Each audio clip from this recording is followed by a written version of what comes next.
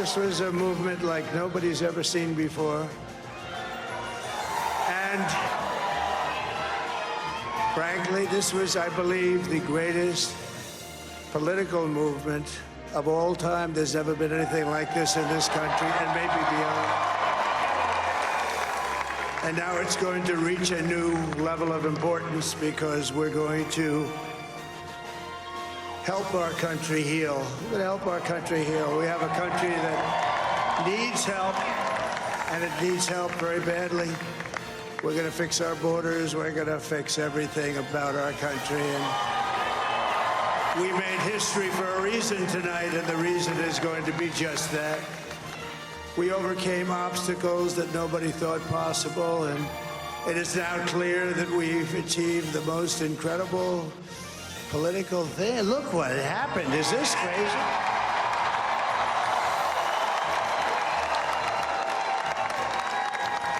But it's a political victory that our country has never seen before, nothing like this. I want to thank the American people for the extraordinary honor of being elected your 47th president and your 45th president. It's time to put the divisions of the past 4 years behind us. It's time to unite. And we're going to try. We're going to try. We have to try. And it's going to happen. Success will bring us together. I've seen that. I've seen that. I saw that in the first term when we became more and more successful. People started coming together. Success is going to bring us together, and we are going to start by all putting America. We have to put our country first for at least a period of time. We have to fix it, because together we can truly make America great again for all Americans. So I want to just tell you what a great honor this is. I want to thank you. I will not let you down. America's future will be bigger, better, bolder, richer, safer, and stronger than it has ever been before. God bless you, and God bless America. Thank you very much. This morning, Donald Trump has secured a second presidential term. Moments ago, NBC state of Wisconsin giving the electoral votes needed for victory. He's also leading the popular vote as well. It is the third battleground state he flipped after winning Georgia and Pennsylvania. The races in Arizona, Michigan, and Nevada are still too close to call. Vice President Kamala Harris has not yet made a statement about the race. The crowd at her Howard University watch party was asked to go home shortly before 1 a.m. Cedric Richmond, who is a co-chair of the Harris-Walz campaign, told attendees the vice president would not speak until later today. A lot to go through, a lot of questions this morning.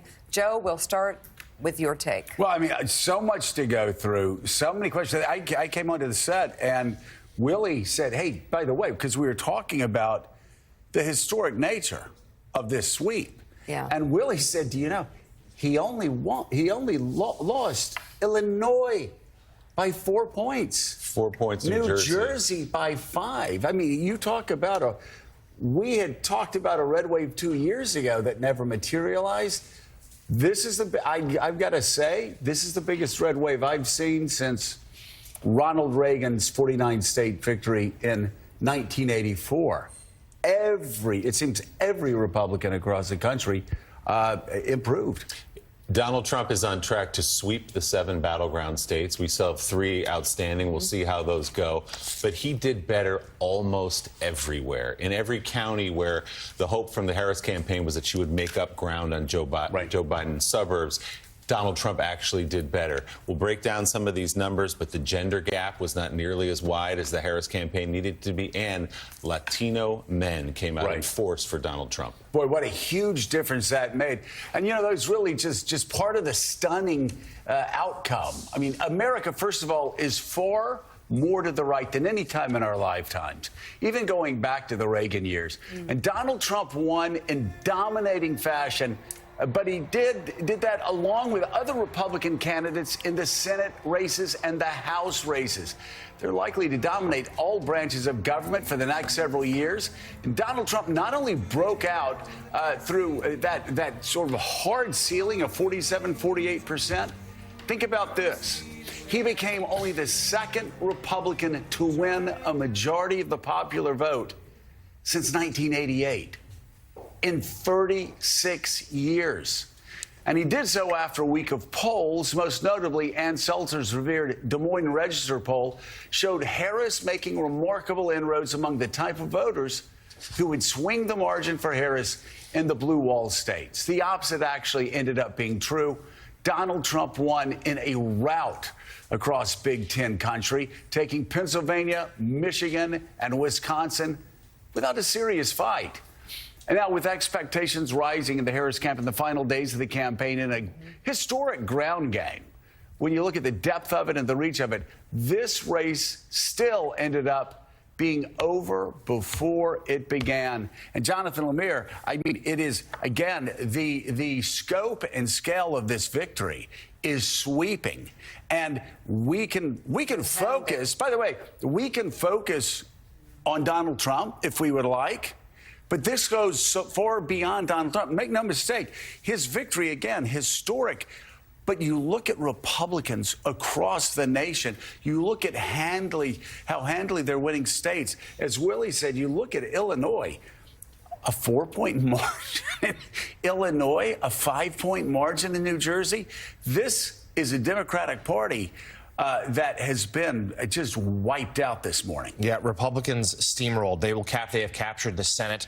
The House still up for grabs, but those close to Speaker Johnson think the Republicans are on track to have that as well, potentially handing Donald Trump a unified Republican Washington, D.C. when he takes office. It was stunning. We thought this election could take days to be counted. It was over late last night, early this morning now with the official call. You mentioned the Iowa poll that so many Democrats had hung so much hope on in recent days that had Harris up 3 points. Right now, the margin for Trump in Iowa is about 14 or 15 points. This is a 16 or 17 point miss. Unbelievable. A 16 or 17 point miss there. There was not this surge of voters breaking late to Harris as it turned. And for Donald Trump, it must be said, this is a president. He was impeached twice. He botched the handling of the pandemic. He faced 4 criminal cases. He inspired January 6th, and he won anyway. And now he will return to office with few guardrails internally, encouragement from Moscow and other foreign adversaries, and a Supreme Court that has said that his power is largely unchecked. Well, I've got to say, historians will look back at those trials over the past summer, John Heilman, where he was sitting in there, and it certainly fed into his victimhood. And that will be seen. Those trials where he's sitting in court all day will be seen as an as-kind contribution for Donald Trump, because there is no doubt those trials this summer were a defining moment in this campaign. And defining not in the way that obviously a lot of opponents of Donald Trump hope they would be. There will still be, I think historians will be grappling with a lot of questions going forward, including the question of how someone who is a first ever convicted criminal convictions against a former president could win in this fashion. And I think, we've all sat here and talked about the extraordinarily, for a lot of people, extraordinarily offensive performance of Donald Trump in these last 2 weeks. The things that he did and said seemed like he was, we literally just sitting here the last few days ago. I'm like, how can this man, the way he's performing in the closing days of this campaign, how can this guy get elected? He seems like he doesn't want to get elected. The things performing, miming oral sex on a microphone stand, and all the rest of it, the enemy within, the various things that provoked John Kelly to come out and say the things he said, all of that stuff in the end didn't matter. And I think one of the things didn't matter enough to keep him from performing better in this election than he has performed in any of the prior ones. That will be a question for psychologists, sociologists, historians, political scientists for a long time. Because I think for a lot of people in the country, it is unthinkable that Donald Trump, this could be the one that he could improve his performance from the past. But he did. And I think the other question we now are going to be grappling with, that's quite clear, is we have had consistent polling that has had this race effectively a tie. I'm looking here at the polling, the end polling averages, where Donald Trump in a lot of these states was at 47, 48, consistent with the notion that he had this ceiling. That he had never been above 47% before. Right. It looks like there's going to be in these battleground states about a 3-point polling miss in aggregate again, as there was a 4-point polling miss in aggregate in 2020, and there was a 3.5-point polling miss in 2016. The polling industry right now, public and private, has now in 3 successive elections missed Donald Trump's support in America by substantial numbers. And I will say, finally, the thing that you heard from people in the Harris campaign in the battleground states, particularly in those blue wall states, was if the numbers are right, meaning the numbers we were seeing in public and their own numbers, if those numbers were right, it's really a tie, they would say. We think our ground game will help us win. It turned out those numbers were in fact wrong, and there were people who said all along, hey, we could be looking at another 2020 and 2016 in which Trump's support is understated. And if that's the case, he could win all of these states by 2 or 3 points. And that is in fact what's happening. This was the third What's time. happened? This was 3 times in a row. This was the third time in a row, as you said, that Donald Trump's support was understated, especially in the upper Midwest states. They just not working. But Mika, again, you go through it, you look at the final weeks of the campaign. It was not only the public polling, which most campaigns dismiss, but it was actually the polling inside the Harris camp. They the last week were growing more confident because the numbers that they were seeing.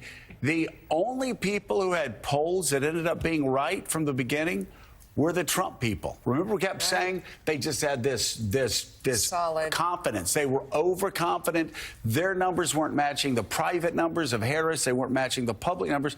They had the right numbers all along because they were saying, we're getting more votes from Hispanic men. We're getting more votes from black men. We are going to do better. And they were never internally, they were never worried. I think until the Ann Seltzer poll came out, and then they said, could we be that wrong? And it ended up, they were not that wrong. Yeah.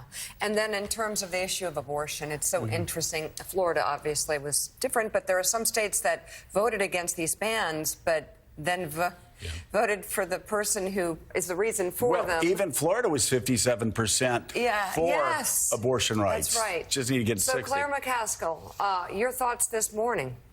Well, first, I think we have to acknowledge that Donald Trump knows our country better than we do. I think he figured out that anger and, frankly, fear were way more powerful than appealing to people's better angels. That anger and fear were going to work in this election, whether you're afraid of immigrants or afraid of people who are trans. He figured that out. And I think we all thought everyone's better angels would prevail. Turns out the better angels went on vacation when Donald Trump came down the escalator, and they haven't returned. And listen, credit to Susie Wiles and Chris Savita. Credit. And by the way, his persecution, the majority of America believes he was persecuted, not prosecuted. And there's no question that our grip on, hey, we've got to make sure those same rules apply to everyone. We've got to make sure the rule of law applies to every American, no matter who you are or how powerful you are. Turns out that's not true. America believed, the majority of Americans believed that he was a victim in those prosecutions, not a perpetrator. And I think that is something that will be talked about for a long time. Books will be written about it. His assassination attempt helped. But keep in mind, where he made the most ground, where he made up the most ground, was first with Hispanic voters, knowing how he's talked about Hispanic people in this campaign. Let that sit for a moment. The second one was, in fact, in urban areas. He did much better. That was the second area he did much better. And the last one was with young voters. I think the Democratic Party was so cocksure that young people would reject this guy because they see a different America than he does. Turns out He appealed to their grievance and their anger and their fear just as much as he was appealing to white folks in rural America that aren't college educated. Yeah, and you went through so many things there that happened, including an assassination attempt, a tragic assassination attempt, where he actually got up, waved to the crowd, and made people think at the at the Milwaukee convention the next week, hey, that's our guy. He's tougher. He's stronger. He got shot at. He's still standing up and, holding his fists to the crowd. And time and time again, in less dramatic ways, even in the courthouse, he'd walk out of the courthouse, he'd hold a press conference, he'd say it's a witch hunt. And again, you talk to Republicans who are going to run against him, like Nikki Haley and other people, they would say, these trials are just making him stronger. Yeah, and it appears they did. His voters believe that he is a victim, and they believe that he carries their grievance with him. And now back to the White House, whether it's generals coming out calling him a fascist, whether it's a long line of elites, celebrities coming out for Kamala Harris, a largely adversarial news media against Donald Trump, he withstood it all. And they didn't like that. They didn't like that it was him against the world. And he said to them, it's us against the world, too. And that's an argument that they believe. And a word we haven't spoken yet a few minutes into the show is the economy. The economy was the #1 issue for Trump voters. Right. So for all the noise and everything we've talked about, all these important issues, voters said, groceries cost too much, gas costs too much, my rent is too high. I believe Donald Trump is going to do something to change that. Whether he does remains to be seen, but that was the #1 issue for Trump voters last night. Let's bring into the conversation the president of the National Action Network, the host of MSNBC's Politics Nation, the Reverend Al Sharpton. Rev, good morning. I know you were with the Harris campaign last night. Obviously, as the night went on, things became more and more grim for them, ending with shock probably this morning as this race was called for Donald Trump. No, probably shock would be the word for many that were at the Howard University party, and then disbelief. I think also what we've got to deal with, you're correct when you say the economy was weighed on a lot of the voters around the country, and a distorted view of the economy. Let's remember, Donald Trump is an expert promoter, and he was able to get a lot of myths across the table that really were not true, but it was not well promoted on the other side. I think that we also have to deal with the issue of race and gender. There was a lot of gender bias in this. There was a lot of race bias in this. And I think that we thought a lot of voters were more progressive in those areas than they were. When you have the Dobbs decision, and you see this kind of vote anyway with the person that put the 3 justices on the Supreme Court, you have to ask yourself, are we fooling ourselves saying that Americans are further down the road toward dealing with gender bias and race bias than we thought? So I would say this, though. Donald Trump, I've known a long time, he will self-destruct. The problem that I see is not Trump. The problem is that those that can be appealed to in this way, and how we've got to bring this country together. And we cannot do it by being like January 6th ourselves. There would not be a January 6th on our side.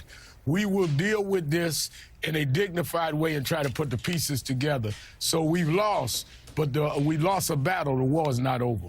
Well, Rev, let's talk about, you talked about gender and race. Let's talk about race. Donald Trump fared very well with Hispanic voters, especially Hispanic men. The numbers are coming in still a little early, but I think he did better with black men than was expected in the past.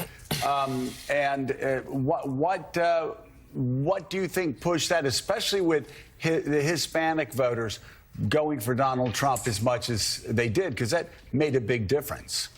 I think that a lot of it was he was able to sell a lot of Hispanic voters that immigration was a threat to them, that some of the people coming across the border was a threat to them. I think that we've got to be honest, among Hispanic men and black men, there's a lot of misogyny.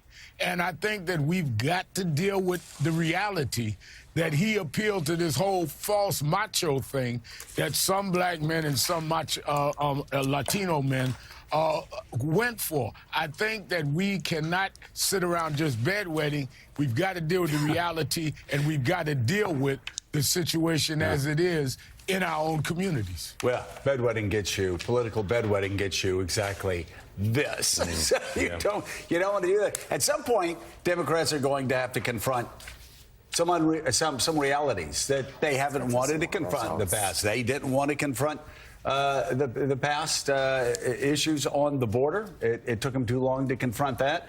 We talked about a transgender inmate ad that ran 30,000 times that the Democrats refused to respond to, despite the fact it was Donald Trump's own policy, because I guess some people in the campaign, and we talked about this before, thought it might be, maybe they were too woke to actually respond to a false ad, and maybe they were afraid that they would be attacked by their own base.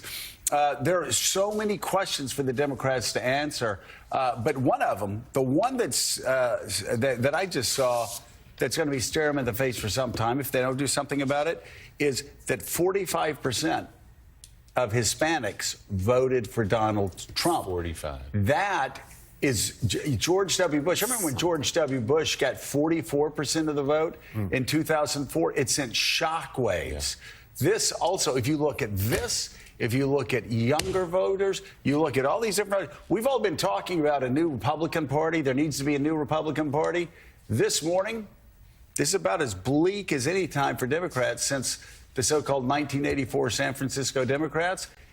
It's time for the Democrats to take a good, long, hard look at how this happened. And if they just say Trump bad, Democrats virtuous, they're going to keep losing. Because this, again, is so widespread.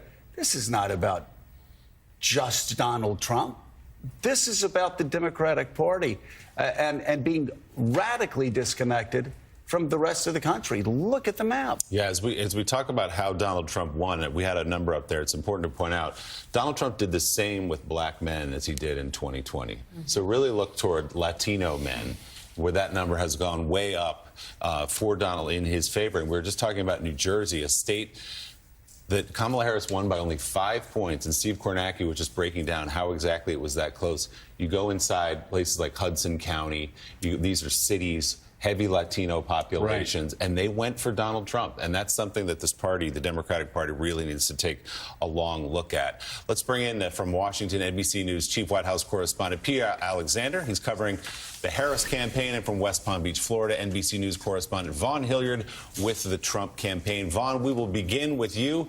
Donald Trump returning to the White House. What are we hearing from him? This is for Donald Trump, a Republican Party, and now a country that has given him a mandate to go and execute on the policies that he was quite explicit he intends to bring to Washington come 2025.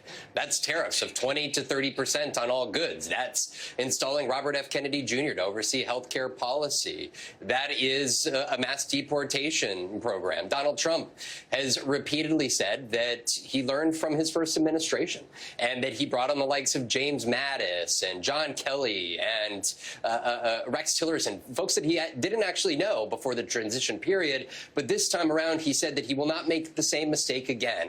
Instead, he will look for loyal allies to install in the top capacities in his White House here. I'm told by a source who is with the campaign and the now soon-to-be transition that they're already eyeing a potential rally, quote, soon, for Donald Trump to go back on the road. Because you guys said it here. For 9 years, we have covered the MAGA movement. And for 9 years, we have traveled around this country watching millions of Americans buy into the idea of fake press, of stolen elections, of the deep states in the Justice Department. And now we have watched Donald Trump expressly here over the last month make the case that Donald Trump was right about everything and that Donald Trump will fix it. And now we have heard from voters time and again that they have suggested that they believe that Donald Trump is the best person to go inside of the White House and use the executive authority to make good for their lives. And now the transition process will begin here in Palm Beach imminently.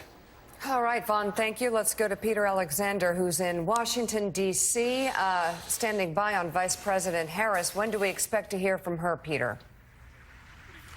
Well, Mika, we do anticipate we're going to hear from her at some point later today. No indication exactly when that will happen. I'm getting some indications it could happen at some point this afternoon. She's expected to speak at Howard University, where several thousand of her supporters had arrived last night.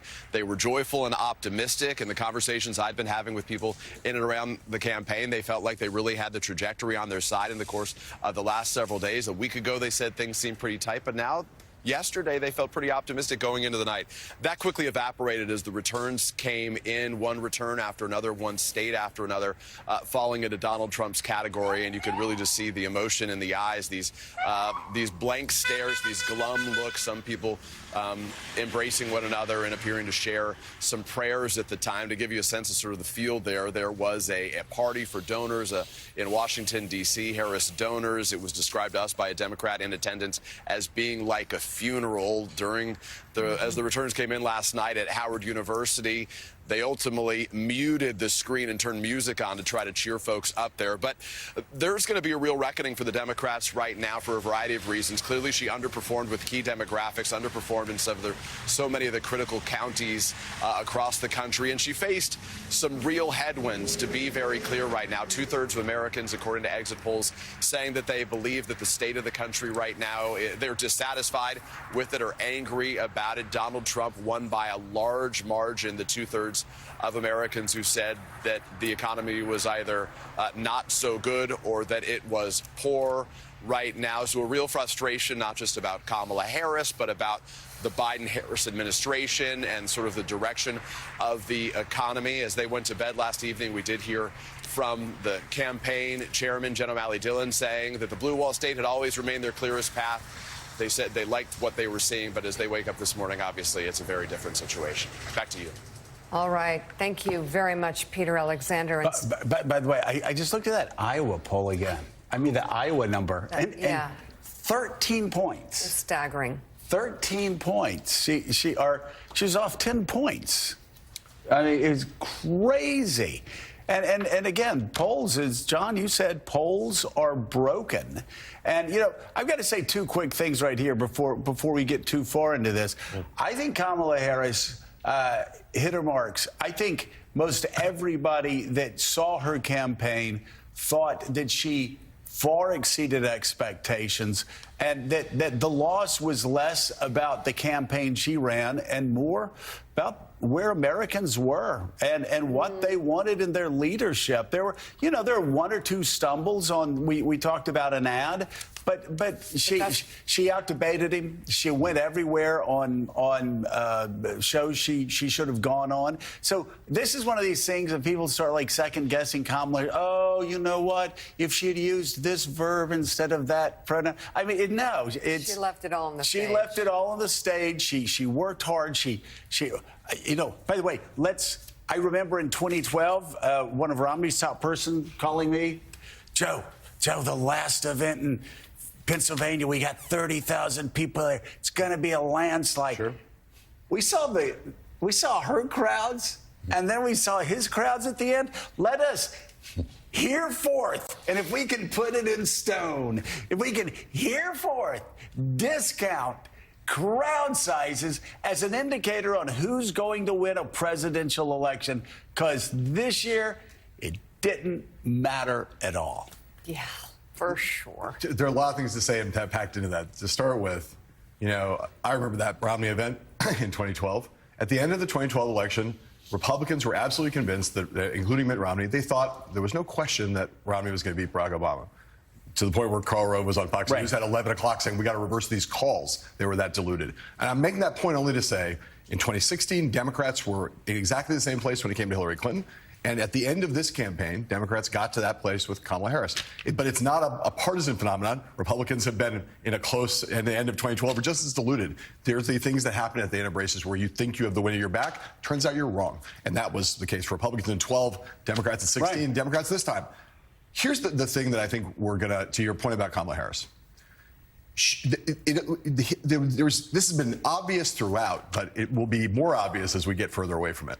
The degree of difficulty of the situation she was put in was higher than anything I've ever seen in my entire time covering politics. From Joe Biden. She was put in, well, she was dropped into the presidential race in August of the election year and asked to become the nominee when she was still a broadly unknown figure. She did not have the benefit of running a primary, of getting known, of getting the reps in, of doing multiple televised debates, doing any of those things, right? She had to do two things in 3 months that while Donald Trump had to do one. It was like they were running a foot race against each other, and Trump just had to run to the finish line, and she had to run to the finish line while she was baking a cake or something at the same time, or trying to do a crossword puzzle, or being in a boxing ring where you're also trying to fight your opponent and do a crossword puzzle at the same time.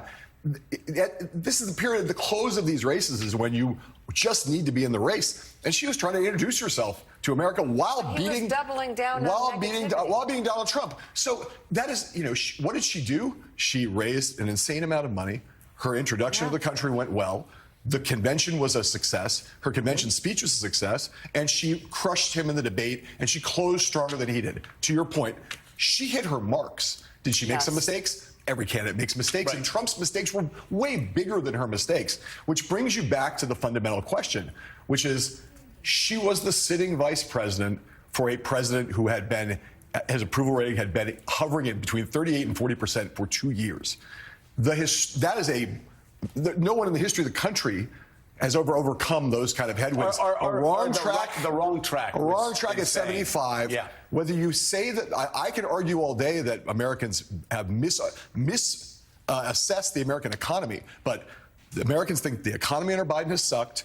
They think the country's on the wrong track, and they thought they did not approve of the Biden years. She had all of that weight hanging on her, and I think when we talk about this, the debate in the party is now going to be. There are going to be people in Joe Biden's world, and this is about to start, in 3, 2, 1.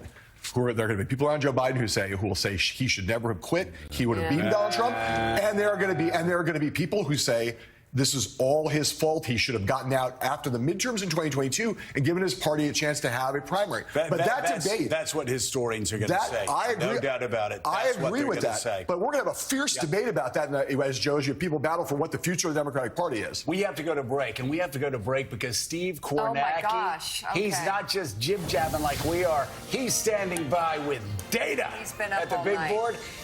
To break down the biggest takeaways from the night. And he has been up all night, so this is going to be very interesting. Plus, we're tracking how Wall Street's reacting to Donald Trump's White House victory. I think pretty well. We'll be right back.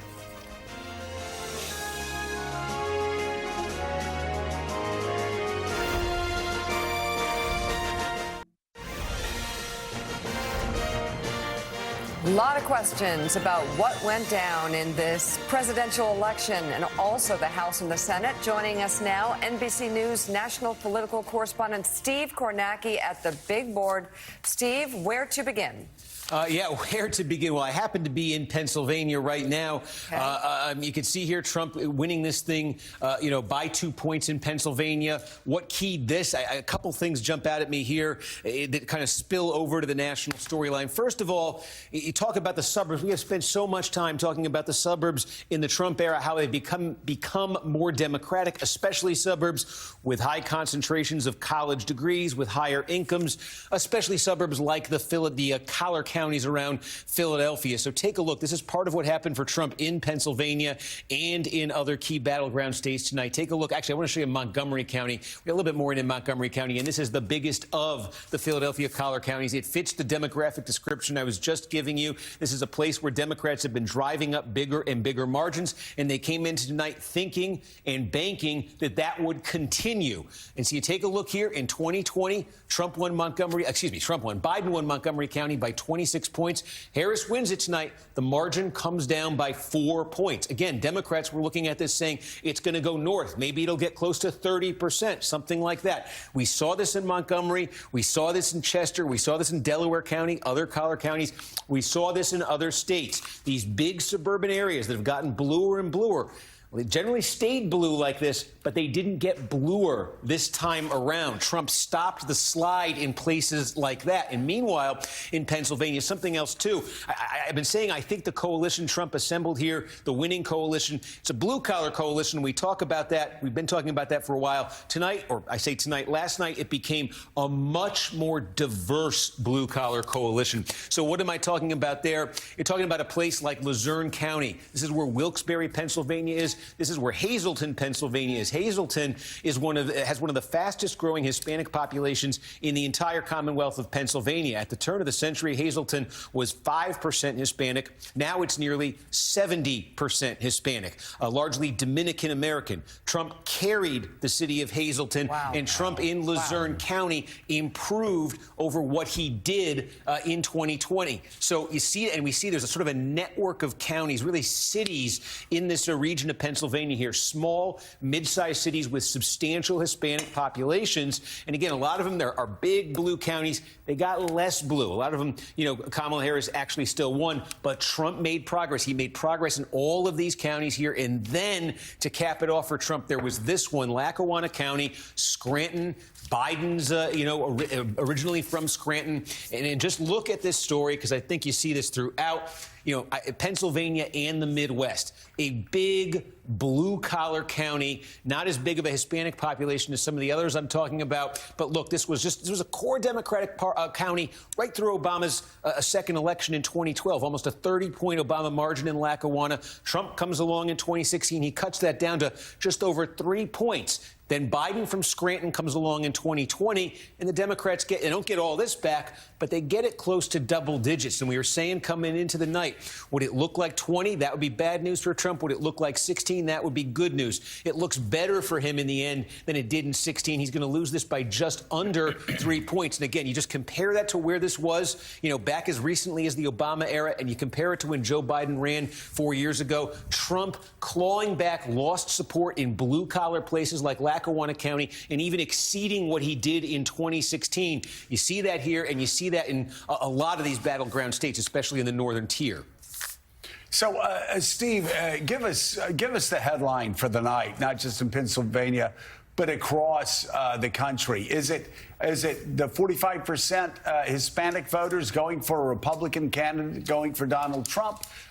Was the gender gap not as big as was expected?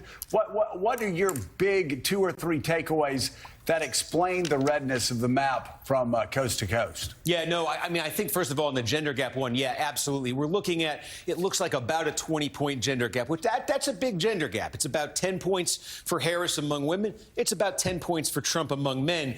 But in the context of polls that showed this might be a 30, 35-point gender gap, and especially in the context of, I think you mentioned it in that last segment, the Iowa poll the weekend before the election that was suggesting here's this, thought to be deep red state suddenly in play because of this seismic move of women, especially senior women, against Trump. That got everybody thinking, boy, is that going to be the story in Iowa? Is that going to be the story everywhere? And we just don't see that. That's not popping up on this map. I showed you those suburbs of Philadelphia. That's exactly the kind of place you would have looked for that. So I think that's part of it. And the Hispanic vote, I'm giving it to you in the context of Pennsylvania, but I think more broadly, the Hispanic vote in this working class, sort of multi-ethnic coalition, that really is what this looks like for Trump that he pulled together here. The implications for that extend far beyond the battleground. And just take you through some of these. I think Willie mentioned it in New Jersey. This is a 5-point race in a state that Joe Biden won by 16 points. If this holds, this will be the closest New Jersey has been in 32 years. Check this out. This county here, Passaic County, the city of Paterson, New Jersey is there. Passaic, New Jersey. You're talking about a 45% or so Hispanic county. Democrats just automatically win this in New Jersey. Look, it's red tonight. Donald Trump looks like he's going to carry Passaic County.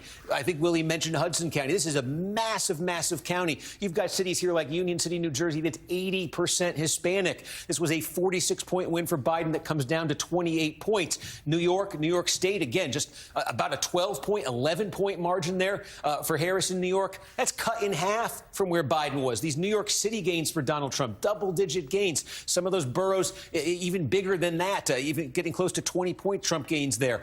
Look at Illinois right now with 91% of the vote in. Harris is winning Illinois by 4 points. Compare that to 4 years ago when Biden won it by 17 points. This is what this sort of multi-ethnic working class coalition has helped Trump do in these states. It doesn't give him a single extra electoral vote. He still loses all of these states. But what it does do is look at the national popular vote where it stands right now. That is a better than 5 million million vote advantage for Donald Trump. And if you're thinking, as in the past, California is going to come in late, it's going to be a huge, massive Democratic landslide there that's going to overturn all of this. When Trump starts racking up, the kinds of improvements he has in huge blue states like New York and New Jersey and Illinois, I'll give you another one. Look at Maryland. Okay, 23 points, landslide for the Democrats. Well, 4 years ago, it was 33 points. Again, Trump, that's a pretty big-sized state there. That's a double-digit gain for Trump right there. Those kinds of gains, without even gaining an actual electoral vote, have given Trump a kind of advantage here so far in the popular vote that eclipses anything he got before in 2016 and 2020, enough to withstand California. I think if you're the Trump folks and you want to win the national popular vote, you're feeling very good that you'll withstand California. You'll end up with the popular vote, and we could talk. Does he get an outright majority? That won't be decided for a while, too. He could easily win it without getting a majority, but totally different than 4 years ago when we're talking about, 7 million vote gap nationally, 4.5 points, all of that. This is the effects of the coalition Trump has have been felt well outside of the core battleground. Yeah, running up big totals in states he didn't even win. Steve, can I ask you about the Senate? I think Republicans surprised even by their margin there, what it looks like it might end up being in the closely watched races. Sherrod Brown lost his seat in the state of Ohio. Wasn't terribly close, honestly, by about 200,000 votes. That closely watched race in Texas, where some people had hoped in the Democratic Party that Colin Allred might knock off Ted Cruz, lost by about 1 million votes. What are you seeing on the Senate side? So we'll take a look here. As you mentioned, West Virginia, I'll put the Senate map up. How about we do that? West Virginia, we always said, that was basically the automatic Republican pickup. Ohio, Sherrod Brown going down to defeat there. Just the combination of Republicans getting Ohio, West Virginia, now Trump getting the presidency, J.D. Vance would break any tie in the Senate. That's more than enough to give Republicans control. You take a look at Montana. John Tester here with more than 80% of the vote in. It's quite a mountain for Tester to climb there in Montana. Again, Trump's coattails at the top of the ticket. He's winning this by a much bigger margin in Montana. Very helpful to Tim Sheehy, the Republican there. Now, where it gets interesting in the Senate, though, right now, is these three states here of Wisconsin, Michigan, and Pennsylvania. I'm going to start in Wisconsin because take a look here. Actually, and this is almost all the vote in Wisconsin is in now. About an hour ago, we got the bulk of what was left in Milwaukee and Racine. Tammy Baldwin is ahead by almost 30,000 votes. When those final votes that caused Wisconsin to be called officially for Trump an hour ago and the presidency, when those came in, they also lifted Tammy Baldwin ahead of Hovde in this race. So there's a disparity between the Senate race in Wisconsin that Baldwin is leading by 30,000 in the presidential that Trump's been declared the winner by 30,000 in. And frankly, when you look at what's left, there is very, very little left in Wisconsin. So Baldwin is in very good position, actually, here. It's amazing how close these two races are, and they may have different, results here from a partisan standpoint. Also, that's a possibility over here in Michigan right now. Again, 95% of the vote. Mike Rogers, the Republican, is leading. The margin's only 13,000 votes for Rogers. Now, let me show you the presidential race in Michigan. Not been called yet, but look at that difference. 113,000 votes is Trump's margin right now in Michigan. And most of the action in Michigan that's left is right here in Wayne County. This is Detroit and its environs. Harris here is leading, you see, by 232,000 votes. That's a full 100,000 votes less than Biden won Wayne County by 4 years ago. There is still probably about 100,000 votes. About 100,000 votes, left to come in Wayne County. So this is going to get a little bit tighter here. In terms of Harris overtaking Trump in Michigan, she won't do it from Wayne County, it doesn't look like, and there are still some Republican areas that are left. So that may not be enough to lift Harris over Trump in Michigan. Mm-hmm. But when you go back to that Senate race, that 100,000 votes in Wayne County could absolutely be enough to lift Alyssa Slotkin over Mike Rogers. So again, the possibility of a divergent result there in Michigan is very much alive. And then let's take a look over here at Pennsylvania, where you got Dave McCormick, the Republican, about 65,000 votes ahead here of Bob Casey. Now, again, compared compare that 65,000, really about 66,000 votes to the presidential race in Wisconsin, in Pennsylvania, 169,000. Again, there's a gap there of 100,000 votes. And what's left in Pennsylvania? There's a couple things here, but the biggest one is going to be Philadelphia. Okay, you see 84% there. What they've told us in Philadelphia is sometime this morning, there's going to be another release of a big batch of vote by mail. Pennsylvania gets a lot, Philadelphia gets a lot of it. It takes them a long time to count it. That vote by mail is extremely Democratic. So, you can look for Democrats in that vote and in what is still to come in Philadelphia. Democrats are going to gain ground. Harris is going to gain ground. She's going to add to that margin in Philadelphia. This will tighten up some statewide in Pennsylvania. Not enough, obviously, to put her anywhere in the game. The state has been called. But again, in the context of a Senate race that's 65,000 votes, that could make it very interesting, with the twist being in Pennsylvania that there's provisional. There's going to be provisional ballots numbering in the tens of thousands, we expect, out of Philadelphia. And again, that we expect to be heavily Democratic. So the combination of that vote by mail, that provisional, anything else remaining in Philadelphia, could that be enough to lift Casey over McCormick? That starts to get interesting. It's not just Philadelphia that's left in Pennsylvania. There are some other Republican areas that could balance this out a little bit. Overall, though, you expect Casey and Harris to tighten those races. Again, Harris won't come anywhere near winning it, obviously. Could Casey? It's not nearly as steep for him there. So it's interesting. We talked about it in 16 and 20. There's only one state in those two elections where the Senate and presidential had a different outcome. Maine, Susan Collins, 2020. There's three where that's possible here, and we haven't even gotten to Nevada and Arizona. Wow. All right. NBC News national political correspondent Steve Kornacki. Well done. Thank you very much. Thank you, Steve. A lot to go over, John. You wanted to talk, though, before we went to Steve, I think, about Joe Biden. Yeah, there's a couple things here. First of all, just the sheer volume of this victory. There are 1,300 counties in the United States. Donald Trump improved his performance in over 90% of them than where he was. This was just a staggering number up and down the board. Every geography, virtually in every demographic, he did better this time around. And yeah, I think I was talking to some Democrats in the wee hours this morning, and they sort of pointed to two, as they start to pick up the pieces here, two sliding doors moments. One is Hyman sort of mentioned earlier, this idea that had President Biden decided earlier that he was not going to run for re-election, that could have either given the vice president. By the way, when you say sliding door moments, is this the Gwyneth Paltrow 1998 movie? You're the one who usually has the dated pop culture references. This one's my turn. That is a deep reference on election. I was there with you. By the way, a great movie. Great movie, and appropriate here. That's exactly. number. That's number one. So if Gwyneth had walked into that sliding door, we have an open primary system. Open primary system. Okay. Yes. So either it gives the vice president more time, or we have a primary. But the other, of course, is just what happened in February of 2021. At a moment post January 6th, even the Republican Party was ready to move on, most of them, from Donald Trump, and yet he was acquitted in the Senate. That was his second impeachment trial. That one connected to January 6th. Mitch McConnell decided not to whip the votes to try to get a conviction. We don't know that he'd been successful, but there wasn't even an effort. Had he been convicted, Trump would not have been allowed to run for office again. He chose not to. Trump was able to begin his slow comeback. And the other thing that's something the Biden administration had been saying for months, even before we knew the results last night, that if the Attorney General had appointed a special counsel sooner, perhaps those federal cases would have been further along and changed the narrative of this race as well. Claire. Yeah, I think it's really important for us to remember that maybe his mistakes weren't mistakes. We were all really Trump's mistakes. Yeah. We talk about his mistakes. Maybe they weren't mistakes. I agree. And we talk about the abortion issue, for example.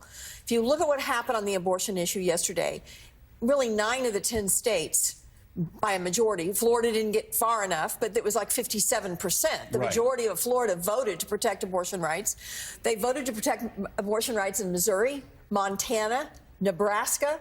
The only place that defeated it was South Dakota.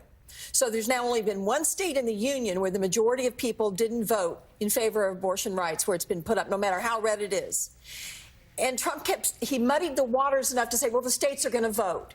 And so people went in that booth. In Montana, for example, he won by 20, okay? And abortion rights won.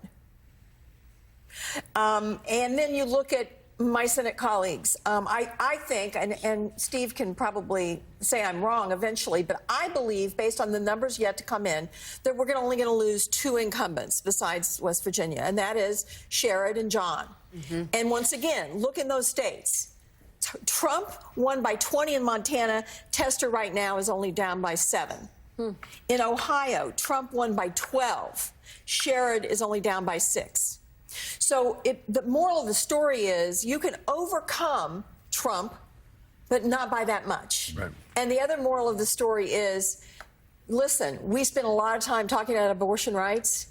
America decided not to blame Donald Trump. Right. America decided, okay, I can vote to protect abortion rights and also vote for him, and we're not going to have these immigrants marauding us, and we're not going to have our kids turning trans when they go to school. It raises a question, and it's a good question for you, for all the whole panel. If you look at the numbers right now in Nevada, as they're, we don't have the full vote, Nevada, Arizona, and all of these states, as Steve just went through, in Wisconsin, Michigan, Pennsylvania, the Democratic Senate candidates overperformed Kamala Harris in pretty much all of them. As far as at this point, it looks like Jackie Rosen could win that race. Yep. Overperformed Kamala Harris. Gallego in Arizona, I think, is going to be the winner. Way overperformed Kamala Harris. What explains that? I don't know that I've ever seen a situation where consistently a party's Senate candidates have overperformed their presidential nominee. Somebody will correct me if there's a past example of that. I can't think of one. But it's pretty much across the board in these competitive Senate races. What explains that? What explains it to you? Well, I think. Would you like me to say it? I think or do you want to say it. Well, if she were a 6'4" white man from Arkansas or from Florida, and she ran a good middle of the road campaign talking about reaching out, do you think she would be losing by that much? If she could like chew tobacco and carry a shotgun and talk about football and be a guy's guy, I mean, you tell me. Well, let's combine that, though, and I don't discount those questions of race and gender, but I also think we should combine that with the thing we talked about earlier, which is unlike all those Senate candidates who were campaigning for 2 years and are very well known, and some of them are Senate incumbents who are very well known in their states.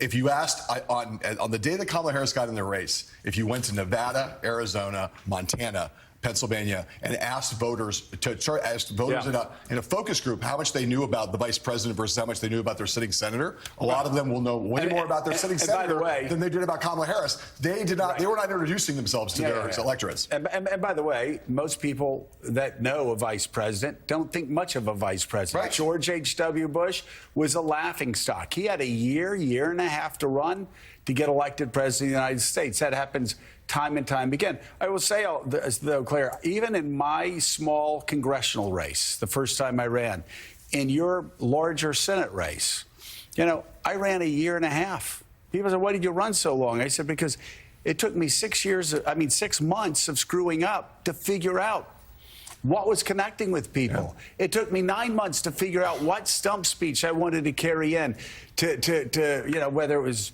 VFW halls or churches or wherever I was going. It takes time. And that's for, again, a small congressional race. You're parachuted down with 3 months to go in a presidential race. Americans don't have a lot of time to get familiar with you. Yeah, no question about that. And it turns out that, fear and anger. Fear and anger were the most powerful political tools right now in America. And we all believed, I think, to a person, and I think the vast majority of people who voted for Kamala Harris believed that fear and anger were not the answer. But clearly, fear and anger is what he was marketing, and it worked. And we got to come to grips with that. This isn't as much about Donald Trump as it is about America. Rev, this picking up the pieces and the postmortem will begin this morning in the Democratic Party and may go on for years to come. This is a generational defining election where they're going to have to ask some hard questions of themselves inside the party. So in these early hours after Donald Trump has declared the winner, what's your assessment of what happened and where the party needs to go from here? Well, I think a serious assessment must be made to really understand the fear that Donald Trump was able to play on people, and to really, rather than just finger point and name call, really understand what drove a lot of voters to not go where, in my opinion, logic should have brought them, and whether the messaging was right. But I also go back to the point I made earlier, and Joe raised, we cannot ignore there is still a lot of racism and gender bias in this country. And I think for us to ignore that and not try to bring that front and center so we can heal that would mean that we would end up in the same place. Kamala Harris is a woman of color in an interracial marriage, running as a woman to be the head of state. That is something a lot of Americans are not ready to deal with. How we move that forward, we need to face it and deal with it. And I hope we do it in a way that shows that we will be more mature than when they lost. There will be no January 6th insurrection from our side. It must be the maturing of America. Well, I just say, Rev, really quickly, too. Democrats need to be mature, and they need to be honest. And they need to say, yes, there's misogyny. But it's not just misogyny from white men. It's misogyny from Hispanic men. It's misogyny from black men, things we've all been talking about, who do not want a woman leading them. Might be race issues with Hispanics. They don't want a black woman as president of the United States. You know, the Democratic Party, I've always found when you're sitting around talking, they love to just sort of balkanize everybody into these separate groups and say, oh, white people don't like women and black people. No, it is time for the Democrats to say, okay, and you and I have talked about this before, a lot of Hispanic voters have problems with black candidates. Right. A lot and of, with other Hispanics. You've got some that don't like each other. And some of the most misogynist things I've heard going on this Get Out the Vote tour came from black men. I mean, misogynist things. So you're absolutely right. It's not simplistic. And we've got to have real honest conversations about it. Real honest conversations. Before we go to break, I just want to say a word about Kamala Harris, the vice president, because she really put herself out there over the past few months at great risk and peril to herself and her family. She was thrown into the deep end of the pool politically and hit all her marks and then some, and showed up for America, pushing back against negative forces from all sides and from those you couldn't even see, the ones we were just talking about. It's really difficult to describe what she did, what she tried to do, and the history that she did make. I'm very grateful for. And perhaps we will learn from it. So I'm very grateful for the effort, and I think we'll be asking a lot of questions about ourselves and about the nature of how this all played out in the coming days and weeks. Well, and listen, and America is a story, and I'm not being Pollyannish here. America is a story, and it continues to be written every day. In 1966 or 1964, after Barry Goldwater got defeated, boy, you should go back and look at the headlines about the end of the Republican Party. And 2 years later, what happened? Ronald Reagan started the Reagan Revolution in California. You could say the same thing after Watergate, and then Reagan wins in 1980. In 1984, Ronald Reagan wins 49 states, and everybody's talking about the San Francisco Democrats. They're going to be in a hole for the next generation. 1986, Democrats shock the world. They take control of the United States Senate. We could do this over and over again. In 2004, you had George W. Bush's team talking about a permanent Republican majority in 2004. In 2006, Nancy Pelosi was Speaker of the House. In 2008, Barack Obama gets elected, and we hear about a rising ascendancy. This is going to be the Democrats in control for the next 30 years. 2 years later, the Tea Party wins, saying we're finished with Washington and the way they do business there. We're here for good. 2 years later, Barack Obama is elected president of the United States again. So yes, Democrats, independents, Republicans will learn from this, and they will look at what Kamala Harris did. And as they look back at this year, they're not going to be able to say, oh, there was a flawed candidate here who this mark in the debate and missed that mark on the 60 Minutes interview. They're going to look back, and and they're going to learn from this. Right. Coming up, we'll take a look at the historic nature of Donald Trump's victory. Presidential historian John Meacham will join us, along with two former members of the Obama administration. We're back in 2 minutes.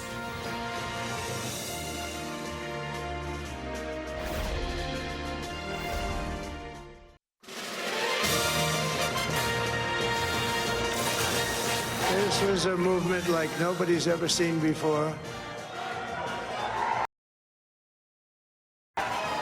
Frankly, this was, I believe, the greatest political movement of all time. There's never been anything like this in this country, and maybe beyond.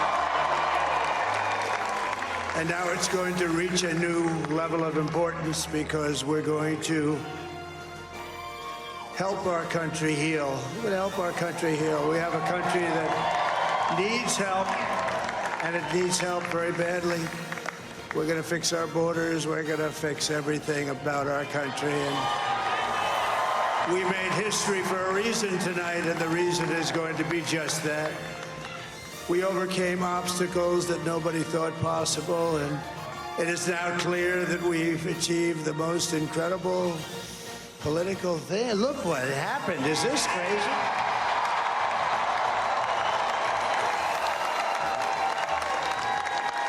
But it's a political victory that our country has never seen before, nothing like this. I want to thank the American people for the extraordinary honor of being elected your 47th president and your 45th president. Winning the popular vote was very nice, I will tell you. It's a great feeling of love. We have a great feeling of love in this very large room with unbelievable people standing by my side. These people have been incredible. They've made the journey with me, and we're going to make you very happy. We're going to make you very proud of your vote. I hope that you're going to be looking back someday and say that was one of the truly important moments of my life when I voted for this group of people beyond the president, this group of great people. That was Donald Trump declaring victory last night at Mar-a-Lago, and he was thanking the American people, and actually at one point said, look at what happened. This is crazy, which of course is a sentiment that was probably shared by Kamala Harris and many people on the Harris campaign as well. He talked about fixing our borders and also talked about helping our country heal. We will, that will remain to be seen. You'll remember after the assassination attempt, he said he was going to be in a more healing mode. That lasted about half an hour. Right. So who knows? We will now look and see if such a wide margin will have more of a moderating effect. Well, NBC News projects he won the state of Wisconsin, giving him the electoral votes needed for victory.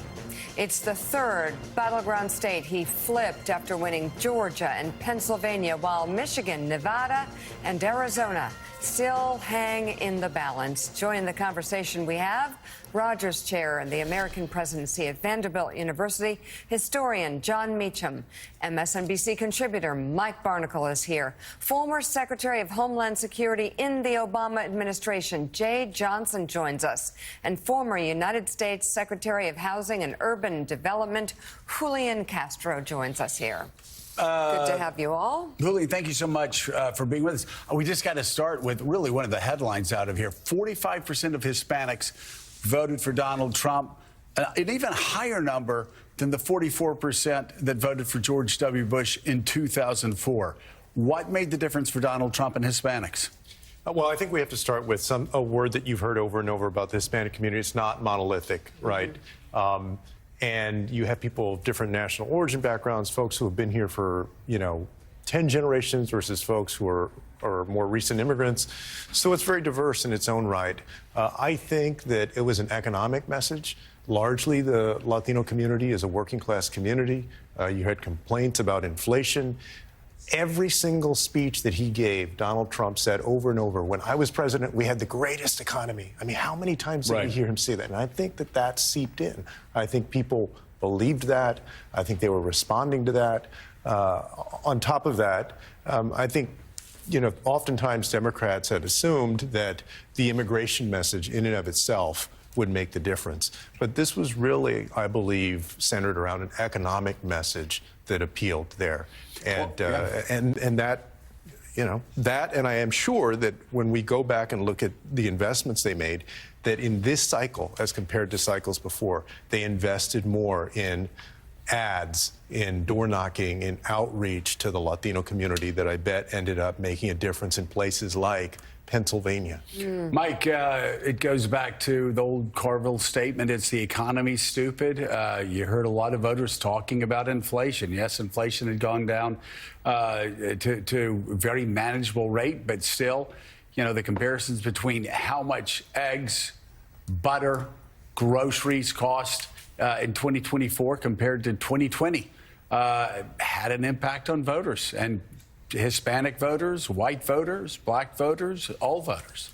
It had an impact about 4 or 5 times larger than the abortion ruling did, Joe, because the Democrats somehow have forgotten the lived economy of their citizens, of the people they represent. The lived economy occurs in grocery stores. It occurs at gas stations. Every single day, you see people filling up their tanks half full because of the cost of gas. You see people cutting back on groceries because of the cost of groceries. And yet the Democrats kept talking and talking and talking about this booming economy, the strongest economy in the world, which it is. But it's not the lived economy of their constituents who lived it every day, and many of them suffered through it every day. And by the way, I'm glad that you mentioned just a few minutes ago 1964. Because 1964, as most of us remember, because we're involved in politics, and I'm older than all of you put together, probably, the Republican Party, led by Barry Goldwater, was wiped out. Wiped out.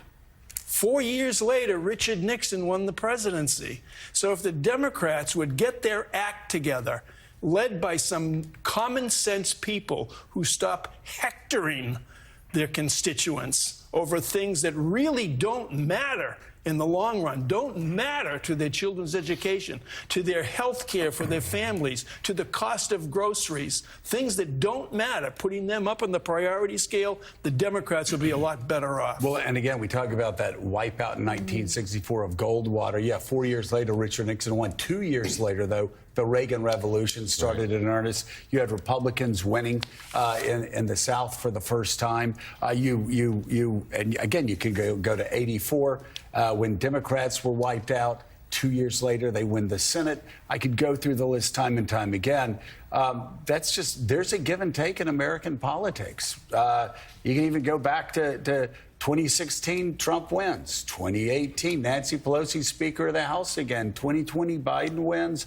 But 22, Mike Johnson is Speaker. 24, Donald Trump is President of the United States. And it looks like he's very Republican Washington to work with. If there's overreach, then Democrats can be sure in 2026 they will have a shot. But I will say they're going to have to take a long, hard look at themselves in the mirror and say, do we want to be a party that gives up on 90% of the people in rural America? Do we want to be a party that gives up on a lot of people out in the suburbs? They've got to make some tough decisions. Yeah, it turned out, based on the result last night, that saying Donald Trump is bad, which I think we agree he is in many ways, is not a winning campaign message in America. In fact, Donald Trump grew his margins in 90% of the counties where he ran last night, grew his margins in 90% of the counties, and made it really close in some blue states like Illinois and in New Jersey. John Meacham, it's a little early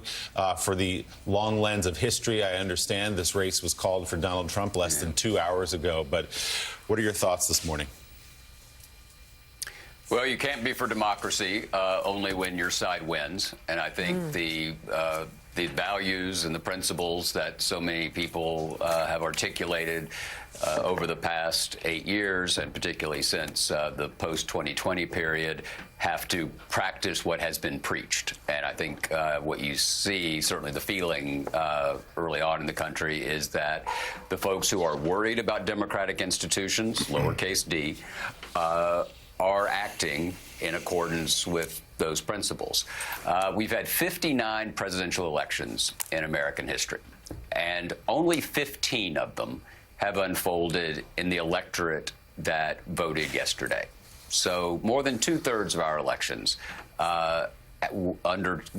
unfolded at a time when either women couldn't vote or black folks couldn't vote. Immigration was even more restrictive. So this is a long story. And what I would say, and Joe and Willie, we've talked about this a lot, and Mike, the question now is all our Republican friends who said, and I wish I had a quarter for every time someone said this over the last 12 months or so, is, yeah, I don't like the way Trump acts, but I liked his policies. You guys, second point, which I also want a quarter for, you guys exaggerate this whole guardrails thing. Well, now we'll find out. And if they were right, and I pray they were, and I don't say that lightly, I genuinely want to have been wrong, that the constitutional order was that this election result put it too much at risk. But now it's on those whom the country has entrusted power to prove that we were wrong. And look, the success of an incumbent Congress, the success of an incumbent White House is also the country's success. And so I think we take a deep breath. I think citizenship itself is about the hard work, as St. Paul said, and President Kennedy used in the coda to his inaugural address, being patient in tribulation. And there are a lot of people this morning who are waking up who feel that the world is ending. There are a lot of people waking up who think, okay, we're back on the right track.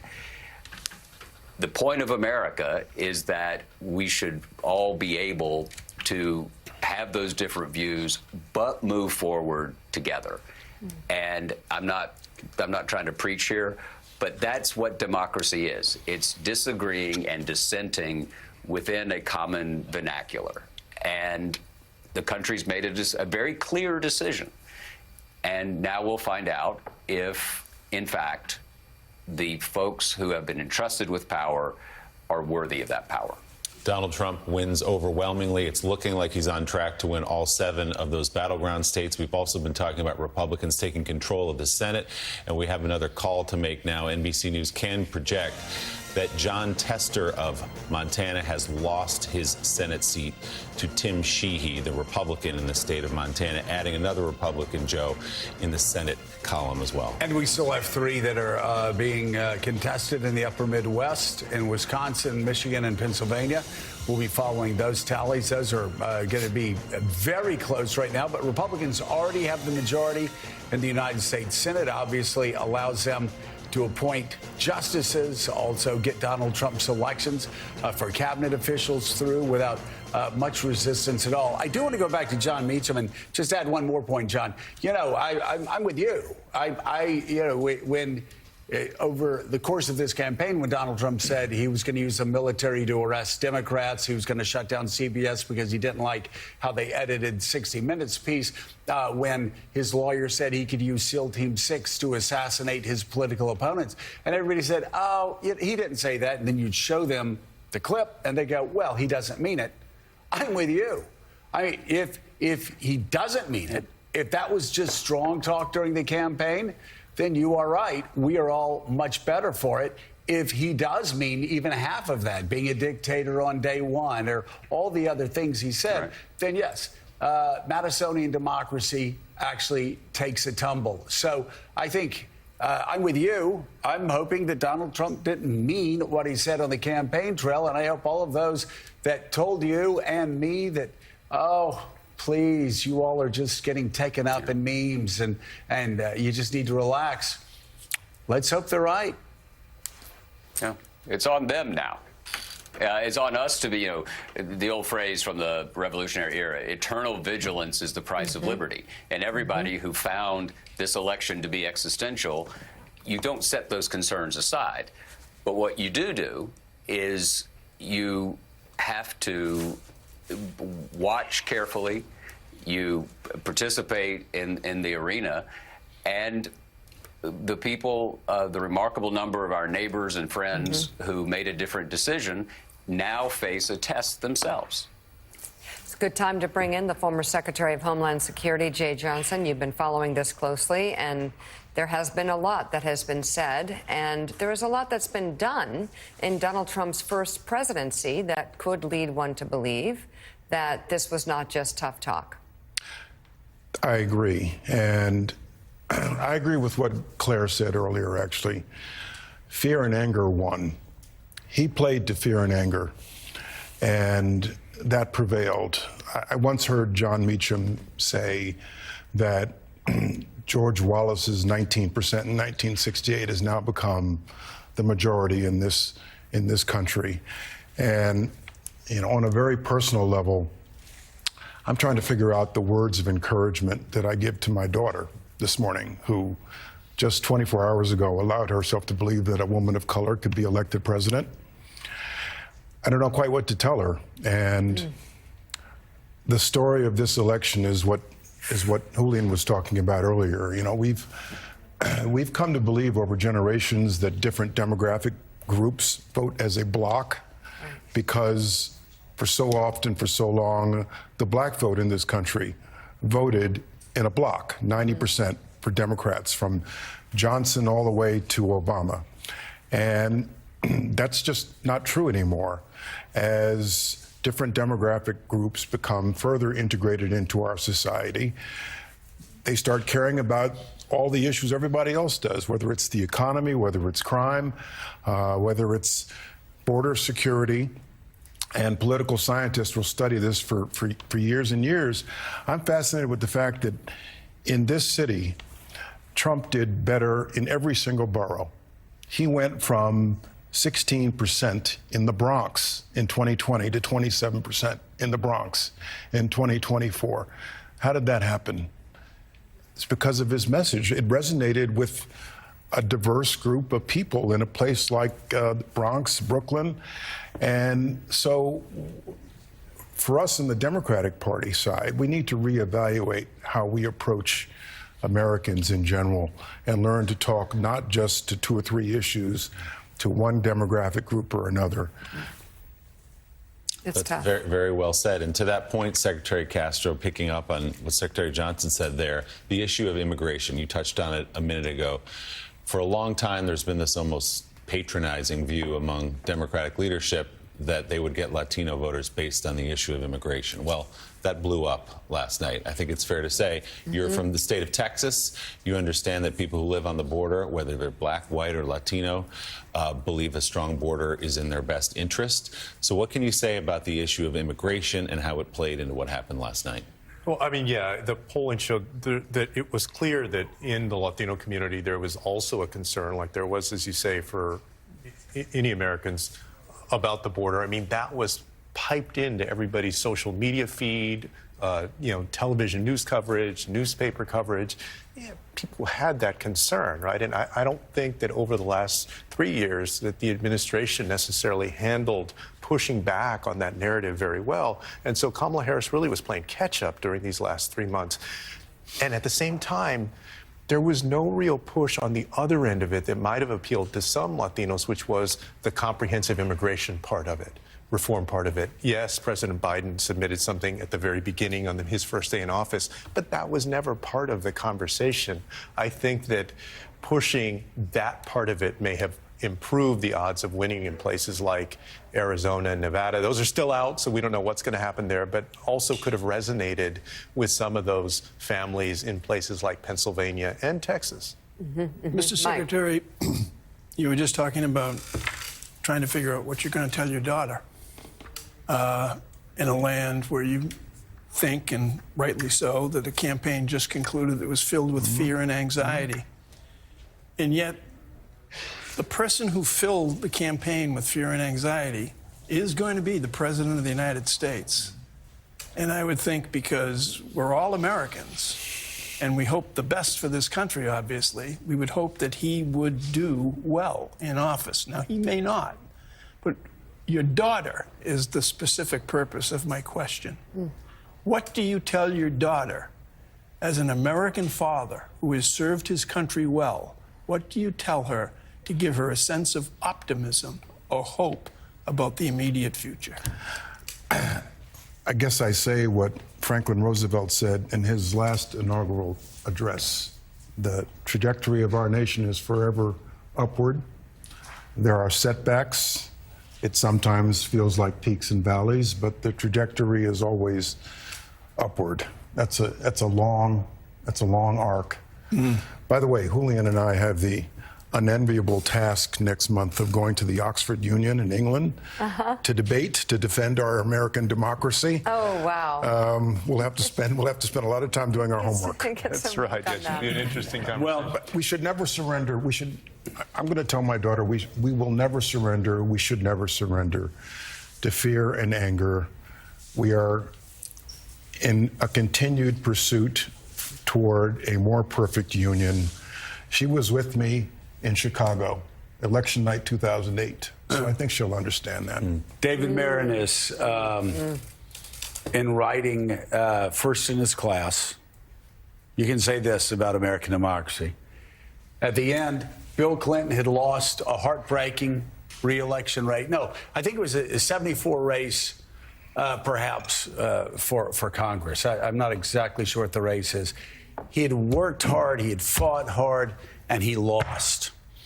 And the next morning, all of his dejected staffers were looking down, and there was Bill Clinton shaking hands in the parking lot.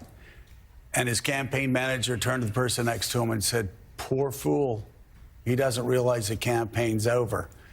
And the other person said, "Oh, yes, he does, but he understands there's another one coming in 2 years." And that's what I would say to everybody who is at this point so despondent. You don't like what happened yesterday.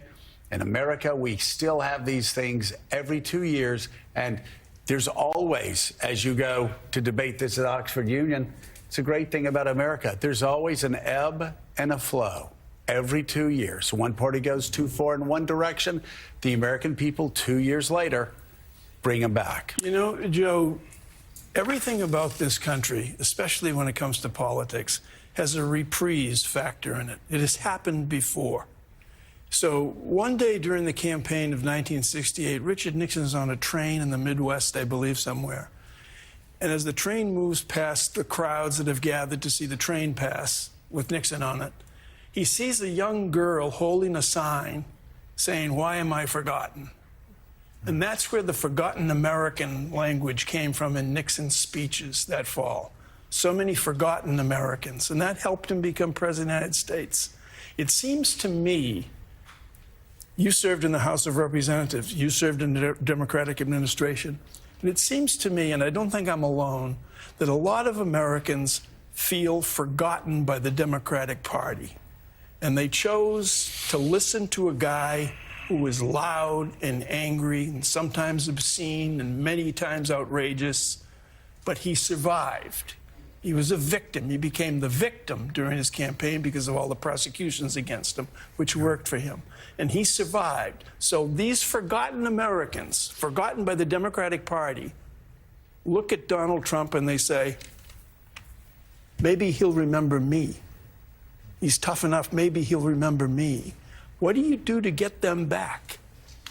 Well, I mean, I think it's true that, Democrats are basically going to have to do a version of what Republicans did after 2012. Remember the autopsy that Republicans did? Now, they ended up going in a completely different direction. Yeah, right. But Democrats have to figure out a more powerful, resonating way to deliver the message and also to deliver the goods. I think that Donald Trump's success is a measure of how cynical people are about politicians living up to their promises in general. And they think in that landscape, well, you know what? At least this guy, in his bluntness, is telling me like it is. And they give him credit where he doesn't deserve. Yeah, I mean, I think so. A lot of it was not true. That's exactly right. He lies a lot, right? But they take that bluntness as refreshing, and they forget that was a series of broken promises on his end when he was president, but he sort of wipes that away with his marketing. Veteran of the Obama administration, former Homeland Security Secretary Jay Johnson, and former HUD Secretary Julian Castro. Thank you both very much for being on this morning. We appreciate it. Good luck at Oxford. And let us know how that goes. We'll run some of it. Presidential historian John Meacham, thank you as well, as always. And still ahead on Morning Joe, we're going to bring in Elise Jordan and Eugene Robinson for their thoughts on Donald Trump's victory. Plus, Steve Kornacki is back with us at the big board with the latest vote totals. There's more coming in. You're watching Morning Joe. We'll be right back.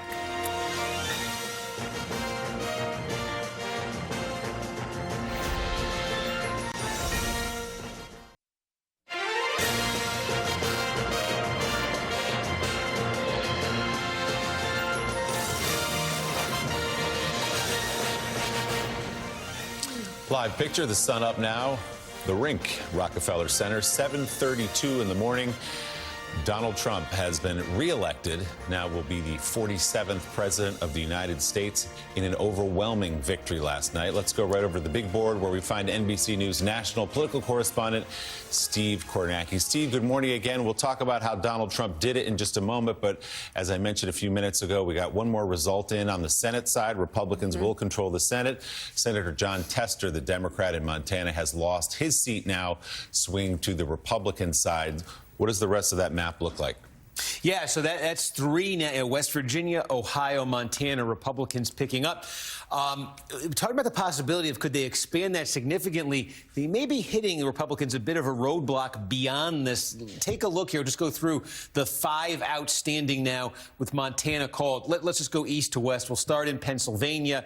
Dave McCormick, the Republican, 96% in Pennsylvania, about a 60,000 vote lead over incumbent Bob Casey. Again, the context here, Trump has won Pennsylvania, but just this is the pattern. I'll show it to you in Pennsylvania. The 61,000 vote lead for McCormick at the same time that Donald Trump is winning by 165,000. So McCormick underperforming the top of the ticket, the Republican top of the ticket by 100,000 votes. And what that means is that McCormick is in danger in Pennsylvania because there's a lot of votes still to come in Philadelphia. Philadelphia County, it says that's the city of Philadelphia. Only 80% is in.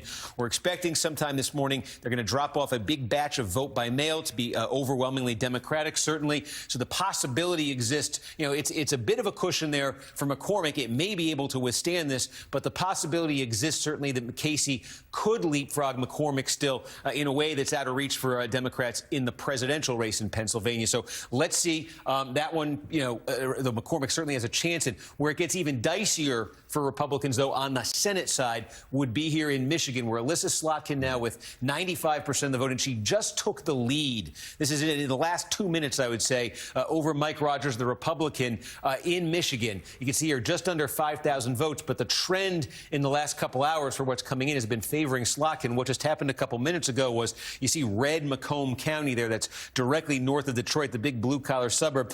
Some of the remaining vote that came in there was actually Democratic vote, enough to put Slotkin ahead of Rogers. Biggest outstanding source of votes in Michigan is here, Wayne County, Detroit, and its surroundings.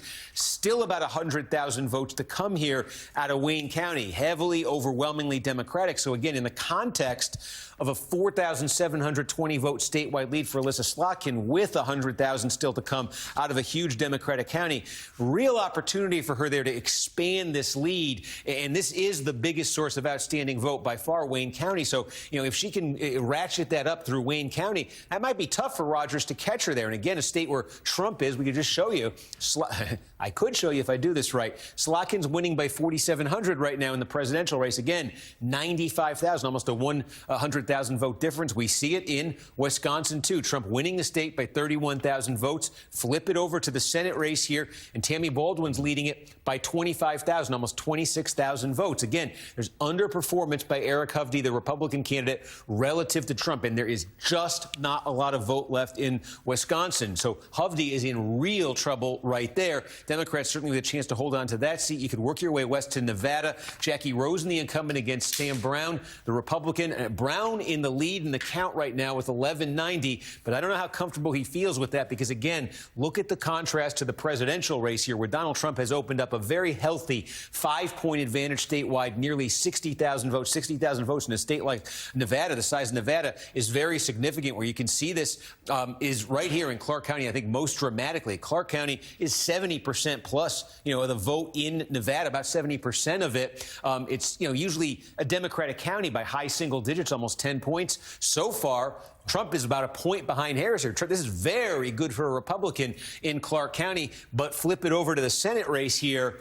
And this is more, and this is closer to what Republicans are used to in Clark County. That's a pretty big drop-off from basically a tie to 50,000 votes there, the advantage for Rosen. So, again, Rosen with a real chance. Even if Trump is in pretty good position here in Nevada, which has not yet been called, Rosen could pull that one out. And in Arizona, about 2/3 of the vote, a little bit less, is in statewide. Gallego, the Democrat, with a 3-point advantage, 60,000 votes or so over Kari Lake. But, again, look at that.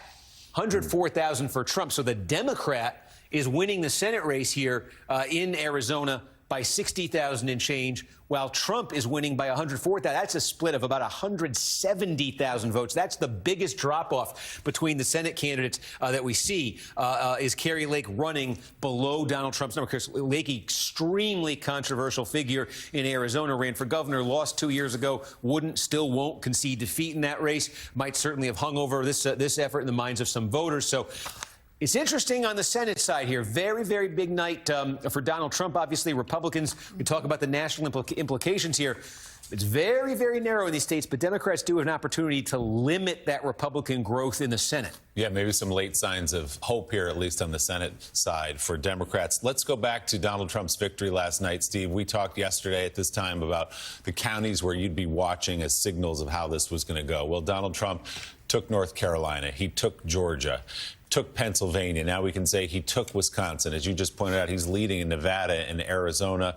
The vote is still out there, also still out in Michigan. But there is the real possibility that Donald Trump sweeps these 7 battleground states. Yeah, absolutely. I mean, we were just taking you through those numbers for Trump. In Arizona, it's hard to decipher exactly what is left to come there. Usually in Arizona, there's going to be nightly updates now that might stretch to the weekend with late arriving vote by mail ballots. In Arizona, those have typically been more Republican friendly than others. So Trump might be in, if past pattern holds, Trump could be in very good position there in Arizona. And again, that advantage that Trump has here in Nevada, there's still vote by mail to be counted here. But there's enough vote in right now to say this is looking, what Trump's doing right now is something a Republican really hasn't done in Nevada in about 20 years. Not enough to call a state or anything yet, but the Trump folks have to be feeling very good about what they're seeing in Nevada. 4 already called in Georgia, in Carolina, North Carolina, Pennsylvania, and Wisconsin. Waiting on Michigan here, where it's come under 100,000, Trump's margin, 95,000 statewide. And again, Wayne County here, Detroit, and Ontario, about 100,000 more votes to come out of here. There are some other pockets, too. So this one's going to be close. It's going to be close in Michigan. But Trump, to be up this margin with this little vote left here, that's significant progress for him from 2016. It is very possible that while Harris makes gains here with Wayne County and the other stuff that's left to come in the state, it's very possible that this is enough of a pad for Trump to withstand that as well. That would make him 7 for 7 in the battlegrounds. And I think, as we discussed earlier, if folks were watching, significant gains outside of the battleground for Donald Trump. This is not a 2016 scenario where he stitched together just enough votes in just enough states to win the Electoral College while losing by millions in the national popular vote. He's 5 million votes up right now in the national popular vote. And that maybe not that full margin, but leading the popular vote may very well stand. He may win the popular vote outright this time. All right, NBC News national political correspondent Steve Kornacki, thank you, as always. Steve, while I'm walking around here, just Joe has one checking things out. I got a quick question. So, Steve, I was walking in here, just, kind of loitering around. Yeah. And I started noticing some of these swing states are actually getting tight. And the reason I ask this question is, like, the polling. We all like bash the polls around. Well, we've been saying this race is tied. It looks like this race is tied. Well, you look at these swing states, Pennsylvania, Michigan, Wisconsin. Those are all pretty much, by the time all the votes come in, they end up being like a 1-point difference, right? Yeah. What do we call it? So again, I know I'll put myself at the top of the list. We're always bashing pollsters. But if in these competitive states that matter the most, it ends up being a 1-point margin for Donald Trump, this is exactly what people have been saying, what Willie and Mika and I and everybody at the table are saying, which is this race is a tide. It's within the margin of error. If it swings a little this way, Trump wins. If it swings a little that way, Harris wins. I was shocked by the non-swing states, but even North Carolina and Georgia, those are within the margin of error, right? Walk us through those, if you will, really quickly so you can explain to people who are going to be saying, oh, you can't pay any attention to polls. And I'm the last person to defend pollsters. But in this case, like last night, it was like 3, 4, 5 points. You're like, oh, wow, okay, this isn't close. They really screwed up. No, the margin's getting down to like 1 in a lot of these states. I'm glad you mentioned that because it's exactly 1 in Wisconsin here with just about everything in. You look over in Michigan, right now it's 1.7, but like we said, this is going to tighten more because of Wayne County. So that, Michigan could come inside of a point before all is said and done. Pennsylvania is 2.5 right now, but again, a lot to come from Philadelphia that'll tighten this. Harris won't win it. This is going to come tighter too. You take a look down in the Sun Belt here in North Carolina, about 97%, just about all the vote. Trump with a bigger advantage here of 3 points. But remember, one of the things we were saying about the polls, they were all close, but we said Harris looked like she was doing a tick better in the northern tier of the battleground. And Trump's best states, not by a huge amount, but were the Sun Belt states. And look at this. He is performing better in North Carolina. Go down to Georgia, about a 2-point advantage there for Donald Trump with basically everything in there. I think our poll average, our final poll average in Georgia, headed at 1 point something for Trump. He's going to win this by, basically 2.3 points. So we were looking at our final national poll was dead even. We took everybody through yesterday the averages in all the battleground states, and they were all, basically inside of 2 points. And as you say, that's kind of where they're going to fall here. And the thing we were trying to reconcile was, well, okay, the national polling was so much closer than it had been in 16 and 20. Trump was getting blown out in many cases in the polling before nationally, not this year. And yet the battlegrounds hadn't seemed to move. How could that be? How could you reconcile it? And now we got the answer to that with these results. The other piece of the puzzle, the missing piece, was we weren't polling much outside of the battlegrounds. The campaigns weren't spending any money, any attention to the non-battleground states. But I think if we had been polling places more like New Jersey or Illinois, Maryland, if there had been more polling there, it might have caught it because it's the gains Trump made in those states, the leaps and bounds gains that Trump made in those states that have brought the national popular vote to where it is. Again, he's up 3.5 here in the national popular vote. We expect that is going to constrict when all is said and done because of California. I like his chances, Trump's, of finishing ahead in the national popular vote. But if it's by a point and a half, I mean, honestly, I wouldn't consider that a polling miss. We were telling you, the average was tied. Our final poll was tied. If Trump wins by 1, pretty good poll. Yeah, I mean, in Wisconsin, it's going to be around 1%. In Michigan, probably going to be around 1.5%. Pennsylvania, 1.5% or so. Again, all within the margin of error. And as you said, the final NBC poll was 48-48, which, again, within the margin of error as California comes in and that tightens up. So, Gene Robinson, yes.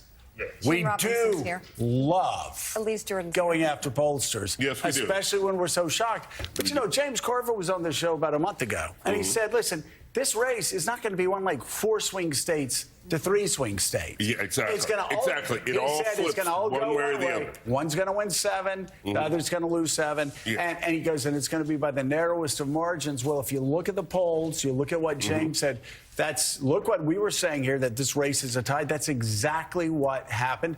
And that's what happened.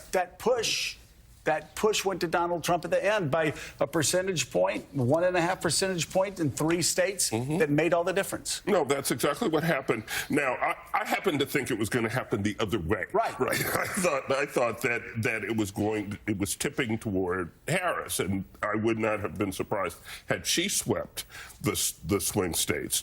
But clearly that was wrong. It was the kind of night for which hotel minibars were made.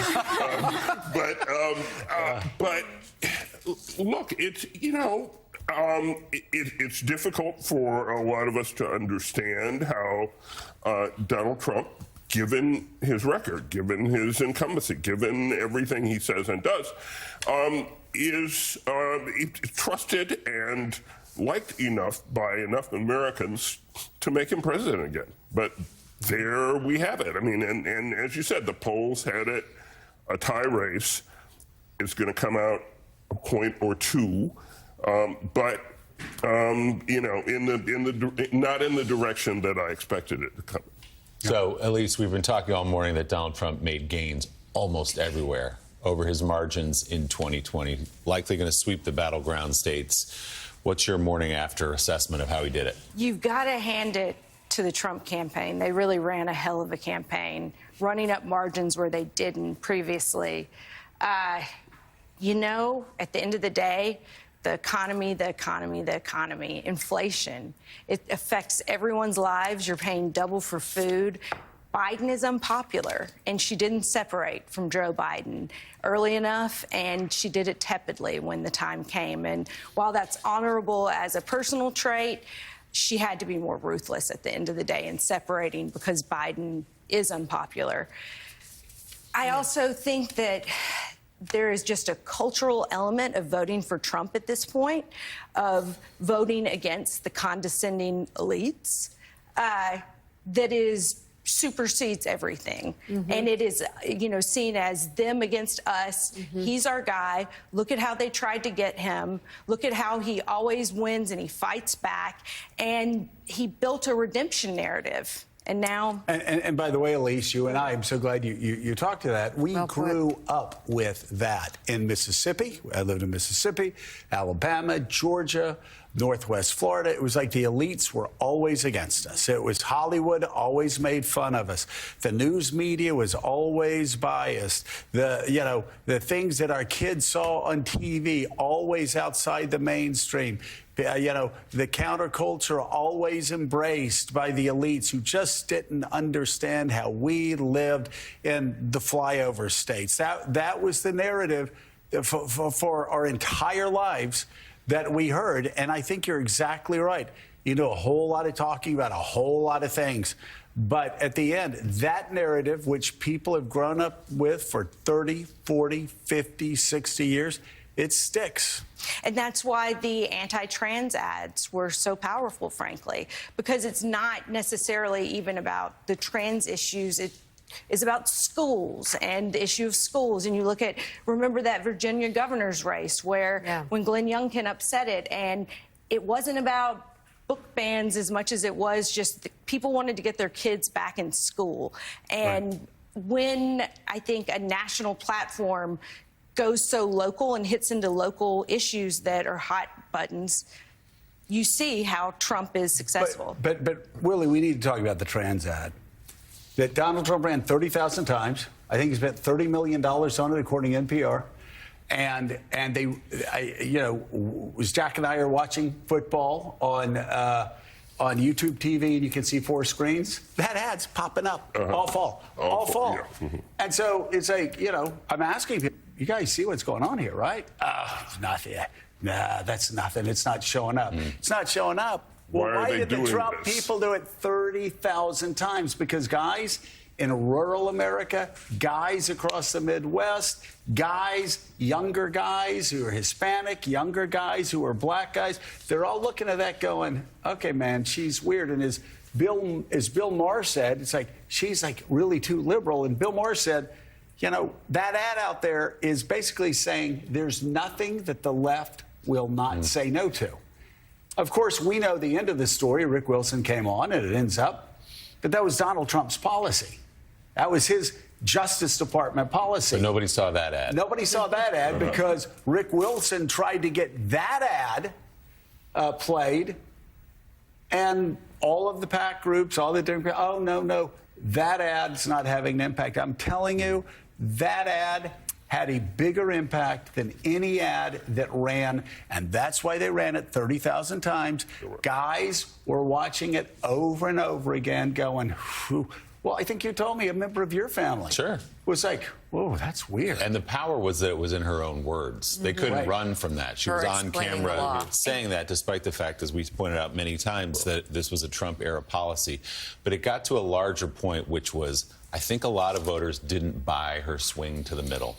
They believed she was who she said she was in 2019 when she ran for president. And when she was confronted with all that about the police and this stuff about trans surgeries in prisons and all that, I think a lot of people thought, that's her. She swung to the center to win a general election, but we're not buying it. And I will tell you, I live in a relatively rural area outside the city. There was a local race there. And the Republican changed her signs, picking up on this, and every sign said "Save Girls Sports." It was just her name for a long time. And she said, if you read and talk to people around the campaign, she couldn't print enough of those signs. People were driving by saying, I want one of those for my yard. When it was just her name, they said, oh, it's another candidate. I don't even know who she is or what she's running for. Save Girls Sports. And they were all over the place. Well, Matt, the Washington Post, Matt Bai, writes in part, I do think the prosecutions fed a narrative of Trump as a victim. I also think Democrats dug themselves into a hole on cultural issues and identity politics. Trump's vicious transgender ad in the closing weeks, she's for they, them, he's for you, was probably the most effective of the cycle. I think that probably landed with a lot of traditionally Democratic voters who feel like the party is consumed with the cultural issues, while the economic issues don't really change. I think people needed a reason to feel good and hopeful about voting for her, and absent that, a lot of frustrated voters apparently decided to go with the guy who wants to burn it all down. Let's dig a little deeper, because you have that stacked on top of what happened on college campuses this fall, stacked on top of what's been happening on college campuses over the past 4 or 5 years. I have said this on the air. And every time I've said it, people said, oh, you're just saying that because you're a white conservative. No, I'm just saying it because every Democrat that we have ever sat down with dinner with over the past 5 years who have kids that go to colleges say their kids are afraid to speak in class because they'll be canceled. Let me say that again. And they're all Democrats. Everybody that we've had dinner with, if they have a kid in college, you can go, how are the Red Sox going? Yeah, fine. Yeah. Sitting there eating. Beautiful day today, wasn't it? Yeah. You know, my daughter at University of Virginia, she's afraid to raise her hand in class because if she says something that's politically incorrect, she will immediately be canceled. She'll be shunned from class. She'll be destroyed in social media by noon. So they just sit in class quiet. Now, if any of you, which camera? Give me a camera to look at. Boom! I'll look at that one. If any of you out there say, oh, that's just like a conservative, white, Southern guy, da-da-da, that's what you're losing. That's what you're losing. Because that's what I heard. And I didn't hear it from Republicans. I didn't hear it from Trumpers. I heard it from Democrats over the past 3 or 4 years. Their kids were afraid to talk in class and say something unpopular because they would be canceled. And it's an epidemic. Willie will tell you it happens in New York City schools. It happens in colleges. And all of this adds up to people going, come on, this is crazy. And, Mike, it's having an impact from, again, the trans ad to, the athletics. And by the way, as we've said on the show 1,000 times, Democrats should be smarter on the women's athletics thing. 85% of Americans oppose men transitioning after puberty and competing against women. And I'm not just saying this the day after the election. I've been saying this for years. This is not a hard call. You can show compassion. And you can show grace. And as the Republican governor of Utah said, let's figure out a way to do this. But one way we don't do this is by allowing men who transition after puberty competing against young girls who have been working their entire lives to be as good as they can be. And then they get destroyed in the pool, on the track, et cetera, et cetera, et cetera. Let's take a couple. The husband's a firefighter. The wife is a nurse, and an emergency room nurse. They have 3 kids. One is college age, The other two are in high school. The two kids who were in high school and the kid in college lost a lot of the school year in 2021 after COVID. They were kept home. Parents didn't know why. In fact, he didn't get to play his senior year of football. Been playing it since seventh grade. They missed proms, they missed friendships, they missed socialization, they missed so much. They missed it all in terms of high school, okay? So they've moved on in their lives. The Democratic Party doesn't realize what they don't hear, what they don't talk to. So these kids all went to schools where they came home and one of them got in trouble because he didn't use they or them or whatever pronoun was needed to be used in an 8th grade classroom. He got shunned because of it. The other kid came home one day and she was in trouble because of the same thing, because of language and because she complained about the guy who was playing on her school softball team and the girls' softball team, all right? So the parents are so frustrated they don't know what to do. And they have one particular party, the Democratic Party, and a small clique of the Democrats who call themselves progressive have spent the last decade hectoring those people. Tell them, no, you have to say they. No, you have to do this. You have to live this way. There are a lot of transgender people. We must respect them. No one wants to harm transgenders.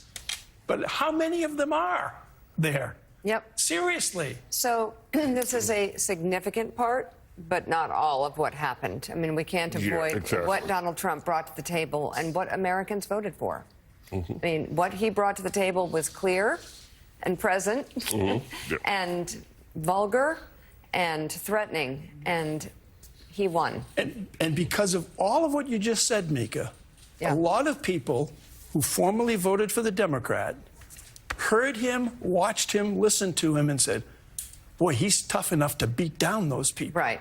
He doesn't care what they think. And by the way, people are listening, again, we're talking about a lot of different issues. We're not talking about the transgender issue. And as I said before, there's a compassionate way to do two things at once. I totally agree. But this isn't the same thing with like college. And if you had a fourth child there who was going to a school, a college, that basically got shut down by people burning American flags and trafficking anti-Semitism, that would be a grand slam on those political correct issues that I promise matters, and not just to white people. Look at the polls. It matters to people of color as well. Coming up, NBC's Keir Simmons is standing by with reaction from world leaders to Donald Trump's election victory. We're back in 2 minutes.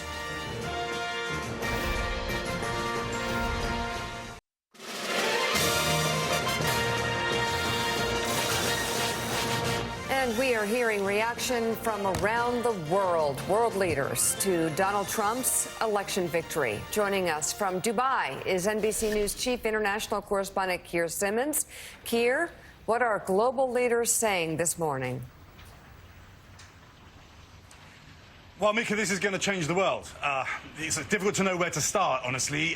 The shockwaves, I'll be honest, are shockwaves of anxiousness and shockwaves of enthusiasm among not just America's adversaries, but also allies and partners. So we've been speaking to diplomats who are not authorized to speak on the record around the world. Diplomats here in the Gulf, Saudi Arabia, the Emirates here, Qatar, talking, saying things like, wow, it's stunning, saying that they were just watching, gripped by it. So there's that side of it. And then, of course, I mean, this is all happening. It's a different world to the world that President-elect Trump left. So we have the conflict in the Middle East. We're hearing officially from world leaders, Prime Minister Netanyahu, let's just start there, so talking about my friend Donald Trump. So doing what many leaders are doing and kind of leaning into that relationship with a president-elect who is transactional. People know this guy now, of course, different from 2016. But how about this for a jarring split screen? You have President Erdogan of Turkey also talking about my friend Donald Trump in his message of congratulations. And of course, Turkey and Israel, certainly in the past year or so, have looked like adversaries. Turkey has behaved like an adversary towards Israel, certainly. So there's a question, isn't there, looking ahead. You can't be friends with everybody in geopolitics. I think that's one aspect. Then there are those that really aren't America's friends. Take Iran, for example, completely a different kind of message. One Iranian diplomat saying U.S. elections do not concern us. I think Iran will find that this election does concern Iran. And at the same time, a commander in the Al-Quds force renewing threats. Even now, just within hours of this result, renewing threats. So I think that points to against Israel, and I think that points to that history. Events are going to move quickly. President-elect Trump and, of course, President Biden right now, they're going to face events in the world in the coming months that are out of their control and that they're going to need to respond to. China, of course, China facing Trump tariffs. No congratulations from China yet. Just a statement from the Ministry of Foreign Affairs there saying we will continue to approach and manage U.S.-China relations based on the principles of mutual respect, going back to win-win cooperation, that messaging. I think the signal there is that, and we're told by one Chinese diplomat that they were actually watching avidly through the night. Now, I think the sign there is that China hasn't really decided how to respond. Through the night, President Macron, I'm told, was watching between sleeping. And he was one of many European leaders to signal, to announce their congratulations. But I think it's interesting to hear many European leaders not talking about my friend President Trump, talking instead about the deep relationship between the peoples of Europe and the peoples of the US. The question, of course, is how far is that going to go? Because there is that trade and economic competition between the US and Europe. There are going to be real questions there. And then let's just get to Ukraine and Russia. President Zelensky talking about congratulations, but very quickly pivoting to urge President-elect Trump to keep supporting Ukraine. Conversely, a spokeswoman for the Russian Foreign Ministry saying hallelujah. So we are picking up on Telegram channels, for example, really celebrations among many Russians. I'll tell you, we've also spoken off the record with Russian diplomats who are not authorized to speak on the record. Slightly more nuance there. So one saying to us, there's a chance for a truce, at least a truce. Another official saying, less predictability is incoming. So I think an understanding among some Russian officials that you just don't know what President-elect Trump is going to do. And I think that's very true when it comes to Ukraine, which, of course, he said that he would solve, well, I think it was within 24 hours, right? Oh, boy. Yeah. That seems unlikely. And both Russia and Ukraine will have a say in all of that, as well as Europe, of course. NBC's Keir Simmons live in Dubai. Thank you very much for that analysis. Thank you, Keir. So Jonathan Lemire, Elise Jordan are still with us and joining the conversation. We have former MSNBC host and contributor to Washington Monthly, Chris Matthews, and chief White House correspondent for the New York Times, Peter Baker. So, Peter, let's pick up on that. What are the changes that we see coming in foreign policy? I mean, we've always noted that in Donald Trump's first term, he was, John, at the Lemire press conference in Helsinki, where he gets him to say that he trusts Putin more than his own intel people. There was what he said, but then there was a tough Republican Senate that would hit Russia with one sanction after another sanction after another sanction. So a lot of pro-Putin talk, but the actual legislation and the action toward Russia, tougher. Yeah. What do we expect this time? I think Congress has changed since then, right? I think at that point, the Republicans in Congress, led by Mitch McConnell, felt that Trump was kind of a not particularly legitimate leader on foreign policy and was willing to defy him. Today, you've got a House Republican caucus that voted majority against the latest tranche of Ukraine aid. I think the other thing that's really important here on foreign policy, just right up front, is NATO. He doesn't have to withdraw from NATO. He tried, thought he wanted to do it several times during his first term, was talked out of it by more establishment Republicans around him. It doesn't matter anymore whether he actually pulls out, because what he has said about Article 5 means that NATO is, in effect, a dead letter. If you do not believe that the United States is going to come to the defense of allies, which he's made very clear is not a given, then it doesn't really mean all that much. And I think so you see all over the world today people recalculating, recalibrating their expectations. Does China actually worry so much about the United States when it comes to things like Taiwan, when it comes to things like South China Sea? Probably not. Trump never expressed much of an interest in those issues.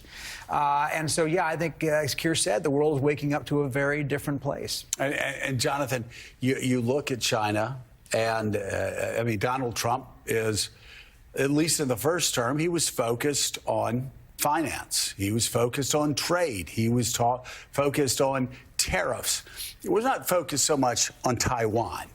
And so now there really is a big question. Is the United States over the next 4 years going to abandon Ukraine and their fight for their life, and also the Taiwanese? Because the Biden, this will get lost in history for quite some time, but the Biden administration was tough on China.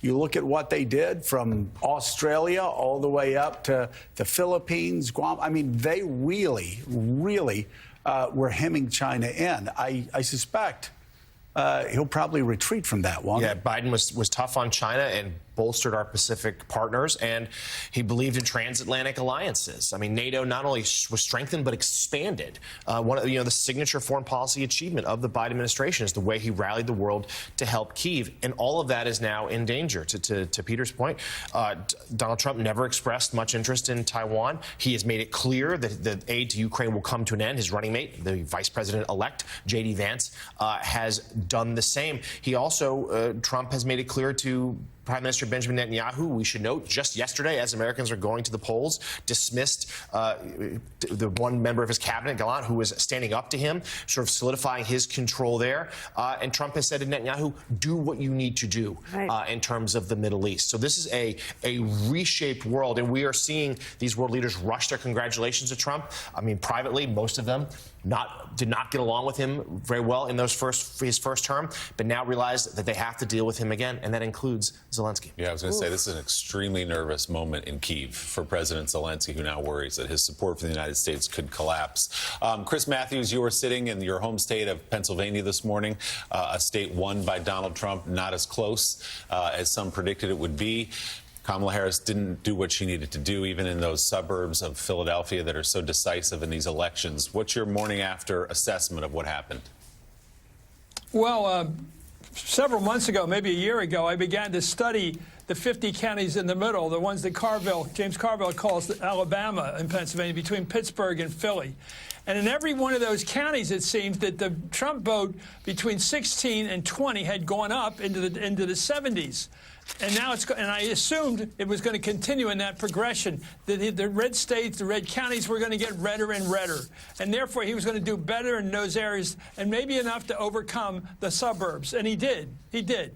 And I think that's it. And it's all about immigration and the economy.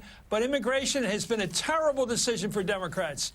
I don't know who they think they were playing to when they let millions of people come cruising through the border at their own will. Because of their own decisions, they came running through that border, and they didn't do a thing about it.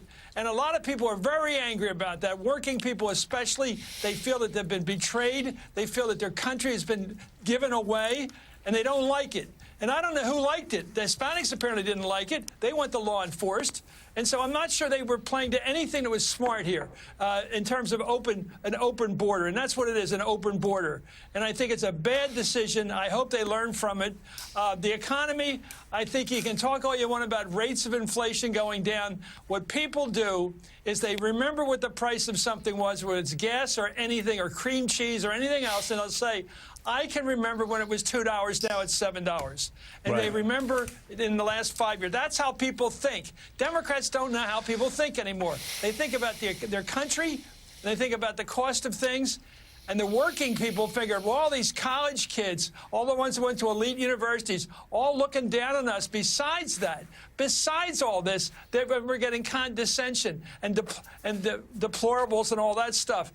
And they felt it. And they voted that way. It's for real. I mean, and the thing is, you talk about the college kids that graduate and go out and try to buy a home. Good luck.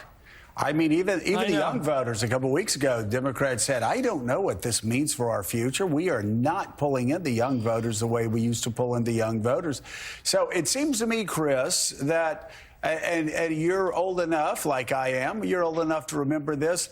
This seems probably like the low point for the Democratic Party going all the way back to, let's say, 1984. You know, the San Francisco Democrats, Reagan wins 49 states. The party is just in complete chaos. But 2 years later, Jesse Jackson travels around the South. He registers a lot of voters. And Democrats shock everybody, take back the Senate in '86. I don't know that it's going to be that clean and neat here. But, man, there has to be a real re-examination for all the reasons we were talking about. A lot of it having to do with things that progressives don't like to talk about, and that is the political correctness. You know, we were talking about some issues here, and Willie showed me what he had written down on his piece of paper, where he's also talking about the sort of these things that upset working class Democrats that used to always vote Democratic and are now voting Republican. You know, I think there's an issue here about gender, and I want to get into the issue. Bob Casey was a very popular governor here in Pennsylvania. He said that Pennsylvania is a John Wayne state. It's not a Jane Fonda state. Now, you can read a lot into that, but one of this is kind of the old values, yes, and all that about the male patriarchy, whatever you want to call it, all the negative things. But it's also a toughness. And I think if we're going to get a woman elected president, and we can do this in the generic terms now because it is going to be generic from now on, I think it might have to be a more conservative Democrat.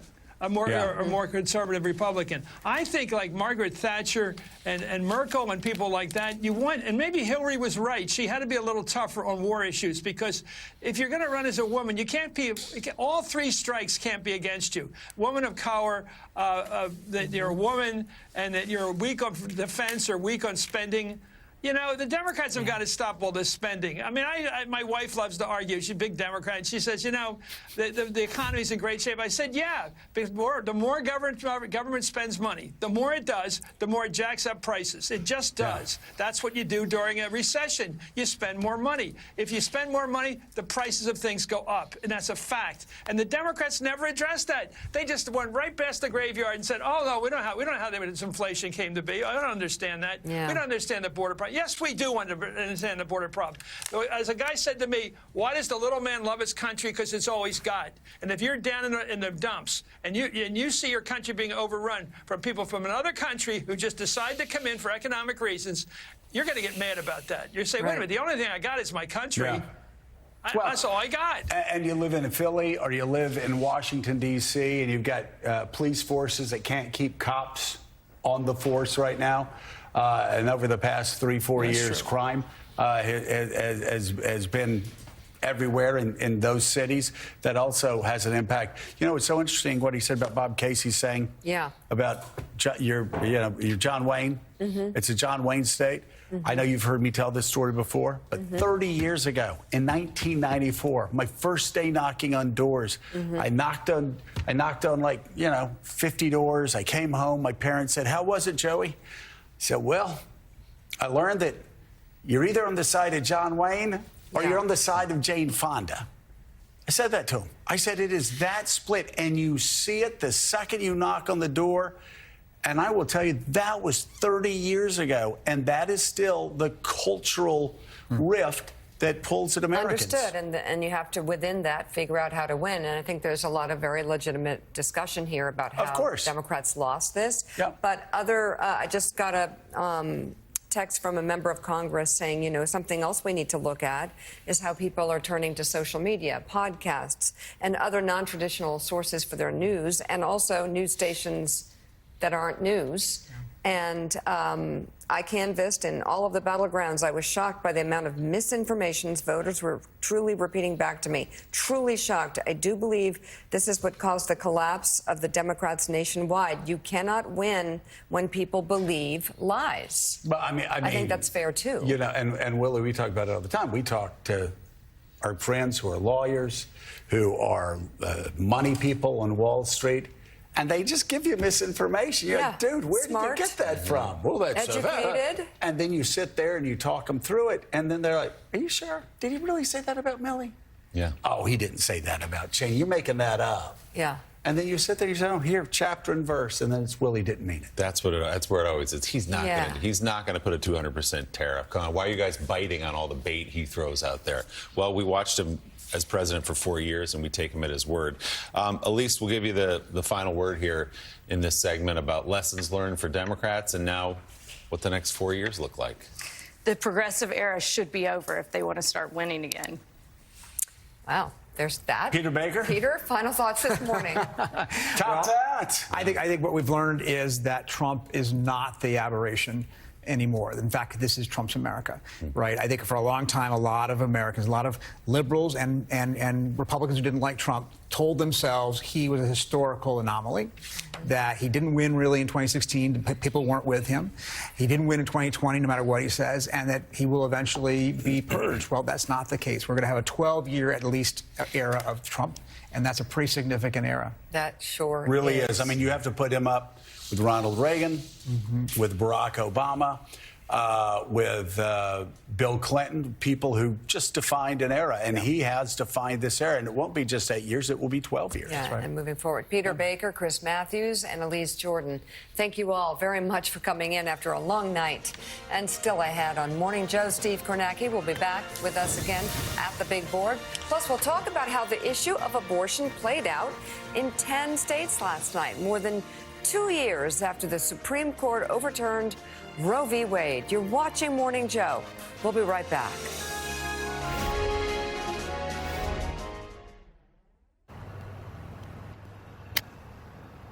"20 seconds a week to lose 20% of your weight in a year with diet and exercise. That's the power of GLP-1s through Roe. Connect with a provider today at roe.co/20. Skating for over 45 years has taken a toll on my body. I take Cunol turmeric because it helps with healthy joints and inflammation support. Why Cunol? It has superior absorption compared to regular turmeric. Cunol, the brand I trust. Some days you can feel like a spectator in your own life with chronic migraine. 15 or more headache days a month, each lasting 4 hours or more. Botox prevents headaches in adults with chronic migraine before they start. And treatment is 4 times a year. In a survey, 91% of users wish they'd started sooner. So why wait? Talk to your doctor. Effects of Botox may spread hours to weeks after injection, causing serious symptoms. Alert your doctor right away, as difficulty swallowing, speaking, breathing, eye problems, or muscle weakness can be signs of a life-threatening condition. Side effects may include allergic reactions, neck and injection site pain, fatigue, and headache. Don't receive Botox if there's a skin infection. Tell your doctor your medical history, muscle or nerve conditions, and medications, including botulinum toxins, as these may increase the risk of serious side effects. Chronic migraine may still keep you from being there. Why wait? Talk to your doctor about Botox and get in the picture. Learn how AbbVie can help you save.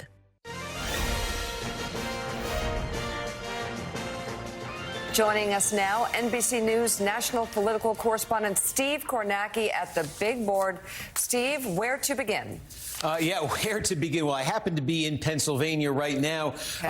You can see here Trump winning this thing, by 2 points in Pennsylvania. What keyed this? A couple things jump out at me here that kind of spill over to the national storyline. First of all, you talk about the suburbs. We have spent so much time talking about the suburbs in the Trump era, how they've become more democratic, especially suburbs with high concentrations of college degrees, with higher incomes, especially suburbs like the collar counties around Philadelphia. So take a look. This is part of what happened for Trump in Pennsylvania and in other key battleground states tonight. Take a look. Actually, I want to show you Montgomery County. We got a little bit more in Montgomery County, and this is the biggest of the Philadelphia collar counties. It fits the demographic description I was just giving you. This is a place where Democrats have been driving up bigger and bigger margins, and they came into tonight thinking and banking that that would continue.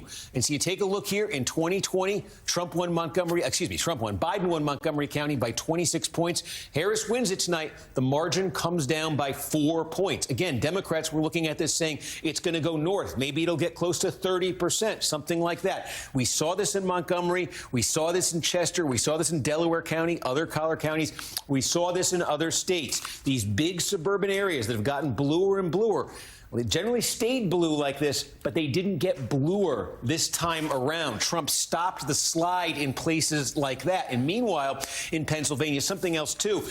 I've been saying I think the coalition Trump assembled here, the winning coalition, it's a blue-collar coalition. We talk about that. We've been talking about that for a while. Tonight, or I say tonight, last night, it became a much more diverse blue-collar coalition. So what am I talking about there? You're talking about a place like Luzerne County. This is where Wilkes-Barre, Pennsylvania is. This is where Hazleton, Pennsylvania is. Hazleton is has one of the fastest growing Hispanic populations in the entire Commonwealth of Pennsylvania. At the turn of the century, Hazleton was 5% Hispanic. Now it's nearly 70% Hispanic, largely Dominican American. Trump carried the city of Hazleton, and Trump in Luzerne County improved over what he did in 2020. So you see, and we see there's a sort of a network of counties, really cities in this region of Pennsylvania here, small, mid-sized cities with substantial Hispanic populations. And again, a lot of them, there are big blue counties. They got less blue. A lot of them, you know, Kamala Harris actually still won, but Trump made progress. He made progress in all of these counties here. And then to cap it off for Trump, there was this one, Lackawanna County, Scranton. Biden's, originally from Scranton. And just look at this story, because I think you see this throughout, Pennsylvania and the Midwest. A big blue-collar county, not as big of a Hispanic population as some of the others I'm talking about. But look, this was a core Democratic county right through Obama's second election in 2012, almost a 30-point Obama margin in Lackawanna. Trump comes along in 2016. He cuts that down to just over 3 points. Then Biden from Scranton comes along in 2020, and the Democrats they don't get all this back, but they get it close to double digits. And we were saying coming into the night, would it look like 20? That would be bad news for Trump. Would it look like 16? That would be good news. It looks better for him in the end than it did in 16. He's going to lose this by just under 3 points. And again, you just compare that to where this was, back as recently as the Obama era, and you compare it to when Joe Biden ran 4 years ago. Trump clawing back lost support in blue-collar places like Lackawanna County, and even exceeding what he did in 2016. You see that here, and you see that in a lot of these battleground states, especially in the northern tier. So, Steve, give us the headline for the night, not just in Pennsylvania, but across the country. Is it the 45% Hispanic voters going for a Republican candidate, going for Donald Trump? Was the gender gap not as big as was expected? What are your big 2 or 3 takeaways that explain the redness of the map from coast to coast? Yeah, no, I mean, I think, first of all, in the gender gap one, yeah, absolutely. We're looking at, it looks like about a 20-point gender gap, which that's a big gender gap. It's about 10 points for Harris among women. It's about 10 points for Trump among men. But in the context of polls that showed this might be a 30, 35-point gender gap, and especially in the context of, I think you mentioned it in that last segment, the Iowa poll the weekend before the election that was suggesting here's this, thought to be deep red state suddenly in play because of this seismic move of women, especially senior women, against Trump. That got everybody thinking, boy, is that going to be the story in Iowa? Is that going to be the story everywhere? And we just don't see that. That's not popping up on this map. I showed you those suburbs of Philadelphia. That's exactly the kind of place you would have looked for that. So I think that's part of it. And the Hispanic vote, I'm giving it to you in the context of Pennsylvania, but I think more broadly, the Hispanic vote and this working class, sort of multi-ethnic coalition, that really is what this looks like for Trump that he pulled together here. The implications for that extend far beyond the battleground. And just take you through some of these. I think Willie mentioned it in New Jersey. This is a 5-point race in a state that Joe Biden won by 16 points. If this holds, this will be the closest New Jersey has been in 32 years. Check this out. This county here, Passaic County, the city of Paterson, New Jersey is there. Passaic, New Jersey. You're talking about a 45% or so Hispanic county. Democrats just automatically win this in New Jersey. Look, it's red tonight. Donald Trump looks like he's going to carry Passaic County. I think Willie mentioned Hudson County. This is a massive, massive county. You've got cities here like Union City, New Jersey, that's 80% Hispanic. Hispanic. This was a 46-point win for Biden that comes down to 28 points. New York State, again, just about a 12-point, 11-point margin there for Harris in New York. That's cut in half from where Biden was. These New York City gains for Donald Trump, double-digit gains. Some of those boroughs even bigger than that, even getting close to 20-point Trump gains there. Look at Illinois right now with 91% of the vote in. Harris is winning Illinois by 4 points. Compare that to 4 years ago when Biden won it by 17 points. This is what this sort of multi-ethnic working class coalition has helped Trump do in these states. It doesn't give him a single extra electoral vote. He still loses all of these states. But what it does do is look at the national popular vote where it stands right now. That is a better than 5 million vote advantage for Donald Trump. And if you're thinking, as in the past, California is going to come in late. It's going to be a huge, massive Democratic landslide there that's going to overturn all of this. When Trump starts racking up, the kinds of improvements he has in huge blue states like New York and New Jersey and Illinois. I'll give you another one. Look at Maryland. Okay, 23 points, landslide for the Democrats. Well, 4 years ago, it was 33 points. Again, Trump, that's a pretty big-sized state there. That's a double-digit gain for Trump right there.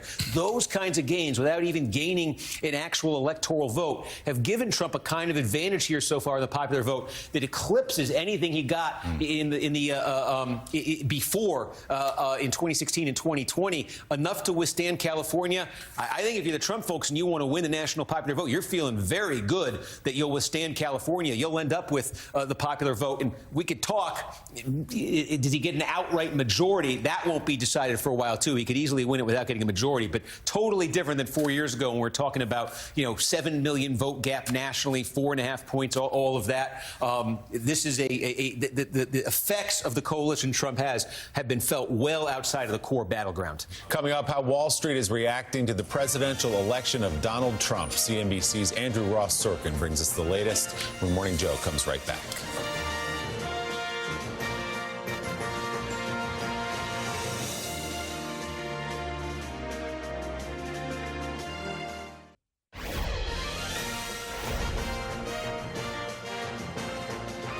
Let's bring into the conversation the president of the National Action Network, the host of MSNBC's Politics Nation, the Reverend Al Sharpton. Rev, good morning. I know you were with the Harris campaign last night. Obviously, as the night went on, things became more and more grim for them, ending with shock probably this morning as this race was called for Donald Trump. No, probably shock would be the word for many that were at the Howard University party, and then disbelief. I think also what we've got to deal with, you're correct when you say the economy was weighed on a lot of the voters around the country, and a distorted view of the economy. Let's remember, Donald Trump is an expert promoter, and he was able to get a lot of myths across the table that really were not true. But it was not well promoted on the other side. I think that we also have to deal with the issue of race and gender. There was a lot of gender bias in this. There was a lot of race bias in this. And I think that we thought a lot of voters were more progressive in those areas than they were. When you have the Dobbs decision, and you see this kind of vote anyway with the person that put the 3 justices on the Supreme Court, you have to ask yourself, are we fooling ourselves saying that Americans are further down the road toward dealing with gender bias and race bias than we thought? So I would say this, though. Donald Trump, I've known a long time, he will self-destruct. The problem that I see is not Trump. The problem is that those that can be appealed to in this way, and how we've got to bring this country together. And we cannot do it by being like January 6th ourselves. There would not be a January 6th on our side. We will deal with this in a dignified way and try to put the pieces together. So we've lost, but we lost a battle. The war is not over. Well, Rev, let's talk about, you talked about gender and race. Let's talk about race. Donald Trump fared very well with Hispanic voters, especially Hispanic men. The numbers are coming in still a little early, but I think he did better with black men than was expected in the past. what do you think pushed that, especially with the Hispanic voters going for Donald Trump as much as they did? Because that made a big difference. I think that a lot of it was he was able to sell a lot of Hispanic voters that immigration was a threat to them, that some of the people coming across the border was a threat to them. I think that we've got to be honest, among Hispanic men and black men, there's a lot of misogyny. And I think that we've got to deal with the reality that he appealed to this whole false macho thing that some black men and some Latino men went for. I think that we cannot sit around just bedwetting. We've got to deal with the reality, and we've got to deal with the situation as it is in our own communities. Well, bedwetting gets you, political bedwetting gets you exactly this. So you don't want to do that. At some point, Democrats are going to have to confront some realities that they haven't wanted to confront in the past. They didn't want to confront the past issues on the border. It took them too long to confront that. We talked about a transgender inmate ad that ran 30,000 times that the Democrats refused to respond to, despite the fact it was Donald Trump's own policy, because I guess some people in the campaign, and we talked about this before, thought it might be, maybe they were too woke to actually respond to a false ad, and maybe they were afraid that they would be attacked by their own base. There are so many questions for the Democrats to answer, but one of them, the one that's that I just saw, that's going to be staring them in the face for some time if they don't do something about it, is that 45% of Hispanics voted for Donald Trump. 45. That is George W. Bush. I remember when George W. Bush got 44% of the vote in 2004. It sent shockwaves. Yeah. This also, if you look at this, if you look at younger voters, you look at all these different, we've all been talking about a new Republican Party. There needs to be a new Republican Party. This morning, this is about as bleak as any time for Democrats since the so-called 1984 San Francisco Democrats. It's time for the Democrats to take a good, long, hard look at how this happened. And if they just say Trump bad, Democrats virtuous, they're going to keep losing. Because this, again, is so widespread. This is not about just Donald Trump. This is about the Democratic Party and being radically disconnected from the rest of the country. Look at the map. Yeah, as we talk about how Donald Trump won, we had a number up there. It's important to point out, Donald Trump did the same with black men as he did in 2020. So really look toward Latino men, where that number has gone way up for Donald in his favor. And we were just talking about New Jersey, a state that Kamala Harris won by only 5 points, and Steve Kornacki was just breaking down how exactly it was that close. You go inside places like Hudson County, these are cities, heavy Latino populations, and they went for Donald Trump. And that's something that this party, the Democratic Party, really needs to take a long look at. Coming up, how the abortion issue impacted the presidential election. Claire McCaskill weighs in on that when our political roundtable continues right here on Morning Joe.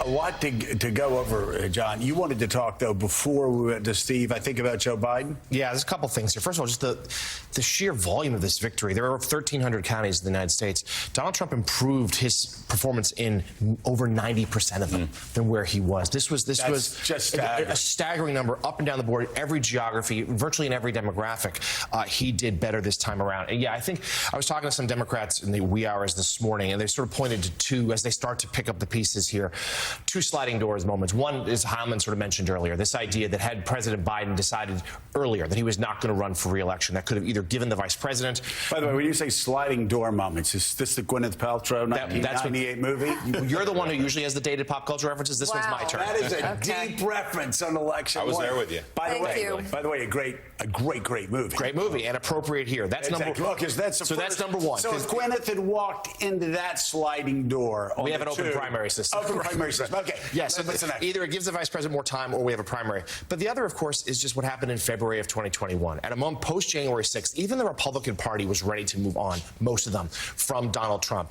And yet he was acquitted in the Senate. That was his second impeachment trial, that one connected to January 6th. Mitch McConnell decided not to whip the votes to try to get a conviction. We don't know that he'd been successful, but there wasn't even an effort. Had he been convicted, Trump would not have been allowed to run for office again. He chose not to. Trump was able to begin his slow comeback. And the other thing that's something the Biden administration had been saying for months, even before we knew the results last night, that if the Attorney General had appointed a special counsel sooner, perhaps those federal cases would have been further along and changed the narrative of this race as well. Claire. Yeah, I think it's really important for us to remember that maybe his mistakes weren't mistakes.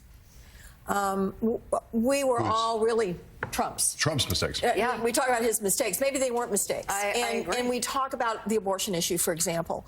If you look at what happened on the abortion issue yesterday, really 9 of the 10 states, by a majority. Florida didn't get far enough, but it was like 57%. The majority of Florida voted to protect abortion rights. They voted to protect abortion rights in Missouri, Montana, Nebraska. The only place that defeated it was South Dakota. So there's now only been one state in the union where the majority of people didn't vote in favor of abortion rights, where it's been put up, no matter how red it is. And Trump he muddied the waters enough to say, well, the states are going to vote. And so people went in that booth. In Montana, for example, he won by 20, okay? And abortion rights won.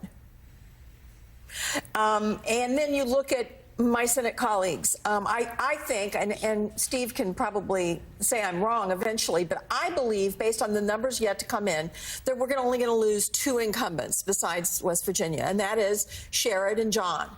And once again, look in those states. Trump won by 20 in Montana. Tester right now is only down by 7. In Ohio, Trump won by 12.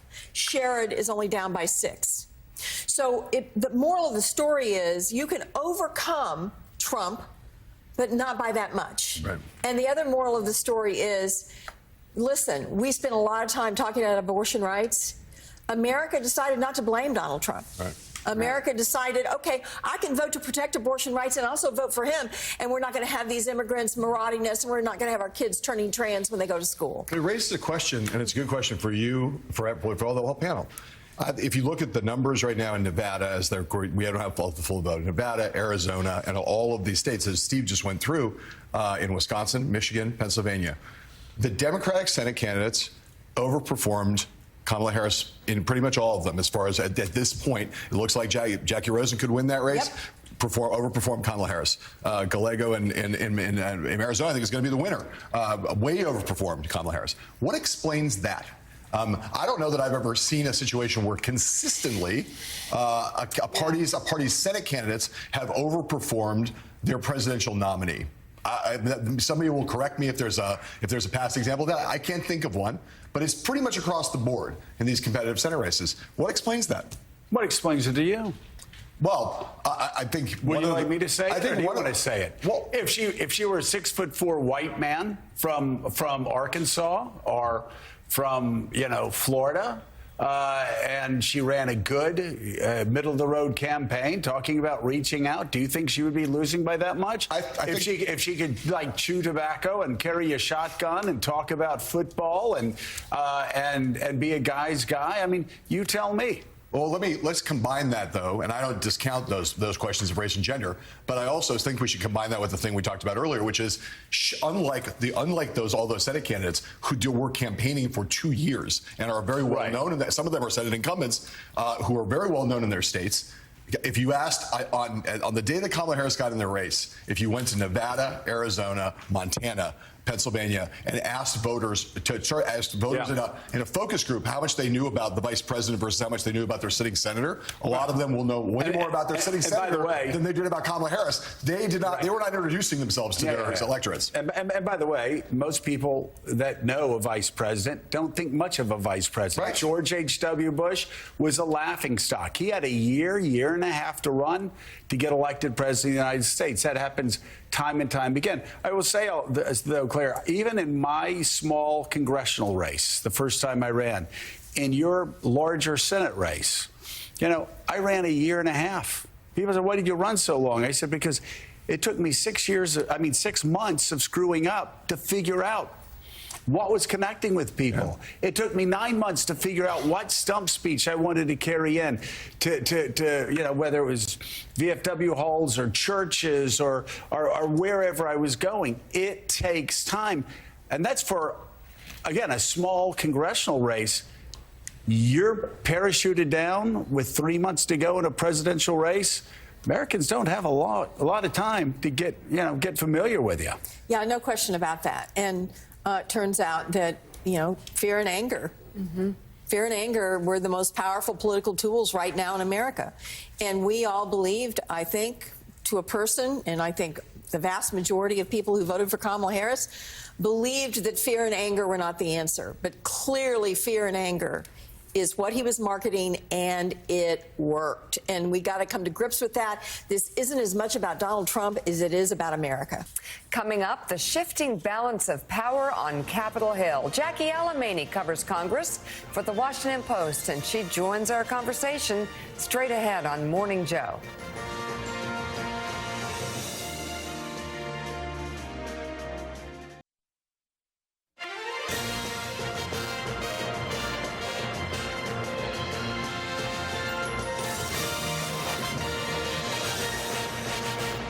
The task before us will not be easy, but I will bring every ounce of energy, spirit, and fight that I have in my soul to the job that you've entrusted to me. This is a great job. There's no job like this. This is the most important job in the world. Just as I did in my first term, we had a great first term, a great first term. I will govern by a simple motto: promises made, promises kept. We're going to keep our promises. Donald Trump has secured a second presidential term. Early this morning, NBC News projected he won the state of Wisconsin, which gave him the electoral votes needed for victory. It is the third battleground state he flipped after winning Georgia and Pennsylvania, while Michigan, Nevada, and Arizona are still too close to call. Welcome to the fourth hour of Morning Joe at 6 a.m. on the West Coast, 9 a.m. in the East. And we want to get to the big board, don't we, to get a sense of where it stands right now, Willie. How he did it. Steve Kornacki's still standing at this hour. NBC News national political correspondent joins us from the big board. Steve, for people just waking up, Donald Trump has been elected president. He was the 45th president, now will be the 47th. How did he do it? Yeah, I'd say the headline, to me at least, it's a blue-collar coalition, but a more diverse blue-collar coalition than Trump has put together in the past. And obviously, you see that here, 276, that's Trump's current electoral vote count. The battleground states that have been called, he's won all of them so far. That started with Georgia, North Carolina, and the Southeast last night. He added Pennsylvania, Wisconsin. We're waiting on Nevada and Arizona. He is ahead in both. It may take some time in those states. More immediately, the other battleground state is Michigan, and we are getting close to 100% of the vote in here. And Trump with this lead of a little bit more than a point and a half here, about 90,000 votes. This is, we're waiting for a little bit more out of Wayne County here, where Detroit is, Detroit area. Again, to put you in some perspective here, look at the slippage there for Harris. She's winning it by 28. Biden had won this by 38. It's the city of Detroit, but it's Dearborn. It's some cities with large Arab American, Muslim American populations. It's some other suburbs, some blue-collar suburbs. There's a lot going on in Wayne County, and Trump made significant progress here. Overall in Michigan, we think there's about 160,000 or so votes left to be counted. So for Harris to erase a 90,000 vote deficit here, it's extremely daunting. So Trump may be well positioned to add Michigan to his tally here. We've seen this elsewhere on the map,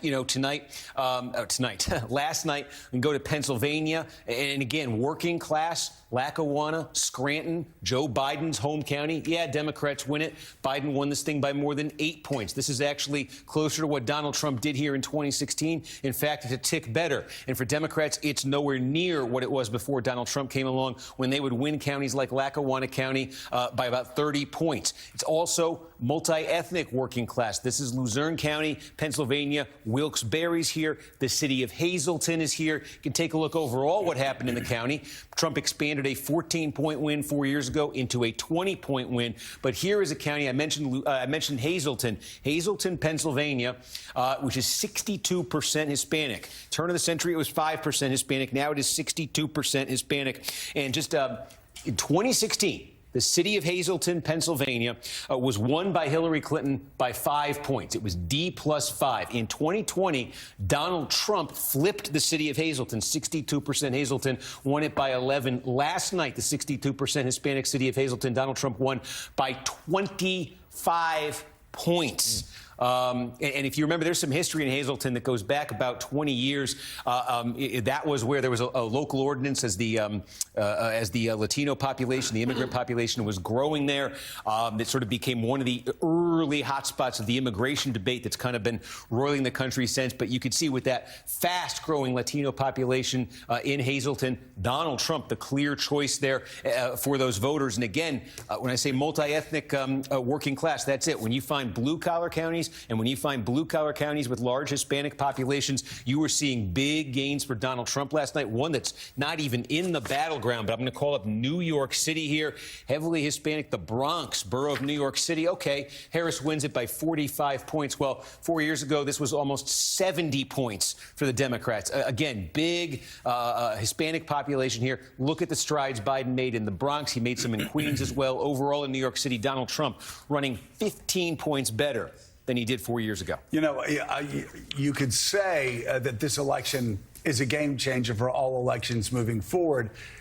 But this, again, may be limited to Donald Trump. I think back to George W. Bush, who got 44% of the Hispanic vote in 2004. That dropped off precipitously in 8 and 12. So who knows?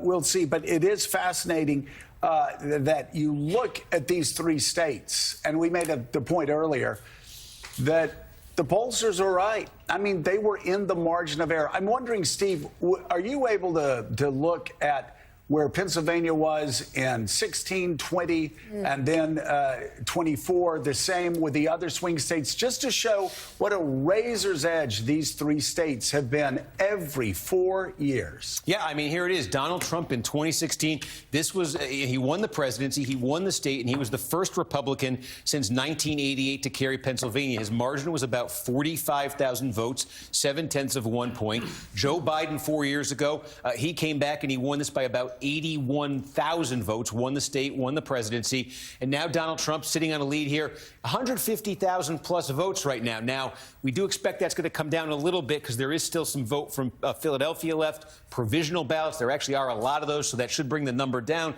But yeah, that's the range you're talking about in Pennsylvania over these last 8 years. You could say, oh, look, Wisconsin is going to be the most tight. How about this? Let's just reset this one to 2016. Trump flipped Wisconsin in 2016. You could see it here. 23,000 votes Trump won Wisconsin by. Joe Biden won it 4 years ago. His margin was 20,000 votes. And currently, Donald Trump, with almost all the votes in, is winning by 30,000 votes. Wow. Those are the parameters in which Wisconsin has been contested over the last 8 years. Even in Michigan, you know, we were showing you waiting on a few more votes there in Michigan. This one's had a little bit more of a swing, but still, look at this. You know, you go back here, Donald Trump won this by a whisker in 2016, 0.2 of 1 point, less than 12,000 votes. Joe Biden actually got this up to a 154,000 vote margin when he carried the state in 2020. Donald Trump eroded, undid all of that. And as we say, ahead by 90,000. This is going to come down some, but ahead by 90,000 right now. It's going to land south of this. If he does, he is well positioned, I think, to finish above it, but it's not been called yet. But again, yeah, the northern tier of those battlegrounds. And again, they used to call them, you've heard the term a million times, the blue wall, because 1992, 6, 2000, 2004, 2008, they were all Democratic, every single one of those elections. Trump broke that wall in 16. The Democrats put it back up in 20, and he's down again in 24. All right, NBC, Steve Kornacki, amazing. Thank you very much for your analysis this morning. As Robert Frost would say, and that It's made all the difference. Yes, it has. It really has. Those 3 states have made all the difference. He broke the blue wall in 16. He was elected president. He broke the blue wall in 24, elected president. So, Donnie, here's a number, because we've been talking a good bit about Democrats. You know, we've been talking about Donald Trump for the past month or two. The things that he says, how shocking they are. This morning, we're talking more about the Democrats, because this wasn't just a loss in those states. Democrats only won in Illinois by 4 points, only won in New Jersey by 5 points, bleeding support in New York. You can go around the country. It's bad, not just for Kamala Harris. And again, Kamala Harris Kamala Harris with these 3 states, she was like a percentage point away. We've been calling her president this morning. I'm not saying, oh, well, she should be president. I'm saying, if you're Kamala Harris, you can say, well, we ended up about 40,000 short in Wisconsin, maybe a percentage point or 2 here and there. So that's the presidential race. But the bigger problem with Democrats is nationwide. Yes. And this is what the Democratic Party needs to focus on. They can talk about Donald Trump. They need to look in the mirror, because get this number. Alex just gave this number to me. Only 32% of the electorate yesterday identified themselves as Democrats. I would have to guess that's probably the lowest number since maybe Herbert Hoover was president. I don't know. That's as low as it goes for the Democratic Party. This is a party, and to their defense, 2 weeks ago, some people in the Harris campaign were saying, we got a problem. We got a problem with young people. We got a problem with Hispanics. We got a problem. And they thought over the next 2 weeks they were doing enough to catch up. They didn't catch up enough. And so now 32%. That is, you talk about a branding problem. Democrats are a broken brand right now. And it was interesting. I was watching football over the weekend, and you're being inundated with all the ads. And you see the Trump ads, and they were very, very, very simple. It was, here's your problem, I'll fix it. If your problem is inflation, I'll fix it. If your problem is immigration, I'll fix it. It was very simple. It was harder, obviously, for her to do, and I think Democrats don't seem to have the solutions to problems. And I think in the most simplistic advertising format of all time, problem, solution. I think the other thing that happened is what I'll just call the passion quadrant. And this is, I'm talking mostly centrist, and this is where the Democrats are really fractured. There were so many people that were passionately for Trump and passionately against Trump. And I'm talking about the voters that go back between Biden and Trump and Obama and Reagan. Then you had passionate against Trump, and then you didn't have as much passion for her. You never heard people go, oh, I love her. It just didn't. And by the way, let me just. No, I got to stop you there. Okay. Because that is wrong. Okay. Because I can tell you. Okay, then I'm wrong. No. That's your world. I said that. And there's. Okay, but I'm just saying that you said you didn't hear people. We heard people all the time, women that Mika talked to all the time, some most excited Republicans driving 5 states over to see. So strike that. That is the world that you're in, and that I get it. And that's not the world that Mika's in. Let me finish one final thought. This is really important. This is about going forward. I think a lot can happen from the bottom up. What I call managing up, and this is from the 330 million of people who voted. If you voted for Trump, don't get in people's face and go, I told you so, and now you're going to see. Put your arm around a Democrat and say, no, I'm telling you, you didn't see something I saw. And if you're a Democrat, don't get in a Republican's face and go, this is all your fault. Say, you know what? Maybe I missed something. We can manage up, and it's going to be okay. I really, really believe that, because we are the United States of America, and that's what happens. Simone, I'm curious your thought. What is the best way forward for Democrats right now? So I want to say 2 things. First and foremost about the ads, because I think if you did not live in a battleground state or didn't travel to a battleground state, when I travel, like I've been to Philadelphia a number of times over this past cycle, and I turn on the local news. One, because I want to know what the weather is. Right. Because the weather bug lies. You still getting it that And 2, that's how I'm getting it, honey. Now my husband's like calling Siri. I'm like, no, I'm about to check locals. And 2, because I want to see the ads that they're seeing on television, because everybody's talking about these ads. Well, the organizers and the strategists that I know in Pennsylvania specifically said that they did not know a person, a black person, that did not see that ad that ended with Kamala's for them, not for us. They didn't, and that was the ad that Trump ran talking about trans people, and also the ad about with the Breakfast Club clip, and talking about, again, trans people and surgeries, the stuff that you all debunked on this show that said it was actually a Donald Trump policy. The Trump campaign and Republicans were large, put a lot of money behind those ads. If you go to Texas or any of the states, frankly, they ran ads about the Republicans up and down the board. They were running ads demonizing trans people. And so one of the organizers and strategists in my phone has echoed, I think, put it very well as this is what I've been hearing from people ever since I went to bed at 5 o'clock this morning. Probably shouldn't have slept in. That's why I was a little tardy.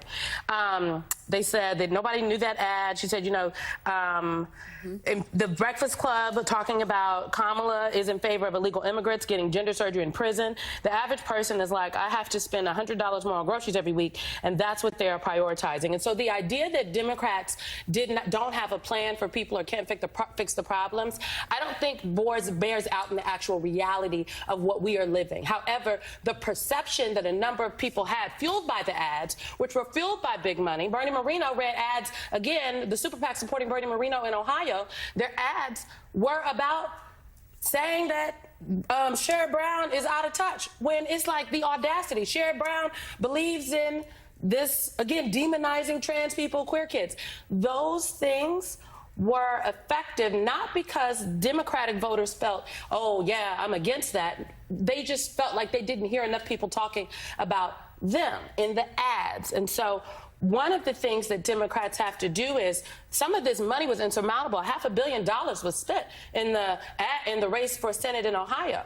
And in some of these places, when you have $1 billion as the presidential campaign, but you've got real groups out there who have been doing the organizing work for the last 3 cycles, including off years, and they can't get money from the campaign, but the campaign got ads on the spear.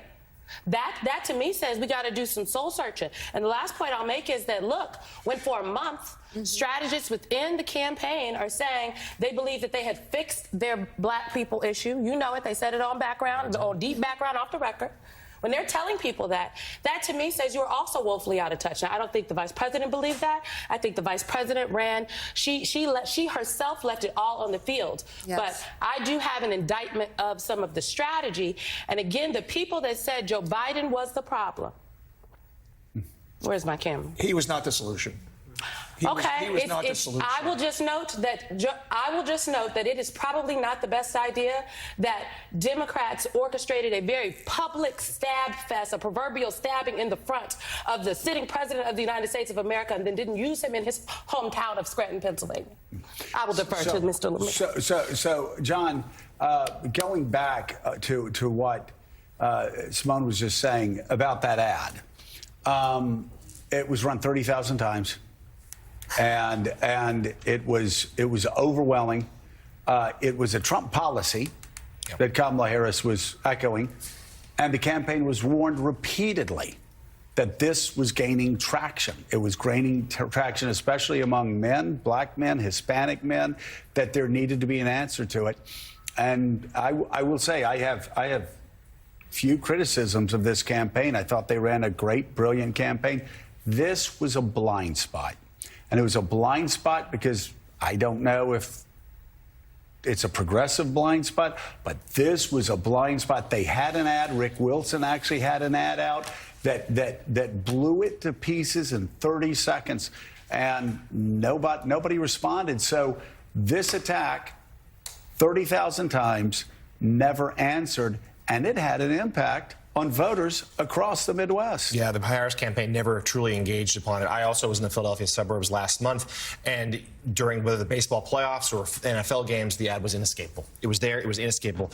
It made an impact. Talking to some Democrats this morning doing their postmortems, I mean, they believed in their ground game. They believed they knocked on the doors they needed to. They hit all their metrics. We've been talking the last couple of days. They're not giving Elon Musk and his group all that much credit, but let's be clear, Elon Musk now will have an outsized role in the Trump administration going forward. forward. There's also a real sense when we see the final numbers that there was a lot of Democratic angst about her vice presidential pick. Should it have been Josh Shapiro? Most Democrats I've talked to this morning say it wouldn't have mattered. These numbers suggest that the Walsh-Shapiro choice really wouldn't have mattered.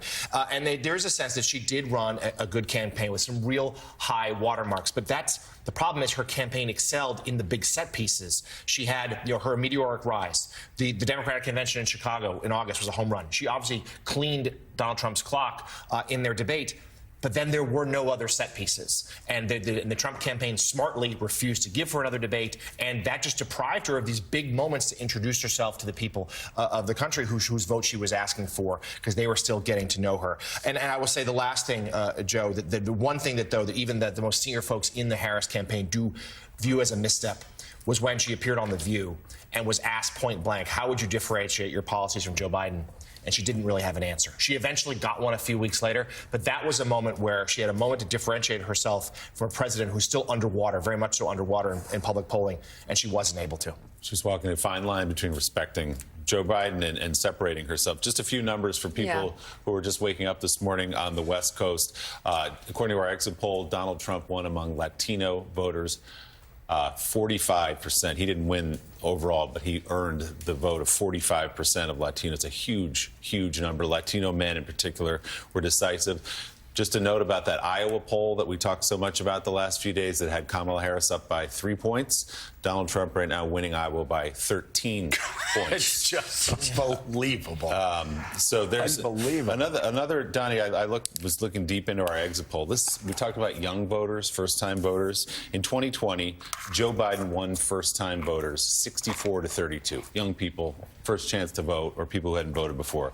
Donald Trump last night won first-time voters by 9 points. It's a swing of almost 40 points. There's so much in these numbers to sift through, but at the end of the day, Donald Trump grew his margins in almost every county where he won. He won in places people were shocked to see him win, counties around in New Jersey, and New York, and Illinois.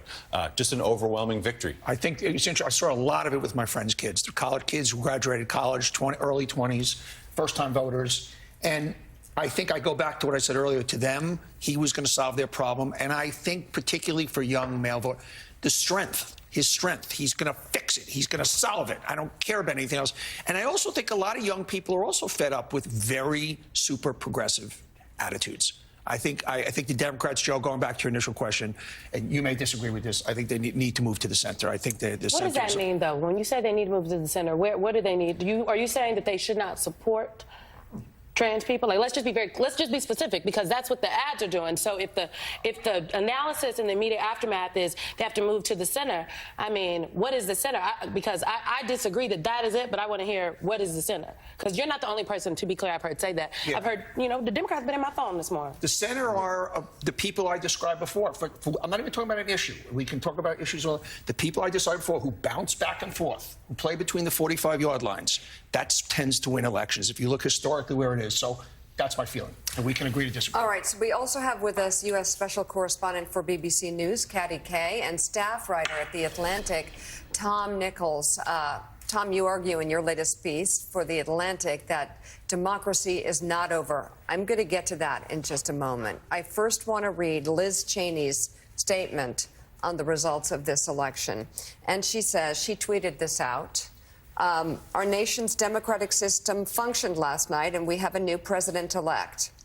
All Americans are bound, whether we like the outcome or not, to accept the results of our elections. We now have a special responsibility as citizens of the greatest nation on earth to do everything we can to support and defend our Constitution, preserve the rule of law, and ensure that our institutions hold over these coming 4 years. Citizens across this country, our courts, members of the press, and those serving in our federal, state, and local governments must now be the guardrails of democracy. Tom, your thoughts on the possibility that can happen? Well, strangely enough, I think I'm glad that Trump won an outright majority, because I don't think the country could have taken one more election where the Electoral College produced this kind of freak outcome of the loser of the popular vote becoming the president. This is clarity now. You know, Donnie made the point about not walking up to people and, you know, getting in their face. But I think it's on this, we can say, this is a clear choice. This is what you, the American, 51% of the American people wanted. This isn't an accident. It's not the Russians. It's not some fluke. This is a choice, and the American people have made a choice. He is the legitimately elected president of the United States, and I think what Cheney said was absolutely right. And what she said at the end of her statement, I echoed in what I put out this morning, saying, now, if you really care about democracy, you care about what happens in courts, in state houses, in the federal civil service, in the military. You know, these institutions are all still there, and they all require protecting. But I think one of the things that I'm really concerned about is that, and I actually had been having a bad feeling about this election for a while. It was cemented when I was in Pennsylvania about a week ago, and I had a long conversation with a Trump voter where I came to realize that there was almost nothing, this postmortem that we've all been going through about what Biden could have done, or Harris could have done, or Walz, or Shapiro. I'm not sure anything could have been done, because I think there's been something changed out there in America that's really concerning. Right. But I think the notion that these institutions will now all fall in January is wrong. But I think people have ignored that they have elected a man who has made it clear that he is basically lawless, that he has no loyalty to the Constitution. And I think, you know, after the shock of this election wears off, this might start occurring to people again. And the only way to protect it is going to be in all those intermediate and state and local and federal institutions that all need protection now. You know, Kathy, Tom brings up a great point about the fact that there is a clear choice now. That Donald Trump did win with the majority of the vote. And now it's going to be up to him and the Republicans to run government over the next 2 years. And if they don't run it well, that's why we have midterm elections. And we've been talking this morning, there's a constant back and forth in American politics. And chances are very good that we will see the same thing again 2 years from now. Yeah, and American voters have proved themselves always very capable of putting a check on somebody they feel they've gone too far. I mean, one of the interesting things in the data that came out is that even people who felt he was too extreme still voted to him, which suggests they don't believe some of the more extreme things he said he's going to do. So whether he actually does remake the nature of the courts, politicizes the American government in the way he's suggested he's going to do, he has the tools to do it, it looks like. I mean, if he gets the House, he'll have power unfettered for 2 years, and he's made it pretty clear that this is what he wants to do, make a government in his image that will do the policies, enact the policies that he wants them to. So let's see if he gets there. I mean, he wants to. Will the American people check him? Will the courts check him? This is going to be a very turbulent couple of years for America, and very turbulent couple of years for the rest of the world watching America. Yeah. You know, Willie, I think Tom brings up a great point about talking to that Trump voter in Pennsylvania.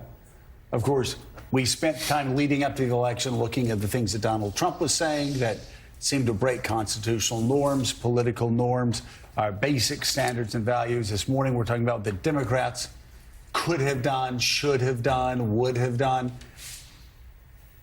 But Tom's right.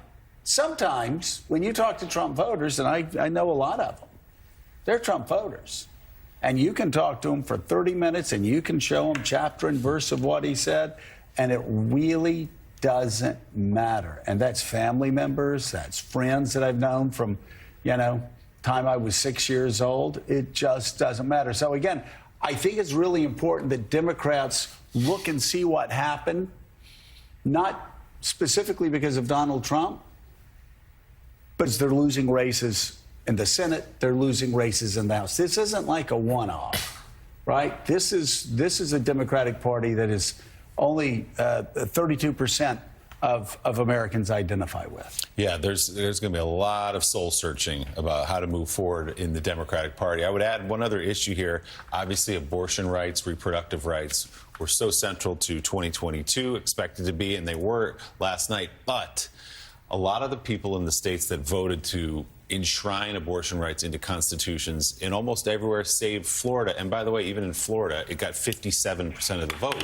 but just didn't reach a 60% threshold that it needed to get. A majority of people in Florida wanted to enshrine it, but a lot of those people who voted to support abortion rights in their state also voted for Donald Trump, which is a hard thing to wrap your head around when you consider that Donald Trump, of course, put the 3 Supreme Court justices on the court who overturned Roe versus Wade. But they want abortion rights, but they also want Donald Trump. An interesting piece of the story last night there. So, Tom Nichols, let's talk about the world a little bit. You've been on our show so many times sort of explaining various conflicts and dynamics around the world. If you are President Zelensky this morning, if you are a member of NATO this morning, if you are a leader in Taiwan this morning, how are you feeling? I think you're feeling like the bad guys are going to win anywhere that they decide to take on the democracies, because the United States is about to be AWOL as leader of the free world. I mean, we're basically giving up that job. And Trump, you know, it's interesting, you pointed out earlier how many voters said, well, he doesn't really mean that. The thing about Trump is every time someone says he doesn't really mean X, Y, or Z, he doubles down and says, no, that's exactly what I mean. This is exactly what I'm talking about. I think one of the things you're going to see with Europe, I mean, European leaders have said, you elected him once, that was concerning, and, you know, but electing him twice, that's not a fluke. And I think you're going to see the Russians, I mean, who were clearly attacking our system last night. The Russians are going to be very happy about this. And I think that, you know, you're going to see other countries in the world starting to feel like they have to make arrangements of some kind in the absence of the United States. And that never works out well, because the United States can't simply take a vacation from being a superpower. But that's what Trump keeps promising. And part of his appeal, and again, I'll go back to, I'm not sure what the Democrats could have done about this, because the Democrats, Simone asked about what does it look like to be a centrist. The foreign policy aspect of Kamala Harris's campaign could have been written by Mitt Romney. You know, I mean, it was, I'm sorry, but there wasn't anything else she could have said in that space. And the fact is, people just don't care. Americans just don't think about the world. These are not the American voters of 30 or 40 years ago. This is a very transactional electorate. I'll vote for you, you give me stuff. You bring down the price of eggs and the price of gas, and you'll have my vote. And all the rest of this stuff, I just don't care. And I heard that many times. I'm sure everybody who's talked to Trump voters heard that many times. I just don't care about any of that other stuff. Literally, they just sort of block their ears on all the other things. Yeah, The Atlantic's Tom Nichols, thank you very much. His new piece is available to read online now. We appreciate it. Donnie, okay. It's going to be okay. It's going to be okay, right, Joe? I mean, Well, yeah. It's going to be just everybody take a deep breath. I think what Liz Cheney wrote this morning is very important. Everybody has a job to do. Yeah. Everybody has a job to do to uphold guardrails of American democracy, and it's all pretty stunning. But it is it's here, and it's important for everybody to take a deep look inside and figure out what happened. All right, Donnie Deutsch, thank you very much. And coming up, the stock market is rallying this morning on the news of Donald Trump's victory. CNBC's Andrew Ross Sorkin joins us straight ahead with Wall Street's reaction to the election. Morning Joe will be right back.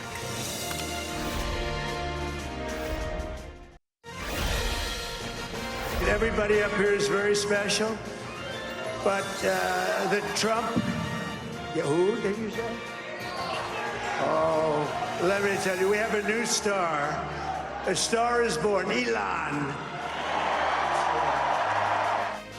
Donald Trump reacting to supporters last night, sharing their enthusiasm about billionaire Elon Musk, who appears to be another big winner on election night. Meanwhile, Wall Street is sharing that sentiment. So far, surging this morning on news of Trump's victory. Let's bring in Andrew Ross Sorkin. He is a co-anchor of CNBC Squawk Box. When you came on set, you had talked about an Ignatius quote that struck you. I wanted to read it for our viewers. There's a conversation on the Washington Post opinion page titled, "Where did Kamala Harris's campaign go wrong?" And this is what David Ignatius wrote in part. "The presidential election is a character test for the candidates, but also for the country. And this election makes me realize how little I understand the American character in 2024. Yeah. No, I think it's a real question. And on a morning like this, to the extent that we're all trying to be introspective and want the country to move forward, trying to understand some of these issues, we've been talking a lot, and I've been talking on this broadcast a lot about CEOs and whether they measure character and leadership as one and policies as a separate issue, and whether the character of former President Trump, now our next president, was disqualifying. And clearly this country has said it is not disqualifying. It is something else, and that there is a frustration and an anger almost about the last 4 years that we've lived through. I think that, to some degree, has to be the lesson. We can talk about the flaws of Kamala Harris as a candidate and whatnot, but to some degree, I'm waking up talking to all sorts of people in the business community, trying to understand what this means and what it means going forward. Also, just about leadership more generally.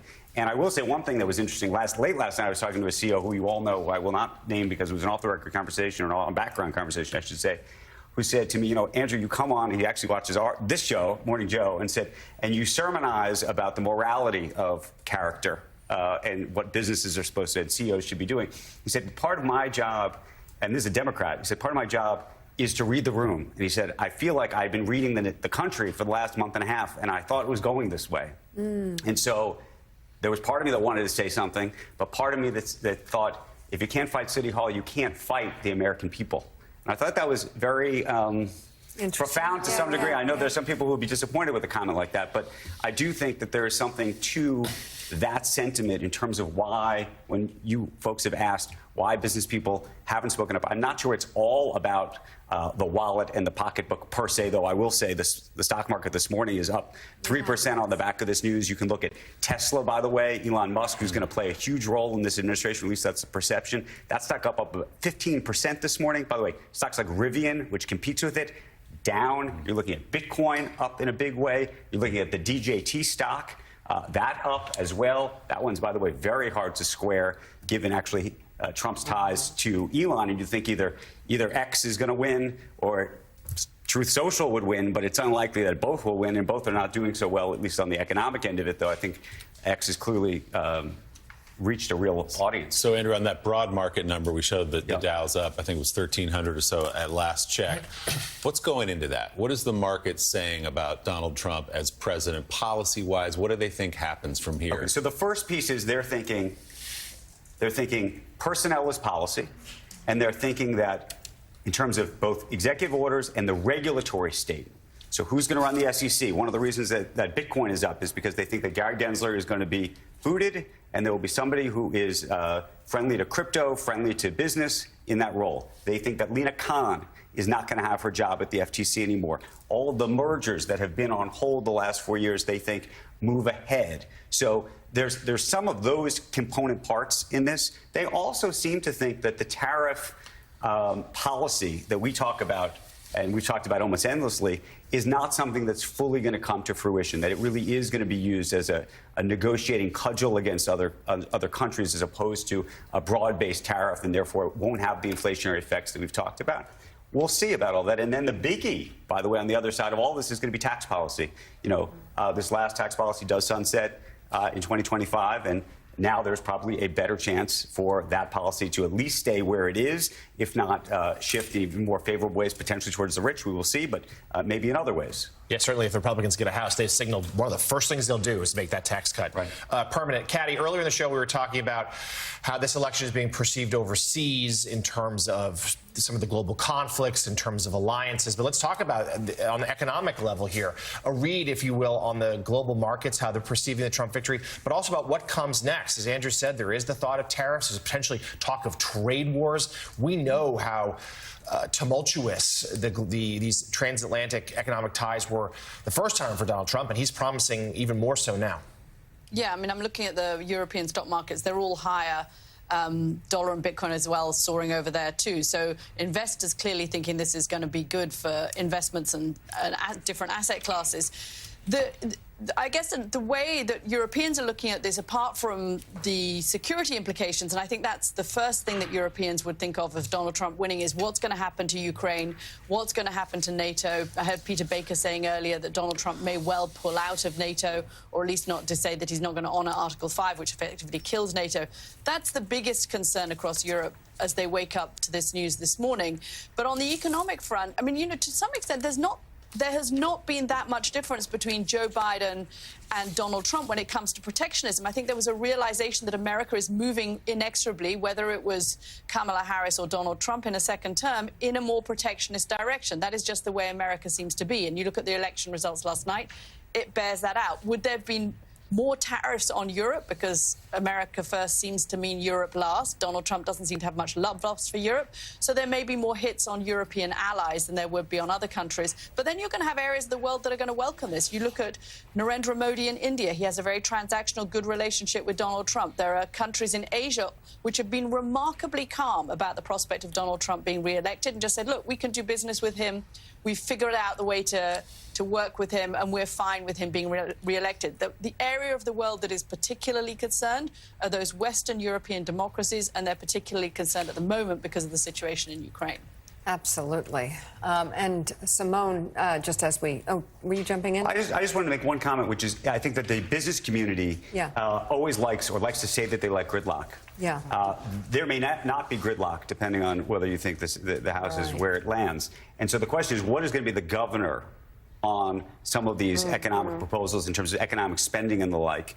And the only thing that I can see out there really is actually, oddly enough, going to be the bond market. And that's something we should all be watching in terms of if we have this sort of Oprah-style, and I love Oprah, but Oprah-style economy where there's a lot of giveaways, right? A lot of giveaways, no taxes on anything. Where are you going to get the money? The only thing that's going to prevent that from happening, that may tell the folks in Washington, we don't want that, is the investor class in the bond market saying, enough, we can't do it. Okay. The bond, I mean, America is being rated by Moody's, and what that looks like. I mean, losing a AAA bond. I mean, when a city loses a AAA bond rating, it's a thing, and mayors lose their jobs. It is. I worked for a mayor that lost a AAA bond rating and lost an election, so that's how I know. You know. That's how that works. Look, you know, I'm just like, okay. That's what the Democrats are saying right now. It's like, okay, this idea that, it's all going to be okay, and the levers and guardrails, I don't know if that, does the business community feel that? Because I don't. I'm not suggesting that. Oh, you're not, but others are. You know, journalists, we're all professional skeptics. I think it's our responsibility to be skeptical. I think that investors are professional optimists. We have to always remember that they're professional optimists. And so, and therefore they can be wrong.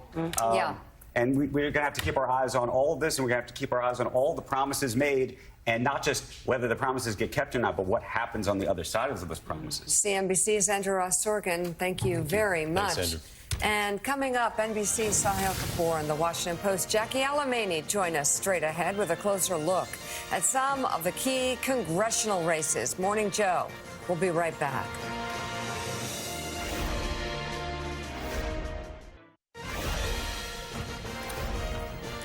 This morning, NBC News projects Republicans will regain control of the United States Senate, picking up seats in Ohio, West Virginia, and just this morning, Montana, where John Tester has lost his seat.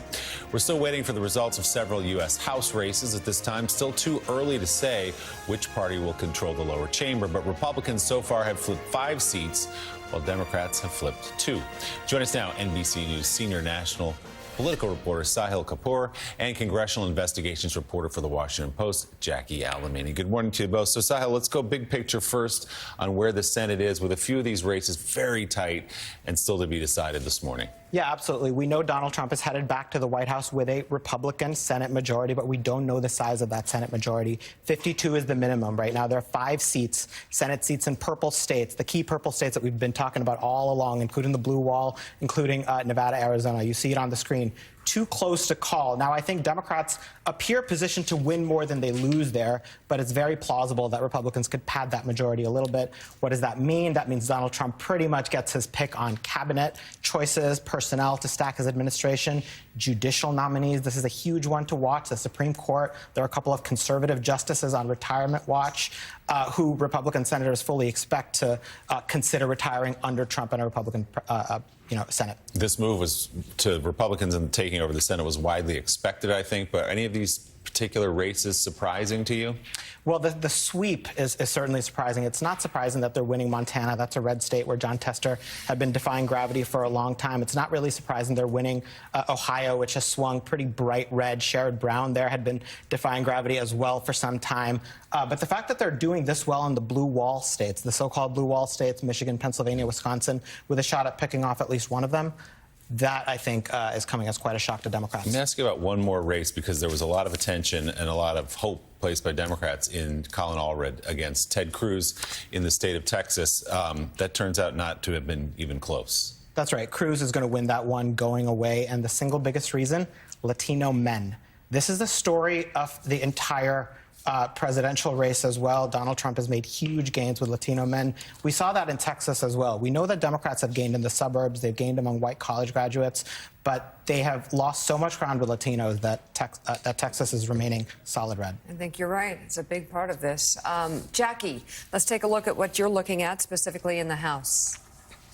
Right, Mika, the House is still too close to call. There were some positive indications early last night. A district that we were all closely watching, Virginia's 7th district, the race to replace Abigail Spanberger, had, again, an early positive indication when they called the race for Eugene Vindman against Eric Anderson. But that positively quickly dissipated as overnight we have not seen wins for Democrats as were expected in places like Nebraska, Iowa, and even California. Those races, though, some of those, at least in California and in New York, are still a little bit too close to call. There were 2 seats that were flipped by Democrats in New York. That was largely expected. That's with Mark Molinaro and Brandon Williams, largely due to some redistricting issues. But Republicans have made gains, notably in Michigan and in Pennsylvania, in seats that were held by Democrats. That would be really crucial to them holding on to the majority.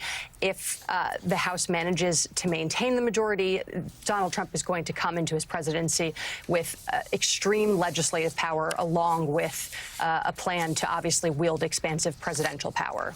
There are going to be few guardrails. We should be watching that closely. Yeah, and Jackie, on that very point, when Trump won last time in 2016, it came into 2017 also with a united Republican House and Senate. But there was some skepticism among Republicans. There were Republicans in the Senate and even some in the House who were willing at times to stand up to him.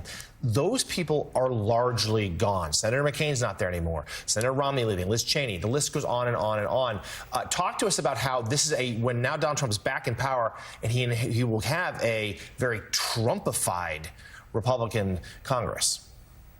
It's absolutely true. A lot of those detractors, people who voted to impeach him, they have all retired or been ousted. Although there are maybe, I think, a handful, less than 10 fingers, maybe, that we can count of people who still openly criticize Donald Trump. And Sahil, I think, ran through some of the ease that Trump is going to have with certain things when it comes to confirmations and judicial appointments, being able to appoint Trump loyalists to the positions that are going to be really important to sort of cruising through the bureaucracy in a way that he really wants to in order to implement some of these extremist plans and policies and proposals. That being said, there are a number of Republicans, big Trump supporters, people who are going to potentially be in leadership positions who already don't support some of the threats that Trump have made, notably when it comes to tariffs. I know that Andrew lightly touched on some of this, but people like John Thune and John Cornyn, they don't support tariffs across the board. That is going to be a battle that is going to be another cause of Republican infighting that we're going to see. Also, there are a number of Republicans in the House, especially, that are still going to be hanging on to districts that are Democratic, that are swingy, where Biden policies are taking effect. There's big investments from the IRA to the CHIPS Act, and I think that there's going to be a lot of infighting with regards to repealing those policies as well. Sahil, as you mentioned, Latino men, Latino voters as a whole, huge story last night. Another part of the story, as you write this morning, abortion, though obviously a very salient issue, was not decisive in the way that the Harris campaign thought it might be. What else stands out to you as you look at these results last night? Yeah, so abortion was not the panacea that some Democrats were hoping it would be. You know, there was a real hope that there would be some kind of Rovember, that it would swamp everything, that it would be the decisive issue of the election. It turns out it was important. It did move the dial. It did help Kamala Harris and Democrats, but it was one of several issues, along with democracy, which also helped Democrats. But the economy was the single biggest issue, and that's where voters who worried about that overwhelmingly voted for Donald Trump. A few other things. I mean, top line, you have to. You know, you can't get away from the fact that this is a historic rebuke to the Democratic Party. The first time in 20 years they're going to lose the popular vote. This is not just Donald Trump getting elected because of the quirk of the Electoral College. This is Americans choosing him, a majority of the country choosing him. Democrats will have a lot of self-reflecting to do about how they let that happen. There's the double-digit swing among Latinos, young men as well, young white men, including Donald Trump was able to flatten that gender gap quite a bit. And then, of course, there's political gravity catching up to Democrats on the Senate level. Wow. NBC's Sahil Kapoor and the Washington Post's Jackie Alamany, thank you both very much for being on this morning. Wow, what a morning. That does it for us this morning. We'll see you tomorrow, 6 a.m. Ana Cabrera and Jose Diaz-Balart pick up the coverage after a quick final break.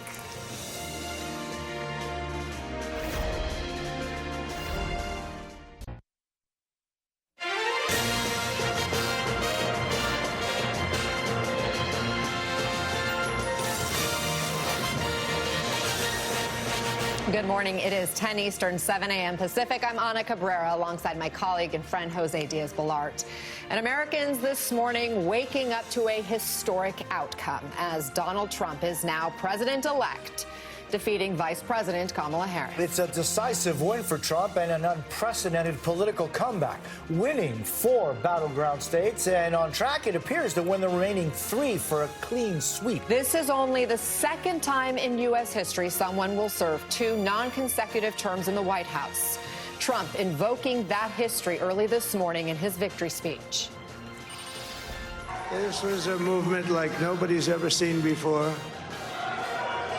And frankly, this was, I believe, the greatest political movement of all time. President-elect Trump also on pace to win the popular vote, and if that holds, it would be only the second time this century that a Republican pulls that off. Vice President Harris has not conceded as of yet. She did not make remarks overnight, but we do expect to hear from her this afternoon. Joining us now, Ali Vitale is at the big board for us. Get us up to speed, Ali, on how we got this result. Yeah, guys, it's probably a little bit earlier than we thought we would see this map mostly filled in. At this point, the 3 battlegrounds that we're waiting for are, of course, all important Michigan, one of the key pieces of the blue wall. And then, of course, you go further out west, and I'm going to point you to Nevada and then Arizona just to the south. But in Nevada, we're watching some really interesting trends come together. And again, this is too early to call at this point. But for Trump, it was always going to be a question of Washoe County. This is a place that you have seen be in the Democratic column over the course of the last several elections. But watch the ways that these numbers are sort of at an inverse from where they were for Biden in 2020, now for Trump in 2024. This is one example, again, of the trend that we saw writ large over the course of the night, which is Vice President Kamala Harris underperforming her former running mate, the current president, Joe Biden. For Donald Trump, the question has always been in Nevada, if he were to flip the state, he would have to do work in Washoe County. It looks like that work is actually coming together right now. And then, of course, all-important Clark County, where the majority of the vote in this state actually comes from. This is, of course, the Vegas area. And you're watching, again, Harris underperforming where Biden was in 2020. 95% of this vote total in, so we'll continue keeping an eye on Nevada. And then just coming down, again, a little further south in Arizona, still too close to call, but you're seeing Trump with just about 52% of the vote, Harris with 47%. And this is a story that we often tell out of Maricopa County, and you're seeing Trump still be able to do the work of flipping this county back into his column. The interesting story in Maricopa, too, is the ways in which this has really bounced only once into the Democratic column, Trump seeing decisive victory here in 2016 and then even more decisive in 2024. 63% of this vote total in, but these are two that we'll be watching closely. You mentioned this. Of course, we know that Donald Trump has clinched the presidency, but we will also be watching that popular vote total. Just a few of the things that we're still keeping an eye on, in addition to, of course, my favorite, the Congress balance of power. But this map is way more full, I think, than many of us thought it would be. And that critical balance of power, Allie, we will be talking about throughout the remainder of this morning. Stay with us, Allie, if you would. But I want to bring in NBC's Dasha Burns, who is coming to us from West Palm Beach, Florida. Good morning. So Trump declared victory very early this morning. We're going to be hearing from him today as well? Yeah, that's right. A little bit later today, I think he's taking his time, according to campaign sources, to sort of soak it all in at Mar-a-Lago. The commanding win that he had last night came as a surprise to him as well. I don't think anyone was expecting it to happen so quickly, even though the campaign has been projecting confidence for some time now. Look, this is a candidate and a campaign that was anything but conventional, and the former president took his message of a broken nation to people and places that Republicans rarely reach. And it's the data that's showing that that is what helped him run up the numbers in rural and in urban areas, and to have his third and most successful campaign. This is a deliberate strategy from the Trump campaign. What we saw with him reaching out to black men, to Latino voters. This is something I've been watching for almost the entire year now. They poured a lot of money into it. They poured a lot of time into it. And they didn't campaign in the traditional way. Look, there was a lot of criticism, Jose, of their ground game, that it wasn't as robust as Harris's. But in part, they were banking on this unconventional candidate and his ability to reach voters when he was doing these things that Republicans rarely do, like rallying in the Bronx, like rallying in New Jersey. You know, he kept saying he's going to win New Jersey, Virginia, New Mexico. Of course, we don't expect him to win those states, but he did run up the numbers in those places. And as I was traveling the country talking to voters throughout this year, the frustration was apparent, the anger was apparent, the feeling that the country was moving in the wrong direction, and that is something that the former president really capitalized on. And the message of joy and optimism just wasn't resonating as much when I was talking to voters, and that seems to be what the data now lays bare as we talk here on a Wednesday morning, Jose.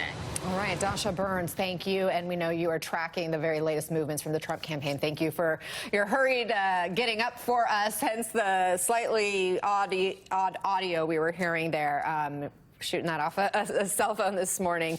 I do want to note J.D. Vance just tweeted out his thanks. He says, "Thank you to my beautiful wife for making it possible to do this, to President Donald J. Trump for giving me such an opportunity to serve our country at this level, and to the American people for their trust. I will never stop fighting for all of you." So that now the Vice President-elect, J.D. Vance, making his first statement, I believe, since the election was called for now President-elect Donald Trump.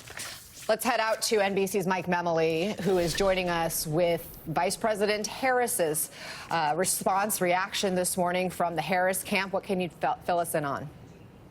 Well, just think about where we were 36 hours ago. The vice president herself saying that this was going to be a close election, but that she felt momentum was on her side. The campaign was saying they felt that they had a path to victory in all 7 of those battleground states. And as we look at the map right now, 5 of those 7 battleground states have gone to President-elect Trump, with Trump leading in those 2 other states. So to say, Anna and Jose, that there is a sense of shock and bewilderment on the part of the Harris campaign and of those in the White House behind me who now have to grapple with a transition back to Donald Trump, I think, is an understatement. At this point, we know Cedric Richmond, the campaign co-chair, told those supporters who gathered at Howard University last night that they would hear from the vice president today. There's no indication that when we hear from the vice president, she's going to do anything other than concede this race. But as one senior official said to me, that they understand that there's a lot of work to be done here, and that this is a lot more than just campaign and politics. Because think about the way Democrats conducted this campaign in warning about what was at stake in this election, the stake being so high that our very democracy was at risk. The shock as well is felt among supporters of the Harris campaign. And so the vice president in her remarks today is going to need to speak to that as well, to what is a very uncertain future, a very fearful future for many Americans who supported her in her campaign. And so that's going to be part of what we hear from the vice president. And then we do expect President Biden will also speak after the vice president as well. Mike Memoli, thank you very much. Let's bring in our MSNBC political analysts now. Democratic strategist Basil Smikle, former George W. Bush White House aide Elise Jordan, and former Secretary of Housing and Urban Development Julian Castro. Elise, I want to start with you. Trump is winning the popular vote, it seems, and if it holds, it would make him the first Republican to do that since your boss, George W., got it in 2004. What are your thoughts this morning about that? It is a sweeping victory, a mandate of sorts, and we're seeing that with what's happening probably with the House and the Senate. Trump is going to go into office very empowered. He is picking up, a number of swing states that just analysts days ago did not think it was possible. It's going to be, the story now is how does he use his mandate? Basil, your top takeaways. What message did American voters send? Well, a good chunk of the American voter wanted to take their country back, and we will soon see what that means. There are levels of sexism and racism that clearly a lot of people in this country are willing to tolerate, which is also something that, we may have woken up in the same country in a sense, but that becomes much more clear this morning. I would also say that there were conversations for over a week, 2 weeks, 3 weeks about how black men weren't doing their part. Black people did their part and did everything they needed to do, including the black woman who ran. So this isn't, and going to a point that Mike Memoli had made earlier, this isn't a Democratic problem per se, because it's not a problem that can be solved with a campaign. These are deep-rooted issues in our country that we absolutely need to address. And frankly, I think that, and as we're talking about big D Democratic politics, the coalition that we had relied on is now 30 years old, and it has frayed. And that is something that I think as a party going forward, folks need to figure out what that coalition is going to look like. Julian, your thoughts on that, because and I'm interested in Basil's part about a coalition that is frayed. How do you see it? Well, I think that remains to be seen, right? We've seen other high watermarks for Republicans. George W. Bush getting about 44% of the vote. Reagan did well in the 1980s. There was a time when people thought of the Latino community as voters more as up for grabs, right? Then when Obama changed that a few years ago and got basically 73%, and then everybody started talking about the community as just Democrats. I think this election showed that they are more up for grabs. And I think the message that resonated was an economic message. Largely, the Latino community is diverse, obviously, different places and so forth, but it's basically a working class community and a very aspirational one. And Trump lies a lot. But one of the things he said in every speech was, when I was president, we had the greatest economy, the greatest economy, the greatest economy, and look what we have now with high gas prices and high grocery prices. And I think that enough people bought that.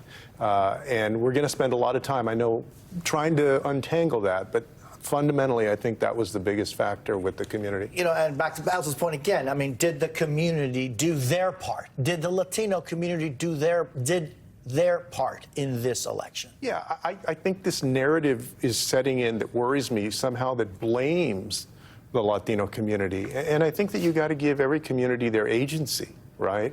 They're responding like anybody else would.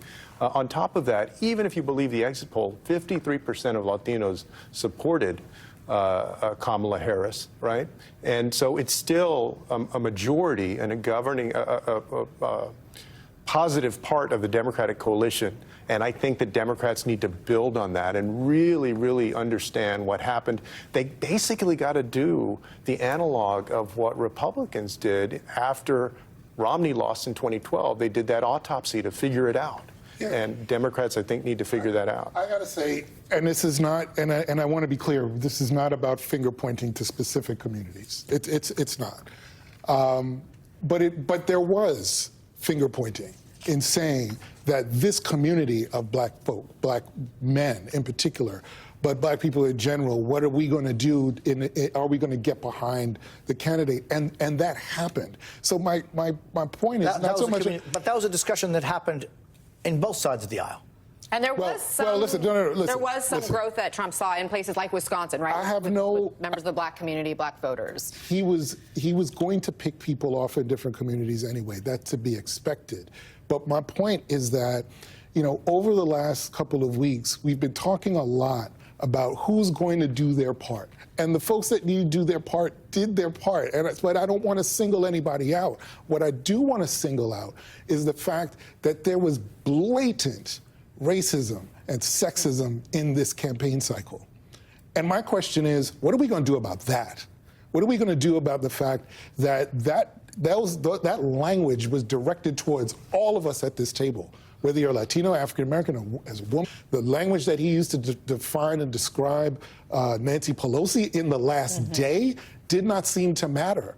And no campaign and no party can really fix that until we find a way forward. And I think that, as you asked me about my takeaway, that to me is the root of all of this, that we have not addressed that core issue in our country. So let me play some of what we heard from Donald Trump early this morning, before the official vote was called for him that he won this election. Here's what he said as part of his victory speech. We're going to help our country heal. We're going to help our country heal. We have a country that needs help, and it needs help very badly. We're going to fix our borders. We're going to fix everything about our country. Just a reminder, this is the man who lied about the results of the 2020 election, who's been accused of inciting an attack on the Capitol because of those lies, and who has called his political opponents the enemy from within. Elise, he wants to heal, he says. How can he do that?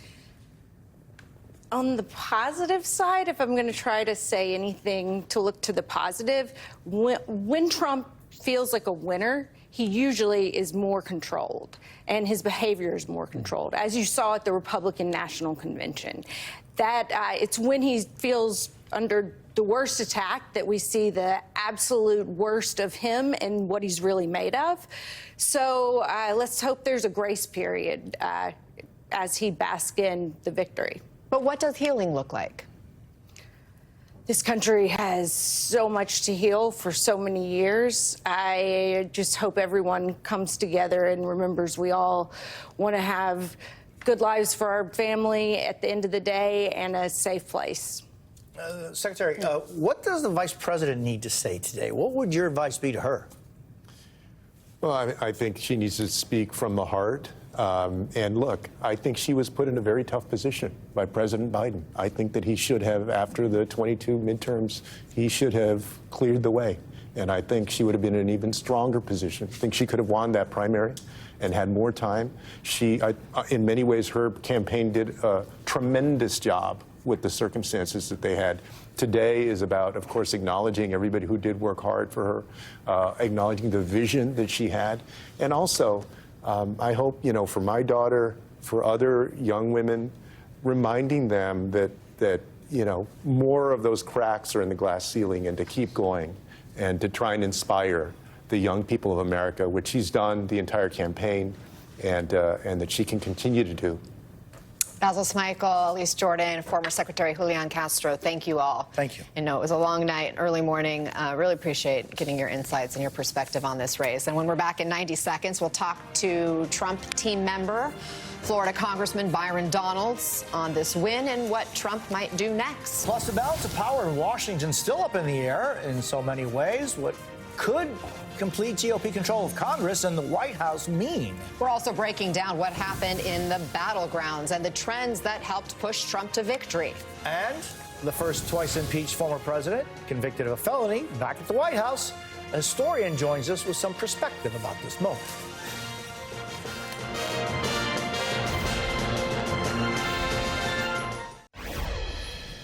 We're back with the news stamping today into the history books. Donald Trump elected to a second term as president. His path back to the White House carved through these battleground states. This morning, 4 of those states are red, the 3 others still not called. Our team is on the ground in those key battleground states. Rahema Ellis is in Pennsylvania, and Blaine Alexander joins us from Georgia. Rahema, both Vice President Harris and Trump held more campaign events in Pennsylvania than in any other state. How are voters there reacting to Trump's win this morning? There's a lot of reaction here, and one of the things I want to start off by telling you is that Trump did win here in Erie County by about 2,000 votes, once again maintaining this county's reputation as eventually siding with the presidential winner. And it means that as so goes Erie County, so goes the state of Pennsylvania. The reaction here on the ground is somewhat mixed. We talked with several people. We don't have the sound for you, but I want to read what at least 2 people said because I want to hear it verbatim and not paraphrase them. One man said, "I'm very happy, honestly speaking, because honestly, the last 4 years have been kind of very rough." Another man said, "I have a lot of friends that you know who are women, LGBTQ, so I fear for them. I think our country just got a lot less safe for them. So I don't know, not the country I thought it was." So mixed reaction here. But one of the things we can say that despite the outcome of the election for certain people, the overriding sentiment they had was that democracy played out here in the county and the country overnight. We had a safe, peaceful election. And tell you the truth, many of them said they are now glad it's over and they're ready to get on with it. Anna?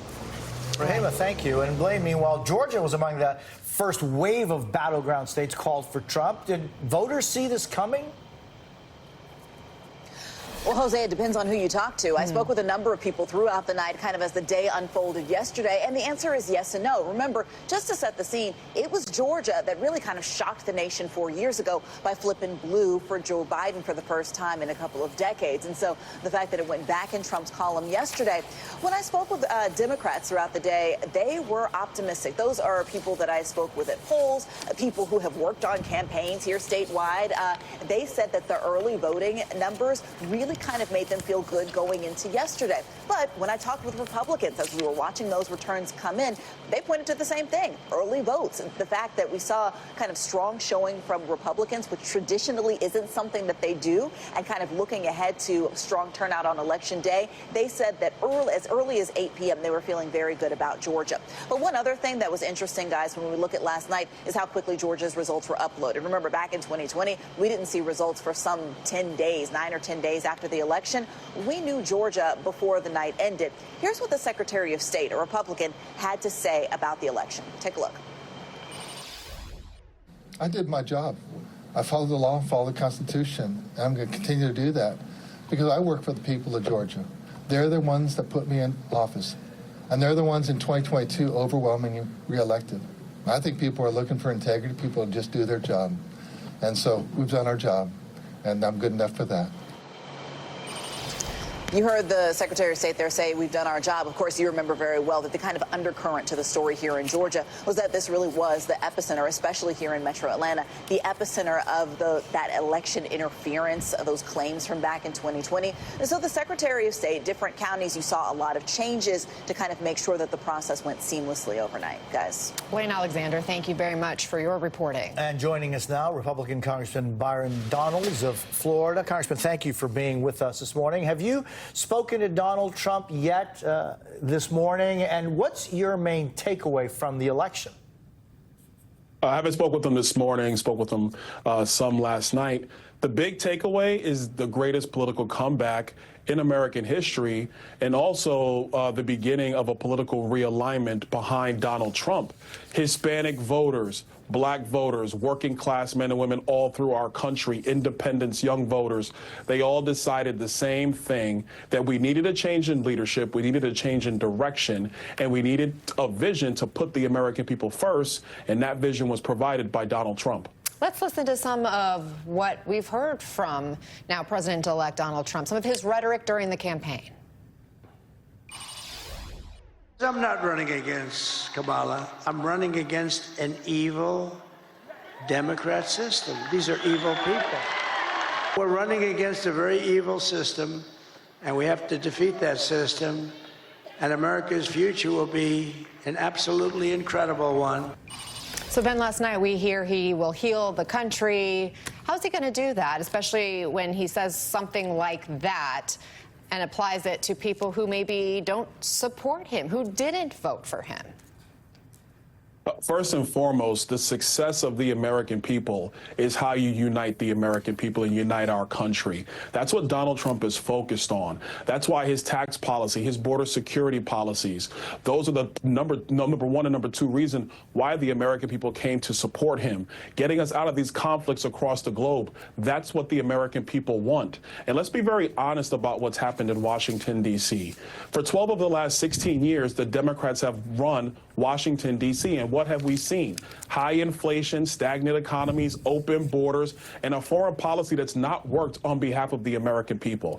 That's why they chose Donald Trump, because, yes, there is a part of the Democrat machine which is so entrenched that they thought that they could just kick out the then Democrat nominee, Joe Biden, to replace them with Kamala Harris. Well, it obviously failed last night. Look, he may have won the majority of the votes, but there are tens of millions of people who did not vote for Donald Trump. So are you saying they just need to get in line? I mean, here's how Mr. Trump has spoken about political opponents. Let's listen. She's a crooked person. She's a bad person. Evil. She's an evil, sick, crazy bitch. Oh, no. It starts with a B, but I won't say it. I want to say it. Adam Schiff and all this scum that we have in this country. She's a radical war hawk. Let's put her with a rifle standing there with 9 barrels shooting at her, okay? Let's see how she feels about it. Congressman, how do you answer Americans who are concerned that he will make good on his promises, we've heard, to exact retribution against political opponents? Well, actually, let's make one thing very, very clear. Donald Trump's focus is on the American people, the forgotten men and women of this country, the people that work hard every day, the people that want safe streets, the people that want to build generational wealth, the people that want to pass something on to their children. If we're going to be honest, Nancy Pelosi, Adam Schiff, Liz Cheney, they've been never Trumpers from the beginning. They've never supported him, but the American people support him. That's why he won a mandate last night. And so the key thing now is moving forward to focus on the people of our country. Hopefully the politicians in Washington, D.C., they realize what the American people have said is that they want a secure border, they want a sound economy, and they want leadership that is focused on them first, not their power circles in Washington, D.C. And so that is what occurred last night, because Donald Trump's entire focus has always been on the American people, first, second, and third, whether you're a Republican voter, Democrat voter, independent voter, great economies and secure borders work for all of us. Hey, Congressman, I want to kind of refer to what you're talking about forgotten people. As you know, there are probably 22 million people living in our country in mixed immigration status households. There are 10 or 11 million people who have been here, many for decades, with U.S.-born children that have participated and continue to participate in our economy. There are young men and women, recipients of DACA, that know of no other country but this one. And there is, among those people and many others, a palpable sense of fear for what may the future hold for them. What is your message to those people? My message is clear. Right now, under the administration of Joe Biden and Kamala Harris, there's been about 500,000 people in our country let in who are convicted of crimes. 14,000 convicted of murder. Those people are going to go home immediately. After that, then you have about another 6 to 8, maybe 10 million, maybe more, that have come in through these wide open asylum procedures under Joe Biden and Kamala Harris. They've overwhelmed our cities. Now, if you want to talk about the people who've been here much longer than that, then we're going to have to get to that one as well. But this is going to be a humane process, because what is inhumane is leaving our borders massively open.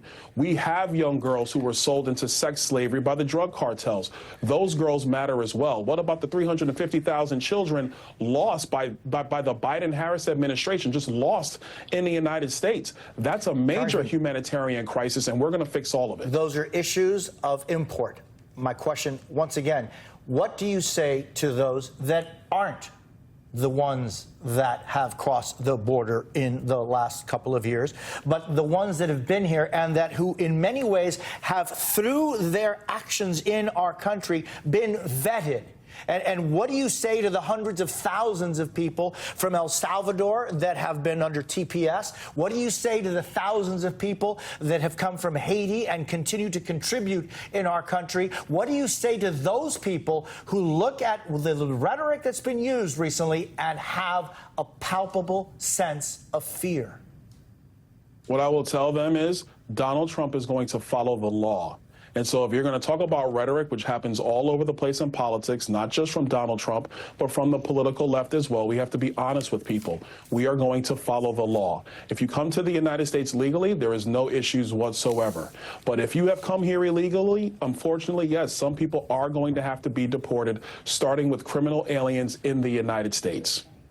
Florida Congressman Byron Donalds, thank you very much for taking time with us today. Up next, the battle for Congress. Republicans have the Senate, but can they hold a House inside the key races that are still undecided? More special coverage of the election after a short break. Stay right there.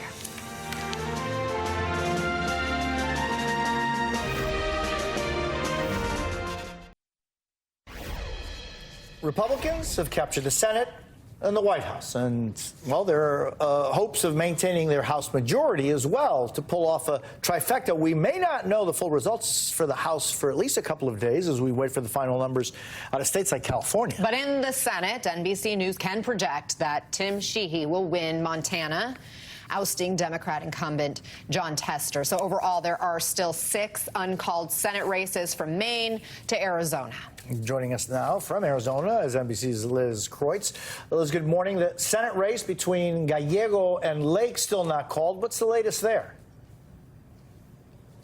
Yeah, hey guys. I mean, right now it's still too close to call, but we have 63% of the results posted right now, and it is giving the slight edge and lead to the Democratic candidate, Ruben Gallego, who is running against Republican Kari Lake, the former TV news anchor who ran for governor 2 years ago here and lost.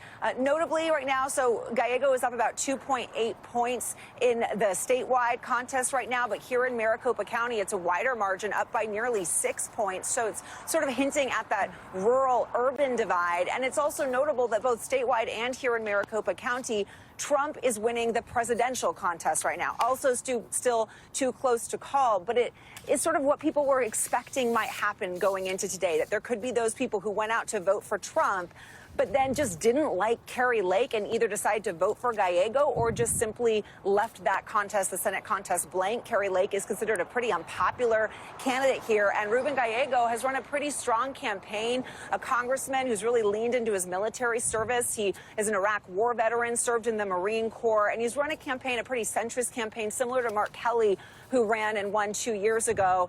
When we look at Mark Kelly's campaign, it's important to remember when we think about when might we know. Mark Kelly wasn't projected the winner in the Senate race 2 years ago until Friday here. The governor's race wasn't called until Monday. And so there was sort of a trickle in of these results. We're expecting the next wave of results here in Maricopa County to not be posted until tonight, guys. So we'll wait and see what happens then.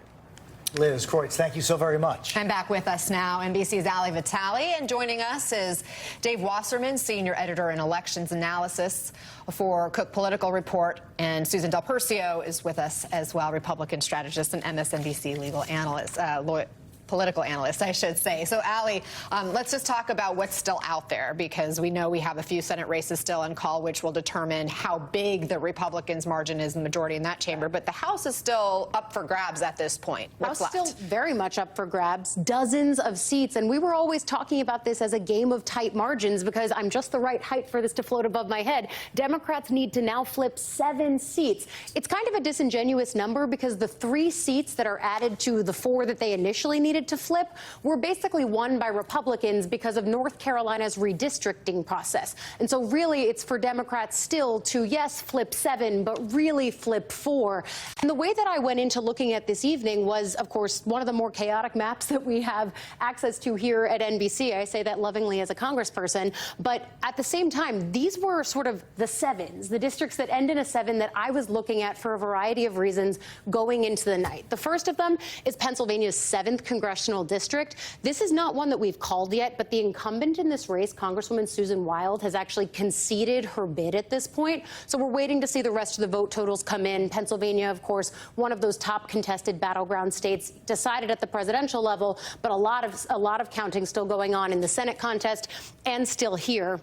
Virginia's 7th congressional district is one that we regularly look at as a bellwether, just about 30 minutes outside of D.C. Eugene Vindman going against Derek Anderson. Both parties told me they were looking at this for a sign that they were having either a good night or a bad night. We're now in the morning, so they didn't get to use this as a bellwether in real time. But this could be indicative. And then, of course, Michigan's 7th congressional district was one of the open seats out there. It used to belong to Alyssa Slotkin. She's now running for Michigan Senate. Tom Barrett was her challenger last time. And actually, since we've gotten on the air, we've called this is a flip. And then New Jersey's 7th is one I was looking at only because Democrats at one point thought that this could be a flip for them. They found out pretty early on that Tom Keene, the Republican, will keep his seat there. But just a sense of how this is really hinging race by race by race. Right. And it's important to note that Democrats would need to pick up 4 seats in order to have control of the House. And that's to take it away from Republican control currently. Ali Vitale, keep us posted. Thanks. Thanks. And Dave, we've seen Republicans flip some House seats, Democrats flip others, and of course there's a kind of a bar there to go over. What races are you keeping a close eye on? Well, obviously, we're dealing with a couple dozen races that still have some degree of uncertainty in the House. So this is going to take a while to sort out, particularly in California and Arizona, where the count is going to take days, if not weeks. And at the same time, Republicans have more paths to 218 seats, at least in my estimation, than Democrats do, because even though Democrats were able to pick up 3 seats in New York, which was good news early on for Hakeem Jeffries, they picked up a seat in Syracuse. It looks like they're going to pick up a seat on Long Island, one in the Hudson Valley. Those 3 toss-up races in Pennsylvania are all clear Republican leads, narrow leads, but it looks likely Republicans are going to sweep the 10th, 7th, and 8th districts in Pennsylvania. And those were really the bellwethers where Democrats might have needed to notch wins to get to a majority. Also, Don Bacon holding on, it appears for now, in Nebraska's 2nd congressional district. There's still some of Omaha to count, but that's a place where Democrats were counting on Kamala Harris to run up a very large margin to carry the Democrat, Tony Vargas, across the finish line against that veteran moderate Republican. And that appears to be going Republicans' way. So that's creating just a little bit of breathing room as Republicans try and hold on to their House majority. And we are seeing a strong degree, a reasonable degree of split ticket voting that explains why Democrats are still in the game in a lot of these House and Senate races. And Dave, just there was a reinforcement in the RGV area, right, of the Republican strength there? Yeah, and Hispanic voters are a big reason not only why we saw such a sweeping victory for Donald Trump last night, but also why Republicans are in a good position in the House. Hispanic voters, Democrats didn't perform as well with them in some of these Pennsylvania districts as they were hoping. And also, as we get a peek at some of the early California data, and really we have the majority of the vote in a lot of these districts, but it's going to be a slow count. Republicans are performing quite well in the Central Valley, in a lot of these more diverse districts where Democrats had high hopes. And so, Susan, if Republicans end up keeping the House, they've taken the Senate, win the White House, does this mean they would pass some big legislation right away, do you think? Absolutely. They're going to look at it that they have it for 2 years, and let's see what we can get done, which will make the issue of how many votes come up, or rather how many seats are won in the Senate, very important. Because will there be moderates like Susan Collins or Lisa Murkowski, who, if it's a 52-48 or 53-47, their votes will really matter, and maybe 1 or 2 that go along with them. But you can expect the House to fall right in line, again, like I said, for definitely the first year, probably the first 2 years, though. What will it mean for Democrats? What can they do? It'll be interesting to see. I think you're going to see different things in the House and Senate. The Senate is its own territory, so I'll take it back into the House, where we've seen leadership under Hakeem Jeffries, who I think will show instead of what typically happens is Democrats go more left, or whereas Republicans go more right after losing, I think he shows that he wants to get stuff done and puts some pressure on the Republicans to actually work together to get it done. And Dave, you were part of the NBC Decision Desk team last night. The polls were all over the place. All of them seemed to show it was going to be a very close race, but I'm thinking Iowa and others. What did you make of the fact that the polls were saying it was really a toss-up? Were they right? Well, look, polls were fairly accurate in the Sun Belt, where you had narrow victories for Donald Trump in Arizona and Georgia. Polls have consistently underestimated Trump in the Great Lakes and the northern battlegrounds over the last 10 years. And we saw that a little bit again in Pennsylvania, Michigan, and Wisconsin. But fundamentally, I think the problem is that polls are having a hard time reaching some of these lower engagement voters that only show up in presidential years. Because when Donald Trump is on the ballot, it tends to lift all Republican votes. But when he's not on the ballot in 2018 and 2022, a lot of his voters stayed out of it, and Democrats beat their expectations. And so when response rates to these polls are less than 1%, and we're relying on 1% of people who are either bored enough to talk to a pollster or not sophisticated enough to screen their calls to model what the other 99% of the country is thinking, you're going to have partisan non-response bias. What do you make of it? Well, the other part is what wasn't surveyed. Like New York, for example, we didn't see statewide polls in New York or New Jersey where that plays into the Trump winning, looking like he'll win the popular vote. Yeah. And that's because they weren't covered. And you see New York become a 10-point race, which is half of what Biden did. New Jersey, 6. Illinois is another when one. When you start looking at that and where how that gap was really narrowed by Republicans in those deep blue states, I think it tells you a lot about everything else. So swing state polls got it right. Looks like the national polls got it right. But I don't think we're digging deep enough. Susan Del Percio and Dave Wasserman, thank you both. Up next, the first draft of history. Donald Trump's White House win memorialized on front pages across the country and around the world. We will talk to a historian about this moment in time and how the past can inform our future.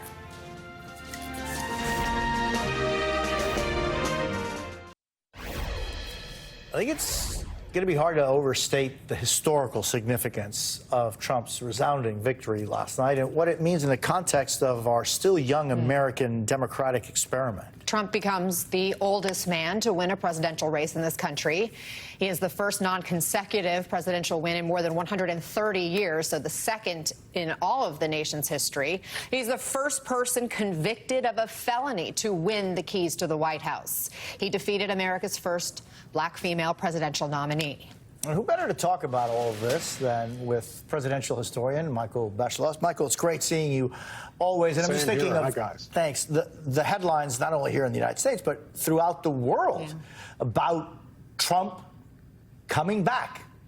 They're pointing to Trump as, you know, the greatest comeback in political history. How do you see this historical moment?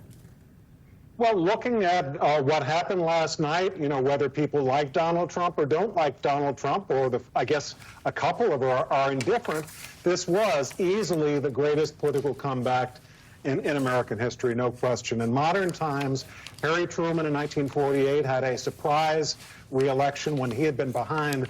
Believe it or not, Anna and Jose, the pollsters stopped polling in September on Truman versus Thomas Dewey because they thought he had already lost the election. And then Richard Nixon in 1968 was elected president after a bruising defeat by Kennedy in 1960 and a defeat for governor of California. What Donald Trump did last night puts all those in the shade.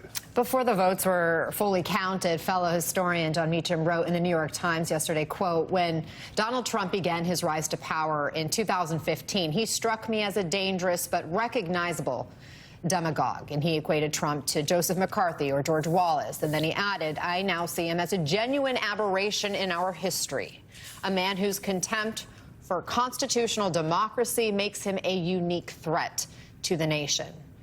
Do you share that sentiment, that concern? I think we should always question the authority of those in power, and the founders warned us to do this. They always said, never put your faith in princes. They wanted us always to be on guard. That having been said, you know, he is now about to be president once again with huge congressional strength and with a friendly Supreme Court. And if you look at the great presidents in American history, a lot of them have been people with strong policies that sometimes were controversial.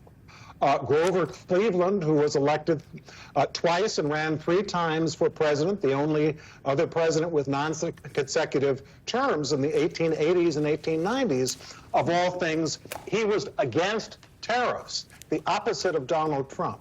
But the point is that the great presidents in history not only had strong policies, but they realized that the founders also made them chief of state.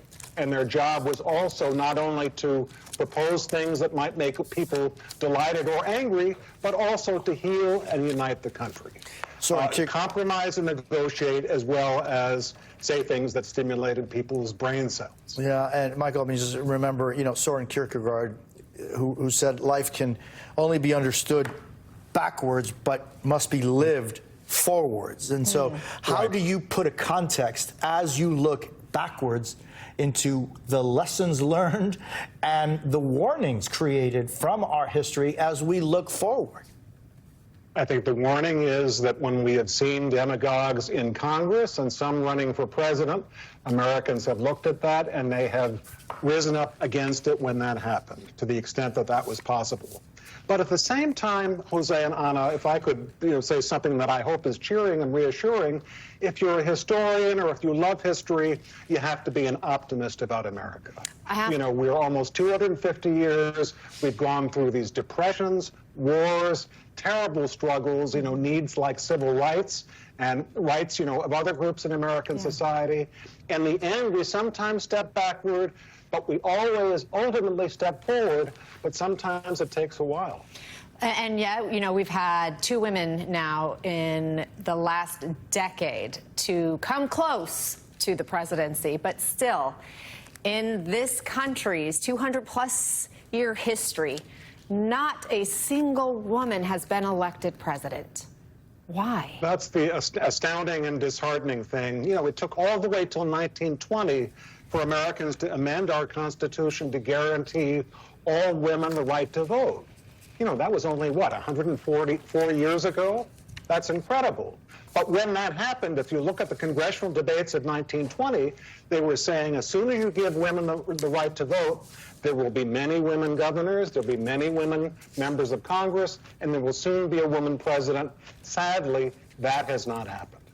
Michael Beschloss, as always, you're so wise. Thank you so much for being here with us. Loved it. Thank you both.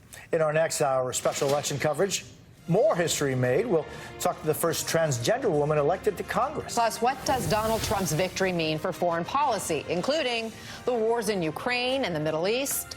Much more after a short break. Stay right there.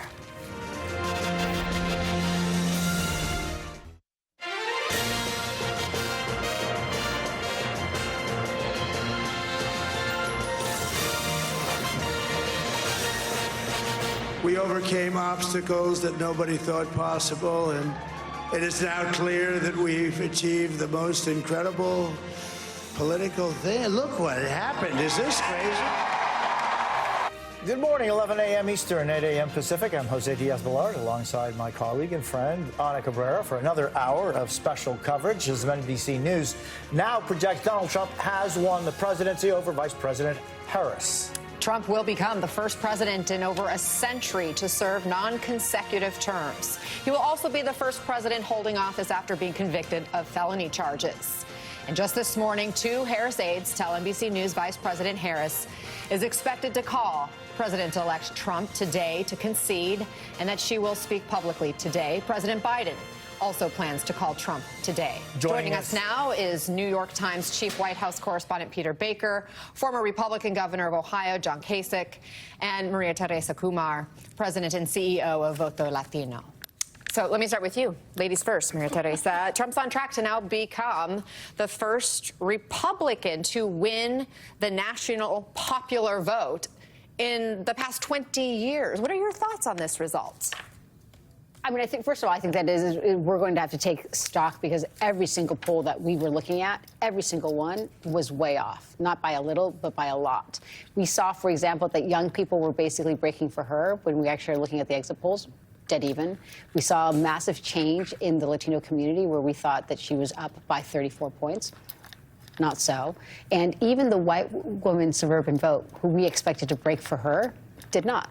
They went for Trump. So what did we miss in the polling that was not happening on the ground? I can tell you that for the last 3 weeks, my team and I, we've been in Pennsylvania, we've been in Nevada, we've been knocking on these doors, and this real idea of malaise is setting in. People are not doing well who should be voting on the Democratic Party side, and they're feeling it. When you talk to them... What do you mean not doing well? Not doing well economically. You know, when we would do polling and when we talk to these young people, these are Latinos who are 18 to 29-year-olds, and they would say rent was their #1 issue. And then you say, well, is it because you want to move out of the house? They're like, no, I need to balance my checkbook because I don't know if I can afford a meal or 2 meals a day. It's about survival. Survival. Yeah. Right? And so if you're saying that if we can't have a conversation of it's not enough to talk about economic issues around abortion, but also talking about bread and butter issues. That's what we're happening. We're seeing a massive realignment in our political party around socioeconomic and class and educational attainment. Do you have it or not? And those are the conversations that we need to start having if the Democratic Party is to be able to mobilize a community that they technically do represent on paper. And I just want to point out that the exit polls show nearly half of the voters, 45% of all voters, said they were worse off today than they were 4 years ago. We haven't seen a number that high in the past 5 presidential election cycles. So that speaks to the economy and pocketbook issues really being a factor in this. Peter, how do you see it, and what were your biggest surprises? Well, I think it was not surprising, and yet it was still shocking, right? I think that we, first of all, have to acknowledge the extraordinary political resilience of Donald Trump, who did, as he said in that speech, overcome obstacles that no other politician in our lifetime probably ever has ever done. Any one of the things that he has, either one of the defeats or setbacks he has had over the last 4 years would have completely destroyed the career of any other politician. He gets up, he doesn't ever back down, and he managed to tap into this sentiment of resentment, grievance, and unhappiness about the direction of the country. It does say something about the country that they were willing to overlook all of his manifest flaws and setbacks. He is the first convicted felon ever to be president of the United States. He is the first twice impeached president to come back to power, and if he gets the House, he will have a pretty clean sweep. And Washington have a great deal of latitude to define the direction, not just of the government, but of the country going forward. And it's not the country that I think a lot of people, particularly in the coastal cities like here in New York or Washington, thought that we understood. So, Governor, it's interesting. Peter talks about some of the obstacles, maybe the unprecedented obstacles that Donald Trump overcame to win in this election. On the flip side, Kamala Harris and her team had almost an unprecedented number of resources when it came to money, when it came to manpower. Just to give a couple of data points there was more than $1.4 billion spent on ads by the Harris campaign. That was since President Biden stepped aside from the race. You look at the door knocking, right? More than 3 million doors in Pennsylvania alone were knocked on in just the final weekend before this election. So what went wrong with the Harris campaign? Well, Jose, you and I have been on the air together quite a bit, and I have been saying for a long time that it always gets down to money and the economy. You have. I very much like what she had to say because she's listening. I suffered a tremendous defeat when I was first governor on a referendum. I mean, I got absolutely crushed. And that night, I remember saying to the media, they were right, I was wrong. We have to listen to what people have to say, and the economic challenges out there, plus the fact that I think the Democratic Party, that the tails wag the dog, the progressiveness. People don't want it. They want simple little things, and they don't want to have things shoved down their throat with change that happens too much. For example, you know, the gender issue about boys playing, you know, basketball with girls or whatever. People are like, I've had it with political correctness. I'm not doing well economically. That's what I want the focus to be, and I don't want all this other stuff. And I think Democrats, rather than getting into finger pointing and forming a, There'll be time for yeah, there'll be plenty of time for that. But they need to listen. What is it that the people have said? If you don't listen, you're going to lose. You know, Maritessa, and just going off a little bit about what you all are talking about, it's in so many ways, I have often felt as though we live in two different worlds in many ways, Latino community. We live in two different worlds. And oftentimes I'm struck by how many times those that speak about us speak at us and not really understanding what it is that we are, our differences, the things that we worry, our American dream and the definition of that. How is that ever going to be bridged? Yeah, well, I think, Jose, this is the thing, is that 70% of the Latino workforce works in either hospitality, construction, or farm workers. 70%. They don't have high educational attainment right now. Their children are going on those paths. And so if you do not have a party that's talking to them about the bread and butter issues, the issues that are going to make sure that they are going to not only see the light today, but eventually climb that economic ladder, that's the disconnect. And one of the things that we have to decide on the progressive side is how do we communicate the values that translate to being able to pay your rent, to be able to pay your bills. I can tell you that when I went door knocking in Pennsylvania, not everybody's, they're working class, they're working hard, they're not union members, they don't have a collective, there's not a bargaining, farm workers don't have unions, construction workers don't have unions. I mean, you can go down the list, right, of these major areas of workforces that don't have a collective voice. So where did things go wrong? Where was that communication? Where was that communication? So, you know, Anna, you said, well, you know, she had all the money in the world, but she also did not have time. Trump has been campaigning for 9 years. Yeah. She had 104 days. If you were to tell me how to do things differently, I mean, we could point fingers, but I would have deployed people immediately into the field. I think a lot of the lessons that was taken away was that how do you run a campaign under pandemic conditions? And that was all online. But people need to be seen and need to be heard and need to be felt and need to listen to. And there was not anything. And so when you start talking about the care economy, for most working class people, that we don't understand what that means. You know, this concern is not just among Latino voters. No, it's not. There are so many Right. Americans. Exactly.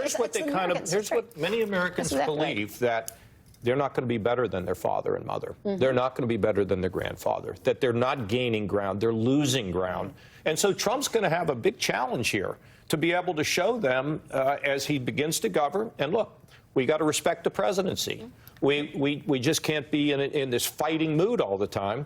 But he's going to have to demonstrate how he's going to give people a sense that their lives can be better than their mothers and fathers. Because right now, I think there's so many of them that don't believe it. That's why he won the popular vote. Well, Donald Trump really made a central focus of his campaign also the immigration issue. And we can all remember kind of what became a mantra, that he is going to carry out the largest deportation operation in American history. And yet, in the exit polling, the majority of Americans actually believe there should be a legal path for immigrants in this country to apply for citizenship. How do you square that? Look, on immigration, America has been conflicted for a long time. It believes multiple things at the same time. It does believe, in a lot of ways, that there should be a path to citizenship for those who are here. At the same time, it believes that the border ought to be secure and that people who are here illegally shouldn't be rewarded for that. So you can say that that's not reconciled, and that's true. But what you hear from Trump is, of course, one side of that equation, right? The Democrats used to talk about path to legalization all the time as the price for border security.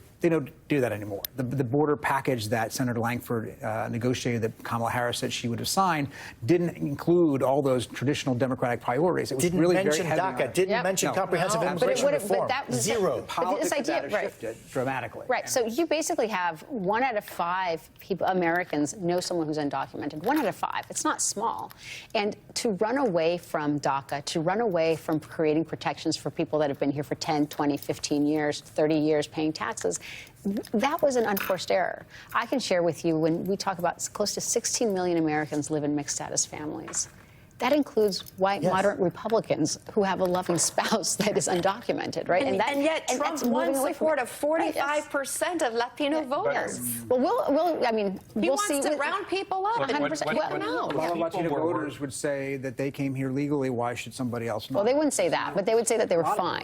I've heard that quite a few. What a lot of Republicans say, and I was just in a heated discussion with a friend of mine about this, close the border. Yep. What's going on? They're all just coming in here, and we got criminals.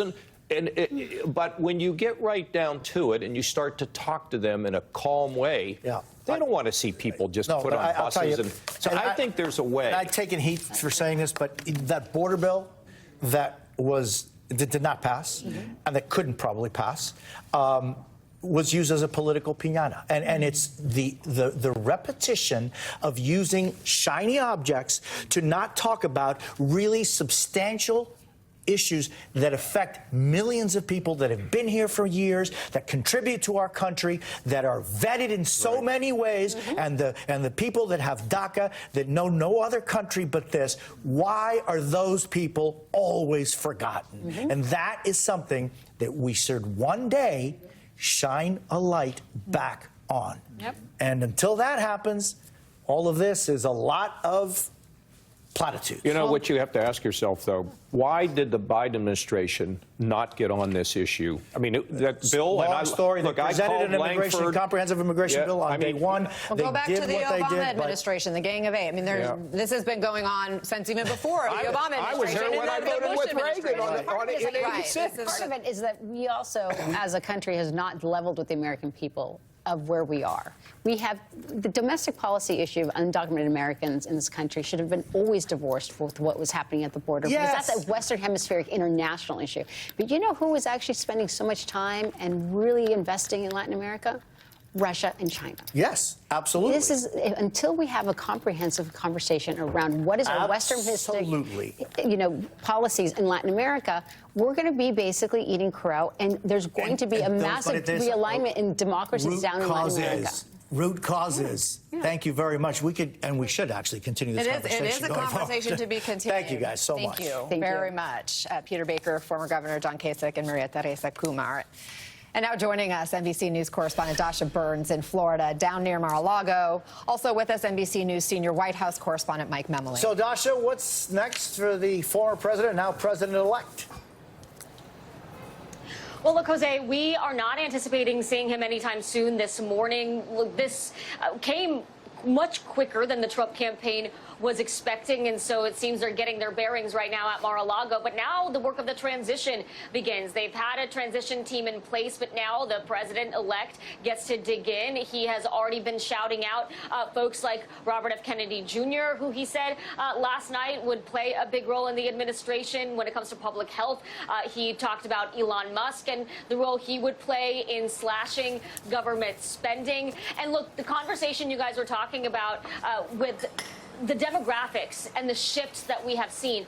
There was a concerted effort by the Trump campaign to zero in on black voters, on Hispanic voters, on young men. And the data shows that that did help him run up the margins in urban areas, in rural areas. And that was something that they've been doing from the beginning. They've been pouring money into this. They felt like their base was rock solid. And the goal this time around was try to expand that electorate. And now the former president really feels like he's got a mandate going into the White House to make some of these sweeping changes that he's been talking about, guys.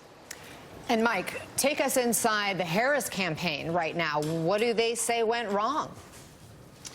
Well, frankly, Anna, the campaign is just processing what happened still. There is a certain degree of shock across the board, not just in the Harris campaign, but also among officials in the White House who I've been talking to and exchanging messages with all morning. I think the scale of the victory, the results we're seeing in some of these states really speak to no one single issue or dynamic in this race as being at blame for this loss. And so it's going to take some time to figure it out. So while they process this, they're making plans for at least the near term about what the vice president is going to say when we do expect her to address supporters at Howard University either later this afternoon or early evening. And then when we also may hear from President Biden. There's a certain amount of protocol involved in this. The president certainly wants to let the vice president speak first, as do some of the other dignitaries who would like to weigh in at this point. We are, though, here at this point hearing from another former president, that is George W. Bush, who just released a statement in the last hour congratulating Donald Trump on his victory, as well as Vice President-elect J.D. Vance and their families. He also says he thanks President Biden and Vice President Harris for their service to our country.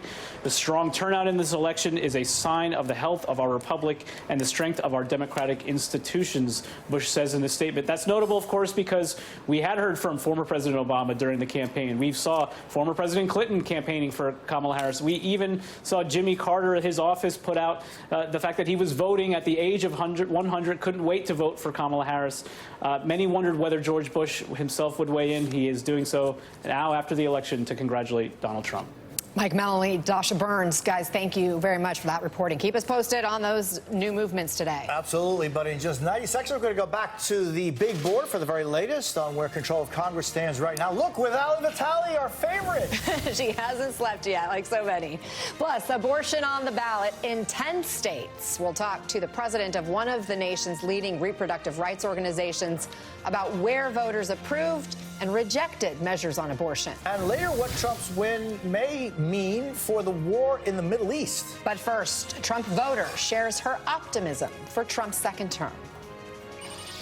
Good things are coming. Good things are coming. Whether you voted for him or not, you'll see a change in this country. Welcome back to MSNBC's special coverage of Donald Trump winning a second term as president. His victory sealed with wins in 4 key battleground states: Georgia, North Carolina, Pennsylvania, and Wisconsin. NBC's Ali Vitale is joining us now from the big board. Ali, walk us through Trump's win. Well, last hour, right, we talked about the fact that Nevada and Arizona still uncalled, but they told a little bit of the story of the ways that Trump was able to reshape the electorate there. Vote totals still coming in. And of course, we're also still looking at the popular vote. You'll see those numbers potentially move over the course of our live shot here. But the other part of this story happens in the southern part of the country. You look, for example, at a state like Georgia, South Carolina trying to get in the mix, but we're going to Georgia. And the story of this race really happens in the blue circle around Atlanta. We know that this is the area that Biden had been able to run up margins in Georgia in 2020. It's also the area that Kamala Harris was going to have to do the same thing. And we talked about this for Nevada and Arizona, but the same remains true in Georgia and North Carolina to the north. The fact that Kamala Harris is underperforming what Biden did in 2020. You see it here in Fulton County, the biggest part of Atlanta. You also see it if you go over to one of the key Democratic strongholds in DeKalb. Biden at 83% in 2020, Harris at just shy of 82, and Trump able to make what looks like a small gain, but in a game of margins, really makes a big difference. You can also see this story be told again in North Carolina if we go out to the map. And the area that we were always looking at here, at least I was, because several of the campaign aides that I talked to said to look at Nash. This is a critically important area, a swing county in the state. And you can see the ways that it has really ping-ponged red to blue, red to blue. The fact that it is now back in the Trump column after being in the Biden column. And these numbers are almost inverse. Biden now where Harris now where Biden was, and you can see the way that these are shaking out. This is the story of how both North Carolina and Georgia were able to remain in the Trump column. And then, of course, we're also still looking at the House. That's going to be one of the key pieces as we get back to the House map. Staying in North Carolina for a moment, this is one of the key districts for Democrats to hold on to. Don Davis includes that area of Nash County that we were just talking to. But then I'm also focused on New York. You guys know I was doing some reporting there. I'm from the Hudson Valley. You can see that there's one of the flips that Democrats are celebrating right now is upstate New York, District 22, John Mannion. But 2 races still uncalled, and these are going to be critical because Democrats still have about 7 seats to flip. Laura Gillen on Long Island, and then also upstate, Mark Molinaro, the Republican there, trying to fend off a second challenge from Josh Riley, the Democrat. Democrats need to flip these if they want to see their majority path partly run through New York. And then that's nothing to say, of course, of California, which you guys rightly pointed out last time we spoke, could take a while, so we're going to exercise our patience. Ali Vitale, the pride of Hudson Valley and all of us. Thank you. Indeed. Let's turn now to a key issue on the ballot in 10 states, abortion. Abortion rights initiatives passed in 7 of those states, including in Arizona and Missouri, where they voted to allow abortions until fetal viability, undoing existing laws. And voters in Maryland, Montana, Nevada, New York, and Colorado passed measures to enshrine abortion rights in their state constitutions. Now, amendments in Nebraska, South Dakota, and Florida failed, making these the first pro-abortion rights ballot measures to fail since the Supreme Court overturned Roe v. Wade almost 2.5 years ago. Joining us now, Minnie Timaraju, president of Reproductive Freedom for All. Minnie, thanks for being with us. 7 of 10 abortion initiatives passed last night. It wasn't a clean sweep. How do you read that result? By and large, I feel really positive about the outcome. When abortion's been taken directly to the voters, in the majority of those states, we won. I think that's a really strong signal of where the American people are. And you'll notice when you were laying out the states, it's a combination of red states and blue states, Montana and New York, for example. Here's what I want to clarify about Florida. In Florida, currently, the ballot measure is actually at 55%. So Florida has a 60% threshold to pass ballot measures. What this says to me is the people of Florida are with us on reproductive freedom and abortion access. But Florida has managed to create a really problematic situation where the voice of the majority cannot break through when it comes to these referendums. So that's a big problem. Nebraska had 2 competing ballot measures, one that was pro-abortion, one that was anti. And the one that got the most votes won. That was a highly unusual and extremely confusing situation for Nebraska. Now, South Dakota is just a very conservative state, and we were running against a really strong headwind for Donald Trump and anti-abortion activists in that state. So the 7 out of 10 is a really great number. Florida, is a terrible loss for us. But I think it's really important to underscore again that the people of Florida are with us, and that leaves us a lot of scope for continuing to organize and push Ron DeSantis and the legislature. What are your main concerns about a new Trump administration going forward? It's tough. We aired them out, in the course of this campaign. It's all laid out in Project 2025. So I think we've got an opportunity with these ballot measures and with pro-abortion sentiment in many of these states to hold Republicans in Congress accountable. Fingers crossed, per Ali's report out, that we have a chance at flipping the House. What is of our top concern is administrative actions that a Trump administration can take without Congress. Things like bringing back the Comstock Act to restrict access to abortion medication by mail and even birth control by mail. Major and critical administration appointments like the head of HHS, the head of the FDA, judicial nominations in the courts, where we know so much of this is going to continue to be litigated. We have 2 pending cases from the Supreme Court that got kicked down on medication abortion and emergency care for abortion. So it's a long list. We have a lot of work to do to mobilize our activists. The good news is more Americans than ever before are with us on this issue. That includes Republicans and independents. So it's up to us to organize and fight. Minnie, talk to the ladies out there. What is your message to women who are waking up this morning concerned about their rights? Freedom, the struggle for freedom is a long struggle. We don't win things in these short cycles. We threw everything we had at this fight. It does not stop. We will continue to fight state by state, and we will continue to fight at the federal level. I want folks to understand that we did a lot last night that we should be very proud of.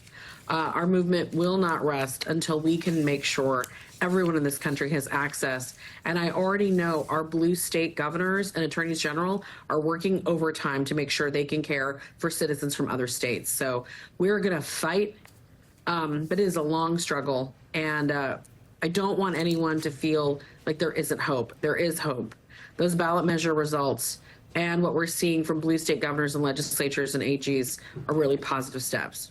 Minnie Timaraju, thank you very much for joining us. We appreciate the conversation. Thank you. Up next, our own Vaughn Hilliard gets an exclusive interview with Robert F. Kennedy Jr. We'll have that for you. And still ahead, we will talk to the nation's first transgender person elected to Congress after the Trump team spent millions on anti-trans ads this year. Plus, Donald Trump is about to inherit 2 wars in the Middle East and in Ukraine. We'll talk about the global impact of his win next.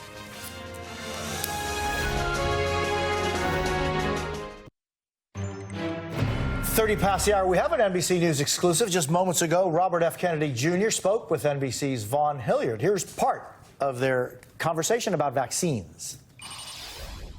You have been a crusader on questioning vaccines. Are there specific vaccines that you would seek to take off the market? No, I'm not going to take away anybody's vaccines. I've never been anti-vaccine. You will not take any vaccine that is currently on the market. I'm not. If vaccines are working for somebody, I'm not going to take them away. People ought to have a choice, and that choice ought to be informed by the best information. So I'm going to make sure the scientific safety studies and efficacies are out there, and people can make individual assessments about whether that product is going to be good for them. Would that include COVID vaccines that are currently on the market? I want the best science for every vaccine. It is part of that. During the pandemic, the height of the pandemic, you were questioning the FDA and calling them out for approving the emergency authorization of the COVID vaccines. If you had been in charge of the FDA at that time, would you have blocked the authorization of the COVID vaccines, like you were suggesting publicly? What I was saying at that time is the vaccines are not going to prevent transmission, which they were telling the public that they would. They were saying, you need to take this vaccine in order to protect grandma. I knew in May of 2020 that the vaccines were not going to protect against transmission because I was actually reading the monkey studies. But you would not have told the FDA. You would not have told the FDA to block the authorization of the I would have been honest with the American people. And so you wouldn't have blocked it? I would have been honest with the American people now. So you wouldn't have blocked it? I wouldn't have directly blocked it. I would have made sure that we had the best science, and there was no effort to do that at that time. And if there is another pandemic that were to strike, why should the American public have confidence that you would allow a vaccine to be made available through the market, even it's on an emergency let me point authorization? this out. That they should not have confidence in the people who are managing our pandemic. We had the worst record of any country in the world. So we had 16% of the COVID deaths in the United States of America. We only had 4.2% of the globe's population. So whatever we were doing in this country was the worst of every country in the world. So in order to do that, you say clearing out the corruption in your terms. Would that mean clearing out the top-level federal service workers that are currently at the FDA and the CDC? In some categories, I would say. What does that look like? Yeah. In some categories of workers, there are entire departments, like the nutrition departments at FDA, that have to go. That are not doing their job. They're not protecting our kids. Why do we have Fruit Loops in this country that have 18 or 19 ingredients, and you go to Canada and it's got 2 or 3? Would you eliminate any of the agencies? To eliminate the agencies, as long as it requires congressional approval, I wouldn't be doing that. And I can get the corruption out of the agencies. This is what I've been doing for 40 years. I've sued all those agencies. I have a PhD in corporate corruption, and that's what I do. And once they're not corrupt, once Americans are getting good science and are allowed to make their own choices, they're going to get a lot healthier. You've also talked about fluoride in the U.S. water supply. You would seek to ban fluoride in the U.S. water supply? Well, I would advise the water districts that are currently using it that there's a lot of new science out there. In fact, There's a federal judge decision by an Obama-appointed judge on October 4th of this year in which he's to send EPA back to the drawing board and said, you've never done the safety studies on this. And by the way... And so what does that look like without debating, without knowing, without going back and forth on the science? By the way, it's lowering IQ in our children. What would you, upon January 2025, we're 3 months away here, what would you actually do in your position inside of the White House? I think fluoride is on its way out. And how do you make that happen? This is your chance. That's what you're suggesting to me. How would you make that happen? Listen to what I'm saying, okay, and then I'll tell you. Okay. I think fluoride is on the way out because of that court decision. I think the faster that it goes out, the better. I'm not going to compel anybody to take it out, but I'm going to advise the water districts about their legal liability, their legal obligation to their service zones and to their constituents, and I'm going to give them good information about the science, and I think that fluoride will disappear. What did Donald Trump tell you when you guys were having conversations? What you were Okay, we're going to pull away, but that is an interview just moments ago between Von Hilliard and RFK Jr. Of course, Donald Trump has talked about RFK Jr. being part of an incoming Trump administration specific to health policy, although declining to say specifically if he would be put in charge of HHS. So that's why that conversation is pertinent. Of course, we'll bring you more highlights from that as we get them. Still ahead, we will talk to a former national security advisor to former Vice President Mike Pence about what she thinks Trump's next term will look like.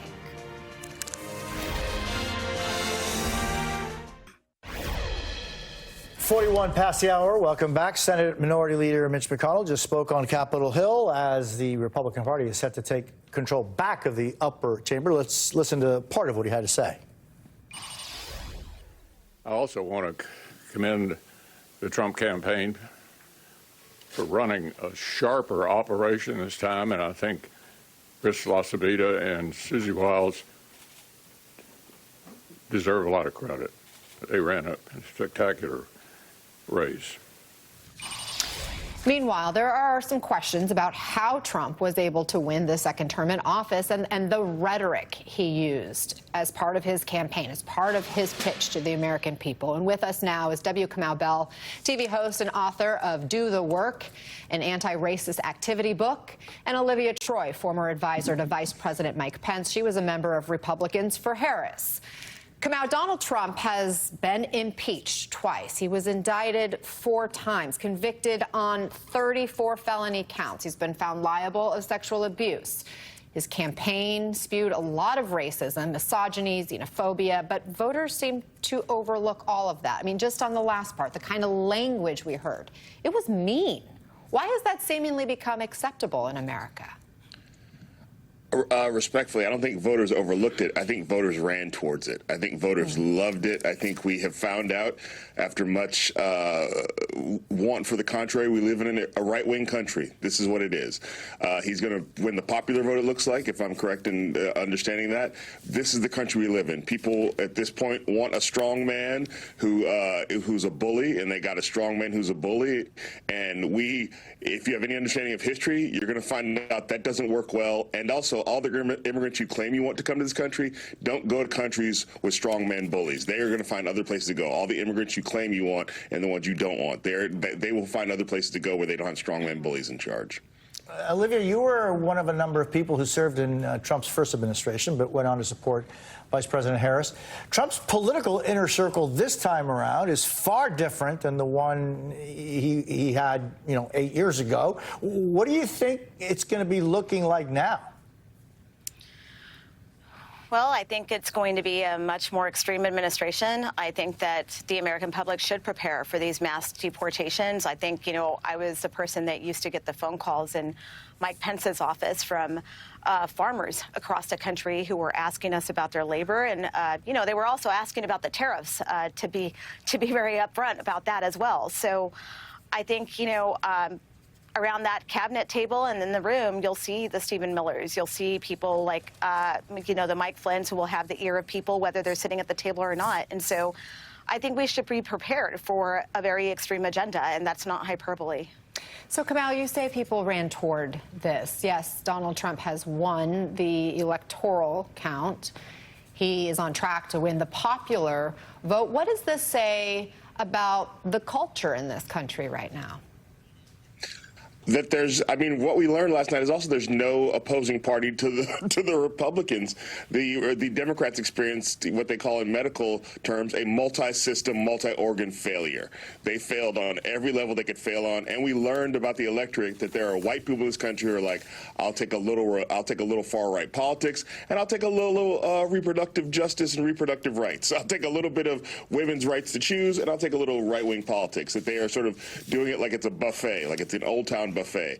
We have learned that there is not an opposing party to the Republicans. The Democrats need to clear out the entire leadership group and build it from the ground up again, because they failed at every level they could fail at last night. Olivia, you write in a new op-ed for MSNBC.com that the fight for liberty, justice, and truth will continue, and we will navigate this uncertain world together. The future is unwritten, but our resolve will define it. The struggle is just beginning. What's the struggle that is just beginning look like to you?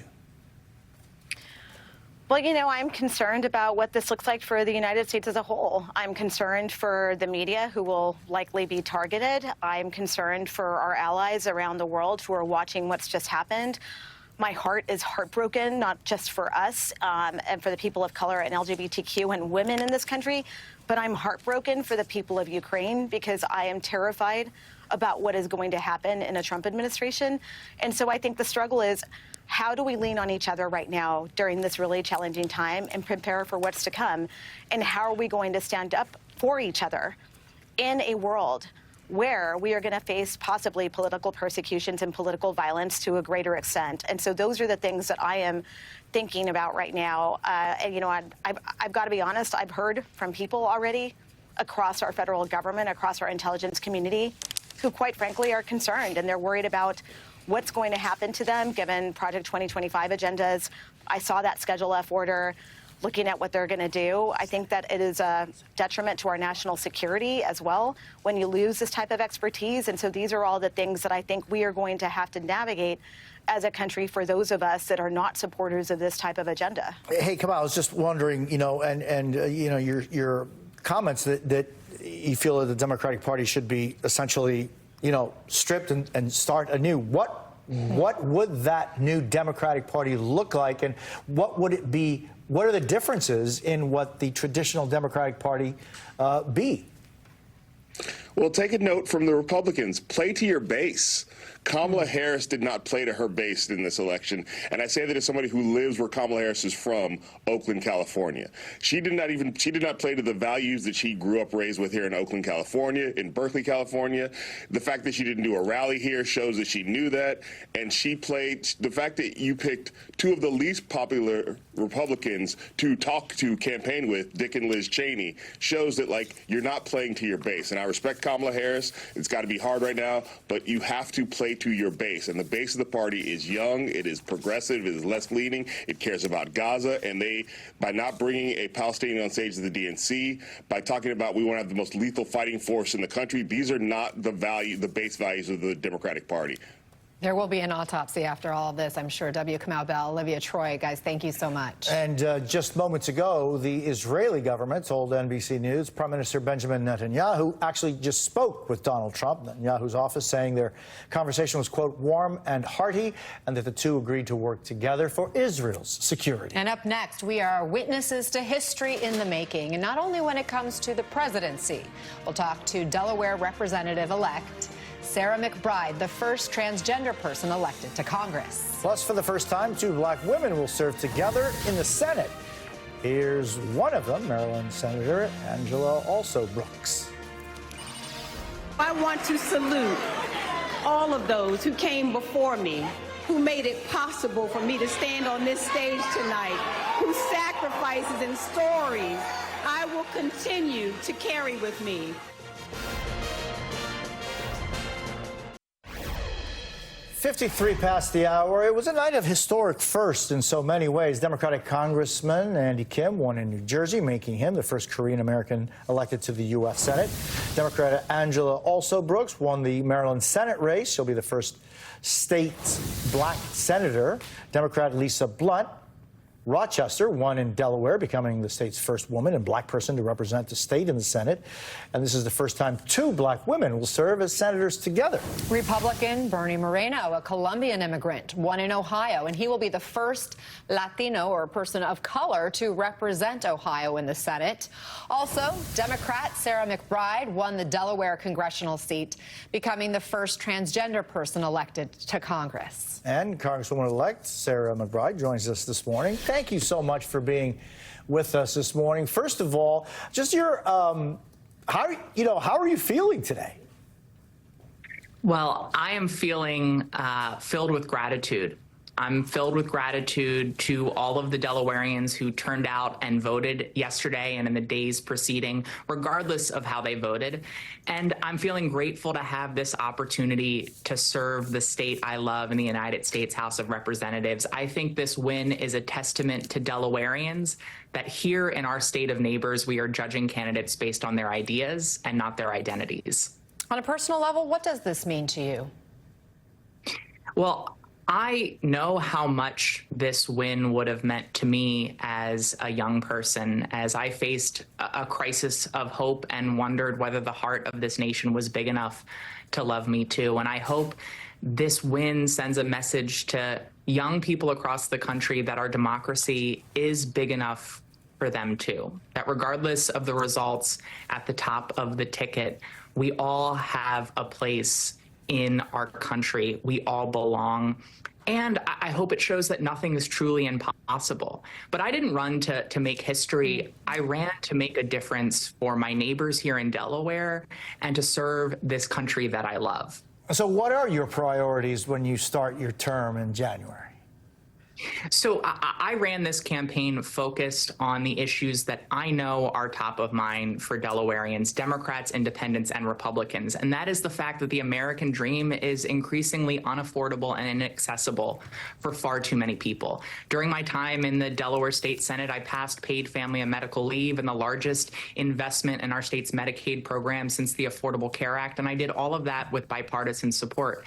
And I hope to continue that work in Congress to guarantee affordable health care for every patient, affordable housing and child care for every family, while also, of course, at this critical moment, defending our rights, including reproductive freedom, and protecting our communities from gun violence.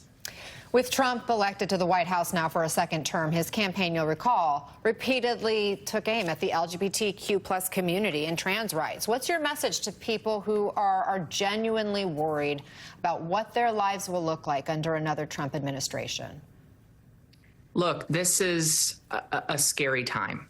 And I think for so many people across this country, so many vulnerable people, they are facing their own crisis of hope in this moment.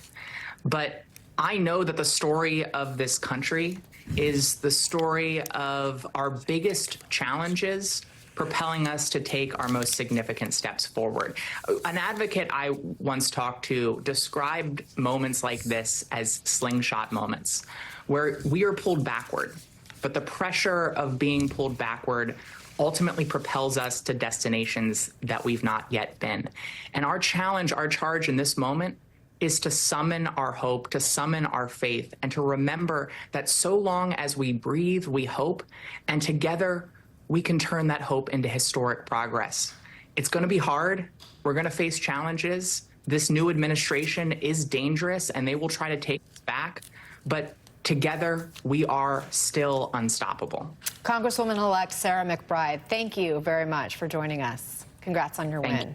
And thank you at home for joining us for our special coverage on this historic day. I'm Ana Cabrera. I'm Jose Diaz-Balart. Thank you for the privilege of your time. Andrew Mitchell, Chris Chansing, and Katie Tour continue our special coverage after a quick break.